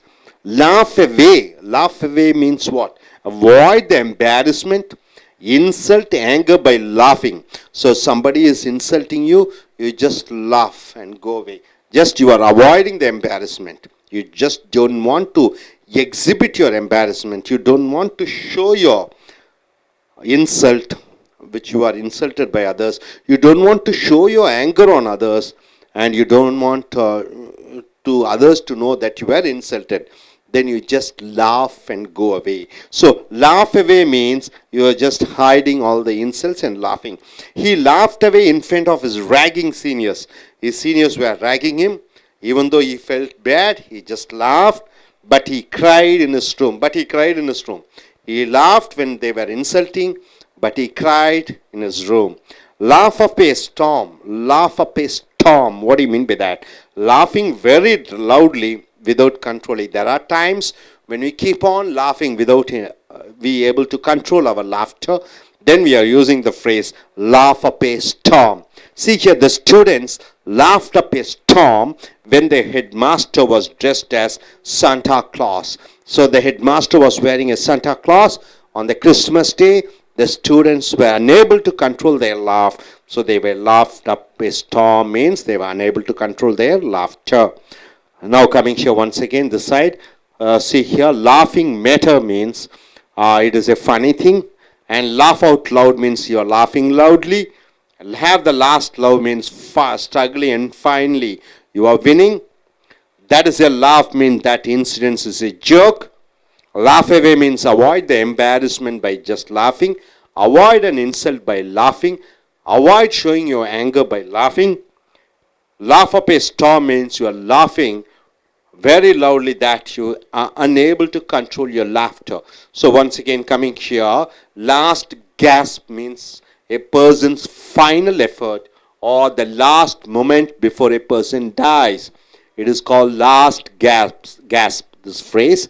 And coming here, last resort. What do you mean by that? You mean the final selection or the final option, no other go, that we have to do this particular thing. Then you are using the phrase last resort. And last straw means the final act which one cannot tolerate. Finally you cannot tolerate and you are bursting out. Then you are using the phrase last straw. On its last lap means near to death. Next word, on its last leg means same meaning, near to death. And laughing matter means a silly and joking, a funny incident. And coming here, laugh out loud, you are laughing out loud. And have the last laugh means you are struggling and working hard and finally you are winning. That's a laugh means that incident is a joke. Laugh away means to avoid the embarrassment, to avoid the insult, to avoid the anger. You just laugh away and go. Laugh up a storm means you are unable to control your laughter. Hope you are able to understand all these phrases. So my dear friends, use these phrases in your day-to-day conversation. So நண்பர்களே, உங்களுடைய corporate புஸ்தகம் 173 174 எடுத்துக்கொள்ளுங்கள். அமெரிக்கர்களை போன்றும் பிரிட்டிஷர்களை போன்றும் அவர்கள் பேசக்கூடிய ஆங்கில சொற்றொடர்களை பார்க்கிறீர்கள். உதாரணத்துக்கு இந்த எல் என்ற எழுத்து, அந்த வார்த்தை பார்த்தீங்கன்னா லாஸ்ட். ஸோ லாஸ்ட் கேஸ்ப் அப்படி என்றால் என்ன? கேஸ்ப்னா மூச்சு விடுவது. Last gasp, a person's final effort, ஒரு மனிதனுடைய இறுதி முயற்சி. The last moment before death, சாவதற்கு முன்னால் அந்த கடைசி நேர அந்த ஒரு நொடி பொழுது, அதை லாஸ்ட் கேஸ்ப் என்று சொல்கிறீர்கள். இந்த last gasp the thief he robbed the house. அந்த இறுதி நேரத்திலே கடைசியாக அந்த திருடன் ஒற்றுக்கொண்டான், தான் வீட்டை திருடினேன் என்று. லாஸ்ட் கேப் என்றால் இறுதியாக லாஸ்ட் கேஸ்ப். அடுத்ததாக லாஸ்ட் ரிசார்ட். ரிசார்ட் என்றால் என்ன? ரேசார்ட் என்றால் ஓய்வெடுக்கக்கூடிய அந்த இடம். ரிசார்ட் என்றால் அது ஒரு முயற்சியை செய்வது ஒன்றிற்காக, லாஸ்ட் ரிசார்ட். ஸோ இங்கே லாஸ்ட் ரிசார்ட் என்றால் the final selection or the final option, இறுதி முயற்சி. As a last resort we asked his help, இறுதி முயற்சியாக அவனுடைய உதவியை நாங்கள் கேட்டோம். அடுத்ததாக லாஸ்ட் ஸ்ட்ரா. லாஸ்ட் ஸ்ட்ரானா என்னன்னு தெரியும் உங்களுக்கு? அந்த புல்லு, ஸ்ட்ரா உறிஞ்சி குடிப்பது. லாஸ்ட் ஸ்ட்ரா என்றால் the final act which when cannot tolerate, இதற்கு மேலே என்னால் பொறுமையாக இருக்க முடியாது என்ற நிலை வருகிற பொழுது இந்த சொற்றொடர் லாஸ்ட் ஸ்ட்ராவை பயன்படுத்துகிறீர்கள். உதாரணத்துக்கு த மும்பை பாம்ப் அட்டாக், மும்பையிலே தீவிரவாதிகள் தாக்குதல் செய்தார்கள். Is the last straw for India to attack Pakistan, இதற்கு மேல் இந்தியா பொறுத்து கொள்ள முடியாது, இனி பாகிஸ்தான் மேல் போர் தொடுத்தே ஆக வேண்டும், இனிமேல் பொறுக்க முடியாது என்று சொல்லும் பொழுது அந்த சொற்றொடர் லாஸ்ட் ஸ்ட்ரா என்ற சொற்றொடரை பயன்படுத்துகிறீர்கள். அடுத்ததாக ஆன் இட்ஸ் லாஸ்ட் லேப் என்று சொல்லும் பொழுது நியர் டு தி டெத், ஒருவர் சாகும் பொழுது உபயோகப்படுத்தக்கூடிய அந்த சொற்றொடர் near on it's last lab. The temple elephant is in it's last lab என்றால் அந்த யானை சாகப் போகிறது, இன்னும் ஒரு நாட்களிலே அல்லது ஒரு சில மணி நேரங்களிலே இறுதியாக அது சாகப் போகிறது என்று சொல்லும் பொழுது ஆன் இட்ஸ் லாஸ்ட் லேப் சொல்கிறோம். ஆன் இட்ஸ் லாஸ்ட் லெக், அதே அர்த்தம்தான், டு டெத், இறுதியாக சாகப் போகக்கூடிய தன்மை. The government contract is in it's last leg அப்படின்னு சொல்லும் பொழுது, லாஸ்ட் லெக் என்று சொல்லும் பொழுது அரசாங்க ஒப்பந்தம் முடியப் போகிறது. அடுத்ததாக லாஃப் என்றால் சிரிப்பது. லாஃபிங் மேட்டர் என்றால் என்ன? சிரிக்கக்கூடிய விஷயம். ஏ ஜாலி சில்லி ஜோக்கிங் இன்சிடென்ட்ஸ், ஒரு நகைச்சுவை நிகழ்ச்சி, நகைச்சுவை சிரிப்பு விஷயம் என்று சொல்லும் பொழுது லாஃபிங் மேட்டர் என்று சொல்கிறோம். உதாரணத்துக்கு இங்கே பாருங்க, wearing a coat and suit in a hot climate in Chennai is like a லாஃபிங் மேட்டர். இப்போ கோடை காலத்திலே மே மாதத்திலே கோட் அண்ட் சூட் போட்டுக்கொண்டு சென்னை ரோடுகளிலே நடப்பது என்பது லாஃபிங் மேட்டர் என்றால் நகைச்சுவையான விஷயம். ஸோ லாஃப் அவுட் லவுட், லொல் என்று சொல்வோம். எல் என்றால் சத்தமாக சிரிப்பது, லாஃபிங் லவுட்லி. லாஃப் அவுட் லவுட், லொல் என்று சொல்வோம். we were laughing out loud in party yesterday, நேற்றைய விழாவிலே நாங்கள் சத்தமாக சிரித்து கொண்டிருந்தோம். have the last laugh என்றால் என்ன? இறுதியாக வெற்றி நமக்கே, போராடுகிறோம், இறுதியாக வெற்றி நமக்கே, இறுதியாக வெற்றியை அடைந்து விட்டோம் என்று சொல்லும் பொழுது have the last laugh என்ற சொற்றொடரை பயன்படுத்துகிறோம். she had the last laugh by winning the election. கடுமையான போராட்டம், பல தோல்விகளை சந்தித்தால் இறுதியாக தேர்தல் ஜெயித்தவுடன் அவள் தன்னுடைய கடைசி சிரிப்பை பார்த்தாள் என்று சொல்லும் பொழுது இறுதியாக வெற்றி அடைந்தாள். she had the last laugh. அடுத்ததாக that is a laugh என்றால் அந்த ஒரு நிகழ்ச்சி நகைச்சுவையானது. the comedian acting as a hero, that is a laugh. அந்த நகைச்சுவை நடிகன் ஒரு ஹீரோவாக நடிப்பது என்பது மிகப்பெரிய ஒரு ஜோக், ஒரு நகைச்சுவை விஷயம். லாஃப் அவே என்றால் என்ன? சிரித்து ஒதுக்கிவிடு. லாஃப் அவே என்றால் சிரித்து ஒதுக்கிவிடு. அவாய்ட் த எம்பாரஸ்மெண்ட், உனக்கு ஒரு தர்ம சங்கடம் வந்துவிட்டது, அது வெளி காண்பிக்காதே, சிரித்து ஒதுக்கிவிடு. உன்னை இன்சல்ட் பண்ணுகிறார்கள், அவமானப்படுத்துகிறார்கள், சிரித்து தவிர்த்து விடு. லாஃப் அவே. ஒருவர் உன்னை கோபத்தை உண்டாக்குகிறார்கள், அதை சிரித்து தவிர்த்து விடு. அப்ப கோபமடைந்தாலும் வெளி தோற்றத்திலே சிரித்து மழுப்புவது என்று சொல்கிறோம். he laughed away in front of his ragging seniors. அவனுடைய சீனியர்ஸ் அவனை ரேக் பண்ணுகிறார்கள், அவன் கோபப்பட்டாலும் சிரித்துட்டு அந்த அந்த பக்கம் போய்விடுகிறான். But he cried in his room. ஆனால் அவனுடைய அறையிலே அழுதான். ஸோ இன்சல்ட் பெற்றாலும் கோபம் பெற்றாலும் வெளி தோற்றத்திலே சிரித்து ஒதுக்கி விடுதலை laugh away என்று சொல்கிறோம். laugh up a storm. storm என்றால் புயல். புயலை போன்று சிரிப்பது என்பது laughing very loudly without controlling. நம் சிரிப்பை கட்டுப்படுத்தவே முடியாது, சிரித்து கொண்டே இருக்கக்கூடிய நிலைமை வரும் பொழுது அதை laugh up a storm என்று சொல்கிறோம். 4 பேர் இருக்கிறார்கள், நிறைய பேர் இருக்கிறார்கள், விடாமல் சிரித்து கொண்டே இருக்கிறோம், சிரிப்பை அடக்க முடியவில்லை என்று சொல்லும் பொழுது இந்த laugh up a storm என்ற சொற்றொடரை பயன்படுத்துகிறோம். The students laughed up a storm when the headmaster was dressed as Santa Claus. Santa Claus என்று சொல்லக்கூடிய அந்த மாறு வேடம் அணிந்து அவன் தலைமை ஆசிரியர் கிறிஸ்துமஸ் நாள் வந்த பொழுது மாணவர்கள் சிரித்து கொண்டே இருந்தார்கள், தங்களை கட்டுப்படுத்த முடியாத அளவிலே. ஸோ நண்பர்களே, லாஃபிங் மேட்டர் என்றால் ஒரு ஜோக், laugh out loud என்றால் சத்தமாக சிரிப்பது, have the last laugh என்றால் கடினமாக உழைத்து இறுதியாக வெற்றி அடைவது, தட் இஸ் ஏ laugh என்றால் அது ஒரு நகைச்சுவை. laugh away என்றால் என்ன? தர்ம சங்கடம், அவமானம், கோபம் இவைகளையெல்லாம் வெளிக்காட்டாமல் சிரித்து ஒதுங்குவது. laugh up a storm என்று சொல்லும் பொழுது சத்தமாக கட்டுப்படுத்த முடியாத அளவிலே சிரிப்பது. ஸோ மறுபடியும் பாருங்க, லாஸ்ட் கேஸ்ப் என்றால் இறுதி முயற்சி. ஒரு மனிதன் சாக கிடக்கும் பொழுது அந்த இறுதி நொடி பொழுதுகள். லாஸ்ட் ரிசார்ட் இறுதியான ஒரு முயற்சி, வேறு வழியில்லை, சென்று வாங்கியே ஆக வேண்டும், ஒன்று செய்தே ஆக வேண்டும். லாஸ்ட் ஸ்ட்ரா, இதற்கு மேல் இன்னும் பொறுக்க முடியாது என்று சொல்லும் பொழுது last straw. On it's last lab என்றால் சாவின் அருகிலே வந்துவிட்டது. அடுத்து ஆன் இட்ஸ் லாஸ்ட் லெக் என்றால் சாவின் அருகே, ஒரே மீனிங். ஸோ லாஃபிங் மேட்டர் என்றால் ஒரு ஜோக், laugh out loud சத்தமாக சிரிப்பது, laugh the last laugh இறுதியாக சிரிப்பது, ஜெயிப்பது, that is a laugh, அது ஒரு நகைச்சுவை. laugh away தர்ம சங்கடத்தை, கோபத்தை, அவமானத்தை சிரித்து ஒதுக்கி தள்ளுவது. laugh up a dear friends, welcome to AS American English.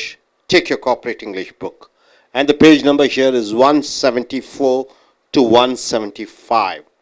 The words and the phrases, what Americans and what Britishers, what they speak. This is what you're going to see. And take the letter. See, the letter here is L. Under the letter L, the word is laugh, laugh.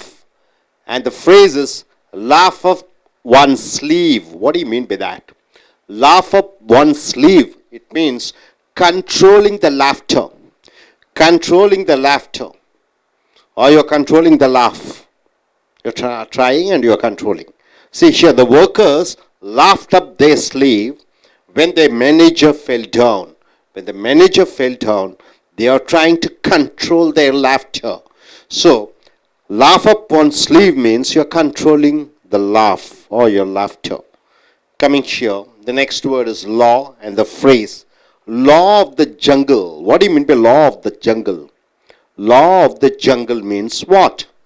Survival of the fittest. So whoever the powerful, mighty, they survive. Survival of the fittest, strongest rules. So in many African countries, the law of the jungle rules. Law of the jungle rules means what? Whoever the powerful person, whoever is muscular, whoever has lot of weapons, they are the leaders. So the law of jungle means survival of the fittest. Whoever is powerful, they rule. So next word is take the law into one's hand. What do you mean by this phrase? Trying to give your own judgment and punishing. Take the law into one's own hand means you are not going to police station, you are not going to court, you are not waiting for the judgment day. You take the law into your own hands and you give a judgment. You want to punish somebody, you punish. You want to kill somebody because of their mistake, you kill. You don't go and approach to the police station or you don't go and approach to the court. Then you are using the phrase take the law into one's own hands. See here, the moist. You are the moists. They are Who are the Maoist? Naxalites, you can say them. In North India, almost I believe so, in 20 districts there, 20 states, they are most popular. They are asking, the people should rule the country, rich people should never be given power, poor people should be given full right. So they are fighting for some cost. Maoist. It is mostly in China. It has been imported from China, that method. The Maoists take the law into their hands and terrorize the people. So the Maoists, what they do, they don't go to the police station, they don't go to the court. They immediately, if whoever they find they have done mistake, they take the gun and kill, or they hit them or beat them. So take the law into one's hand means you are taking the law according, and you are not going to court or a police station. Coming here, law and order. What do you mean by the phrase law and order? It means strictly enforcing the law. You are not wearing the helmet, you are punished. You are driving on your right side, you are punished. You hit somebody, you are punished. So law and order means strictly enforcing the law. There is no law and order in the city. There is only chaos and confusion. What do you mean by chaos and confusion? Lot of problems, disturbances. Chaos and confusion. There is no law and order. The antonym for law and order is chaos and confusion. Opposite meaning, right? Law and order means everything is according to the law. Chaos and confusion means everything in confusion. So coming here, brush with the law. What do you mean by brush with the law? The past criminal action taken by police on somebody. One gentleman is there. He has been punished and he went to the court. He went to the jail and he has come. So he is a man who is experienced with the punishment of the law. So brush with the law, it means that already a person has been convicted and punished, who has an experience of getting punished. So brush with the law. How do you form a sentence? In his teenage, he brushed with the law, but now he is an honest man. What do you mean by that? Earlier he was a wrongdoer. He was punished by the court. But now he is an honest man. So brush with the law means already you were punished by the court. You were a culprit. You were a criminal. You were convicted. But now you are a just fresh man. So brush with the law, it means that. So what do you mean by laugh up one's sleeve means controlling the laughter. Law of the jungle means survival of the fittest. Whoever has more weapons, they are ruling. Take the law into own hands means what? One's own hand. You are not going to court or police station. You are punishing the people according to your wish and fancy. Law and order means what? Total law and order. You are following rules and regulations. Brush with the law means what? Earlier you had an experience of getting punished by the court and you have gone to the jail and prison. And coming here, unwritten law. What do you mean by unwritten law? An informal way of behavior which is accepted. There's a formal way of behavior. You know that formal way. You have to do all those things in formality. So here, unwritten law means an informal way of behavior which is accepted, which is taken, okay, it's all right. Even though the law is there, you have done it in an informal way, it's all right. So it is an unwritten law that you should take care of your parents at their old age. There's no written law, you should take care of your parents at the old age. But that is an unwritten law means it is your social obligation which you have to do. There is no written law. There is no written law. You have to take care of your parents. It is your it is your duty. Long arm of the law. Law has a long arm. See, arm is, this is the distance. This is the measurement, or this is the space where you can extend your arm. The long arm of the law means what? The power of law reaching any level of authority and punishing. Even if it is a minister, the law will take action against the minister and will punish. One Lalu Prasad Yadav is punished, isn't it? Have you seen? He has gone into the prison. He was the railway minister. He is the leader of a party. He is an ally of ruling party. But still, the long of the arm of the law didn't bother about whether he is a minister or whoever it is. It has punished. So long arm of the law means the power of reaching, the law reaching any level of authority and person and punishing them. The law arm of the law put the ministers behind the bar, not ministers, many ministers. Chautala from Haryana. Then one other minister, lot of ministers, isn't it? They were put behind the bars. So the long arm of the law. Common law marriage, what do you mean by that phrase? Common law marriage. In a marriage, following rituals and traditions. In a marriage, usually Christianity or Hinduism or Islam, you have certain rituals and traditions to be followed. These rituals and traditions are not followed, then you are using the phrase common law marriage. In India, the court accepted common law marriage. It is not necessary that they have to follow certain rituals and formalities. Letter of the law. What do you mean by letter of the law? The exact words. 100% exact words. No exaggeration. He did according to her letter of the law. She was saying something, he did according to what she has said.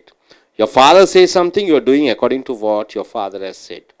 So, exact words is called letter of the law. Lay. Lay means what, sir? The hen lays eggs. Lay. Lay means here. Lay eyes on. Lay means have the eyes on. Put your eyes on. To see and understand the importance. Lay eyes on means see the importance of certain things and understand. She is very beautiful. She is very beautiful, of course. You will never believe me. If I say you, she is very beautiful, you won't believe me. Unless you lay your eyes on her means, once you see her, you will understand. So, lay your eyes on her means seeing is one. Lay your eyes on Taj Mahal and enjoy the beauty. Lay your eyes on Himalayas and see the beauty of the Himalayan hills.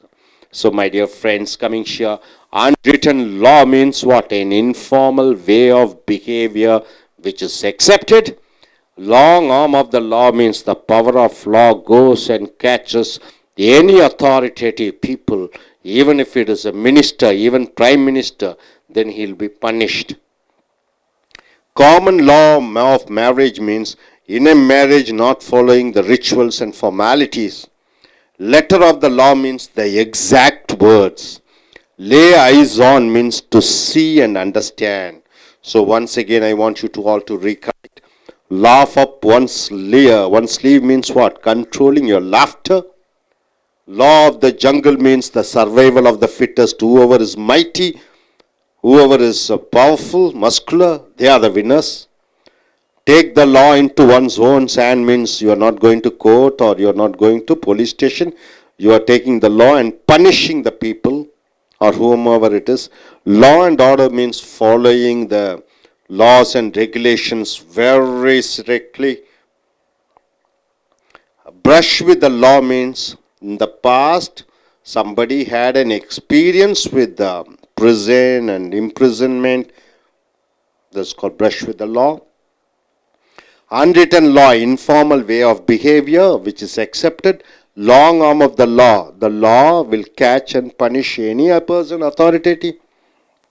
Common law marriage, in a marriage not following certain rituals and traditions. Letter of the law, exact words. Lay eyes on, you are seeing somebody.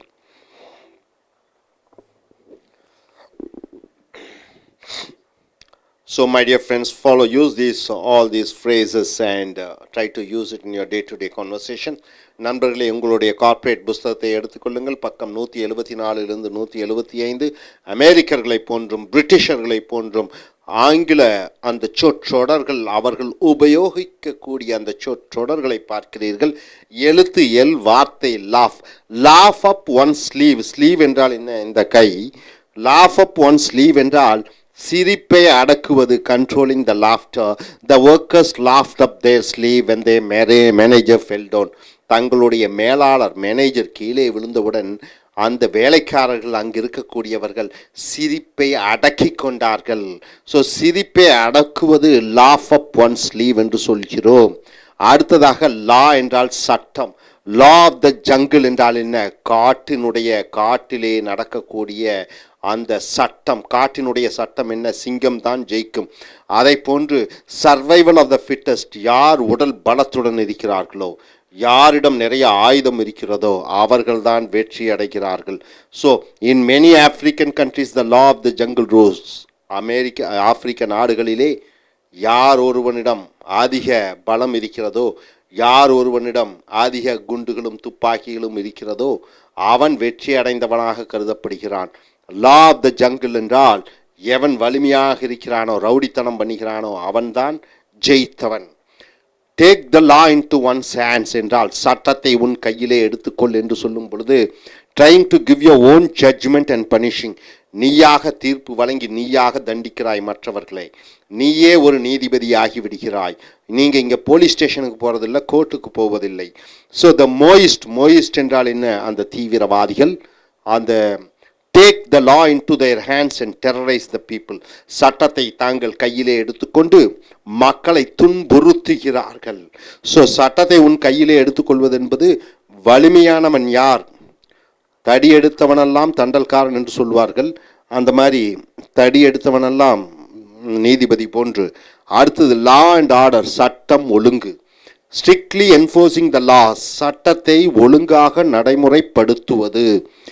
There is no law and order in the city. There is only chaos and confusion. இந்த நகரத்திலே சட்டம் ஒழுங்கே கிடையாது. கயஸ் என்றால் என்ன? ஒரே குழப்பமாக இருக்கிறது. கயஸ், confusion, அதுவும் குழப்பமாக இருக்கிறது. சட்டம் ஒழுங்கே கிடையாது என்று சொல்லும் பொழுது law and order. Brush with the law என்றால் சட்டத்துடன் நான் உரசி இருக்கிறேன் என்று சொல்லும் பொழுது the past criminal action taken by police on somebody. இறந்த காலத்திலே போலீஸ் என் மேல் சில நடவடிக்கைகள் எடுத்து நான் கைது செய்யப்பட்டு சிறைச்சாலையிலே இருந்திருக்கிறேன்.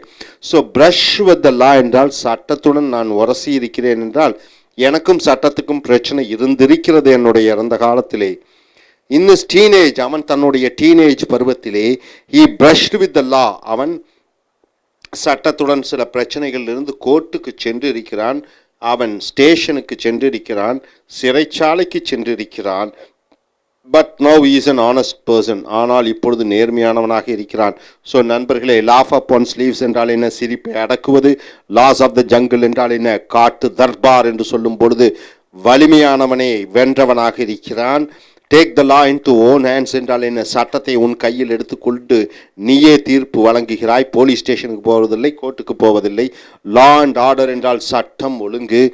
பிரஷ் வித் த லா என்றால் உன்னுடைய இறந்த காலத்திலே சட்டத்திலே பிரச்சனைகளே சிக்கி இருந்திருக்கிறாய். அடுத்ததாக அன்ரிட்டன் லா என்றால் எழுதப்படாத சட்டம். So in an informal way of behaviour which is accepted.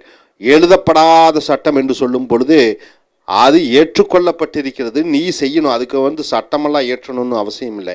மனைவியிடம் அன்பாக இருக்க வேண்டும், கணவனிடம் அன்பாக இருக்க வேண்டும், குழந்தைகளை அன்புடன் பார்க்க வேண்டும். இதெல்லாம் எழுதப்படாத சட்டங்கள். இதுக்கெல்லாம் சட்டம் எழுதி கொண்டிருக்க முடியாது. ஸோ எழுதப்படாத சட்டம். It is an unwritten law that you should take care of your parents at their old age. எழுதப்படாத சட்டம் என்பது பெற்றோர்களை அவர்கள் வயதான காலத்திலே நீ அவர்களை பராமரிக்க வேண்டும், பாதுகாக்க வேண்டும் என்பது எழுதப்படாத சட்டம்.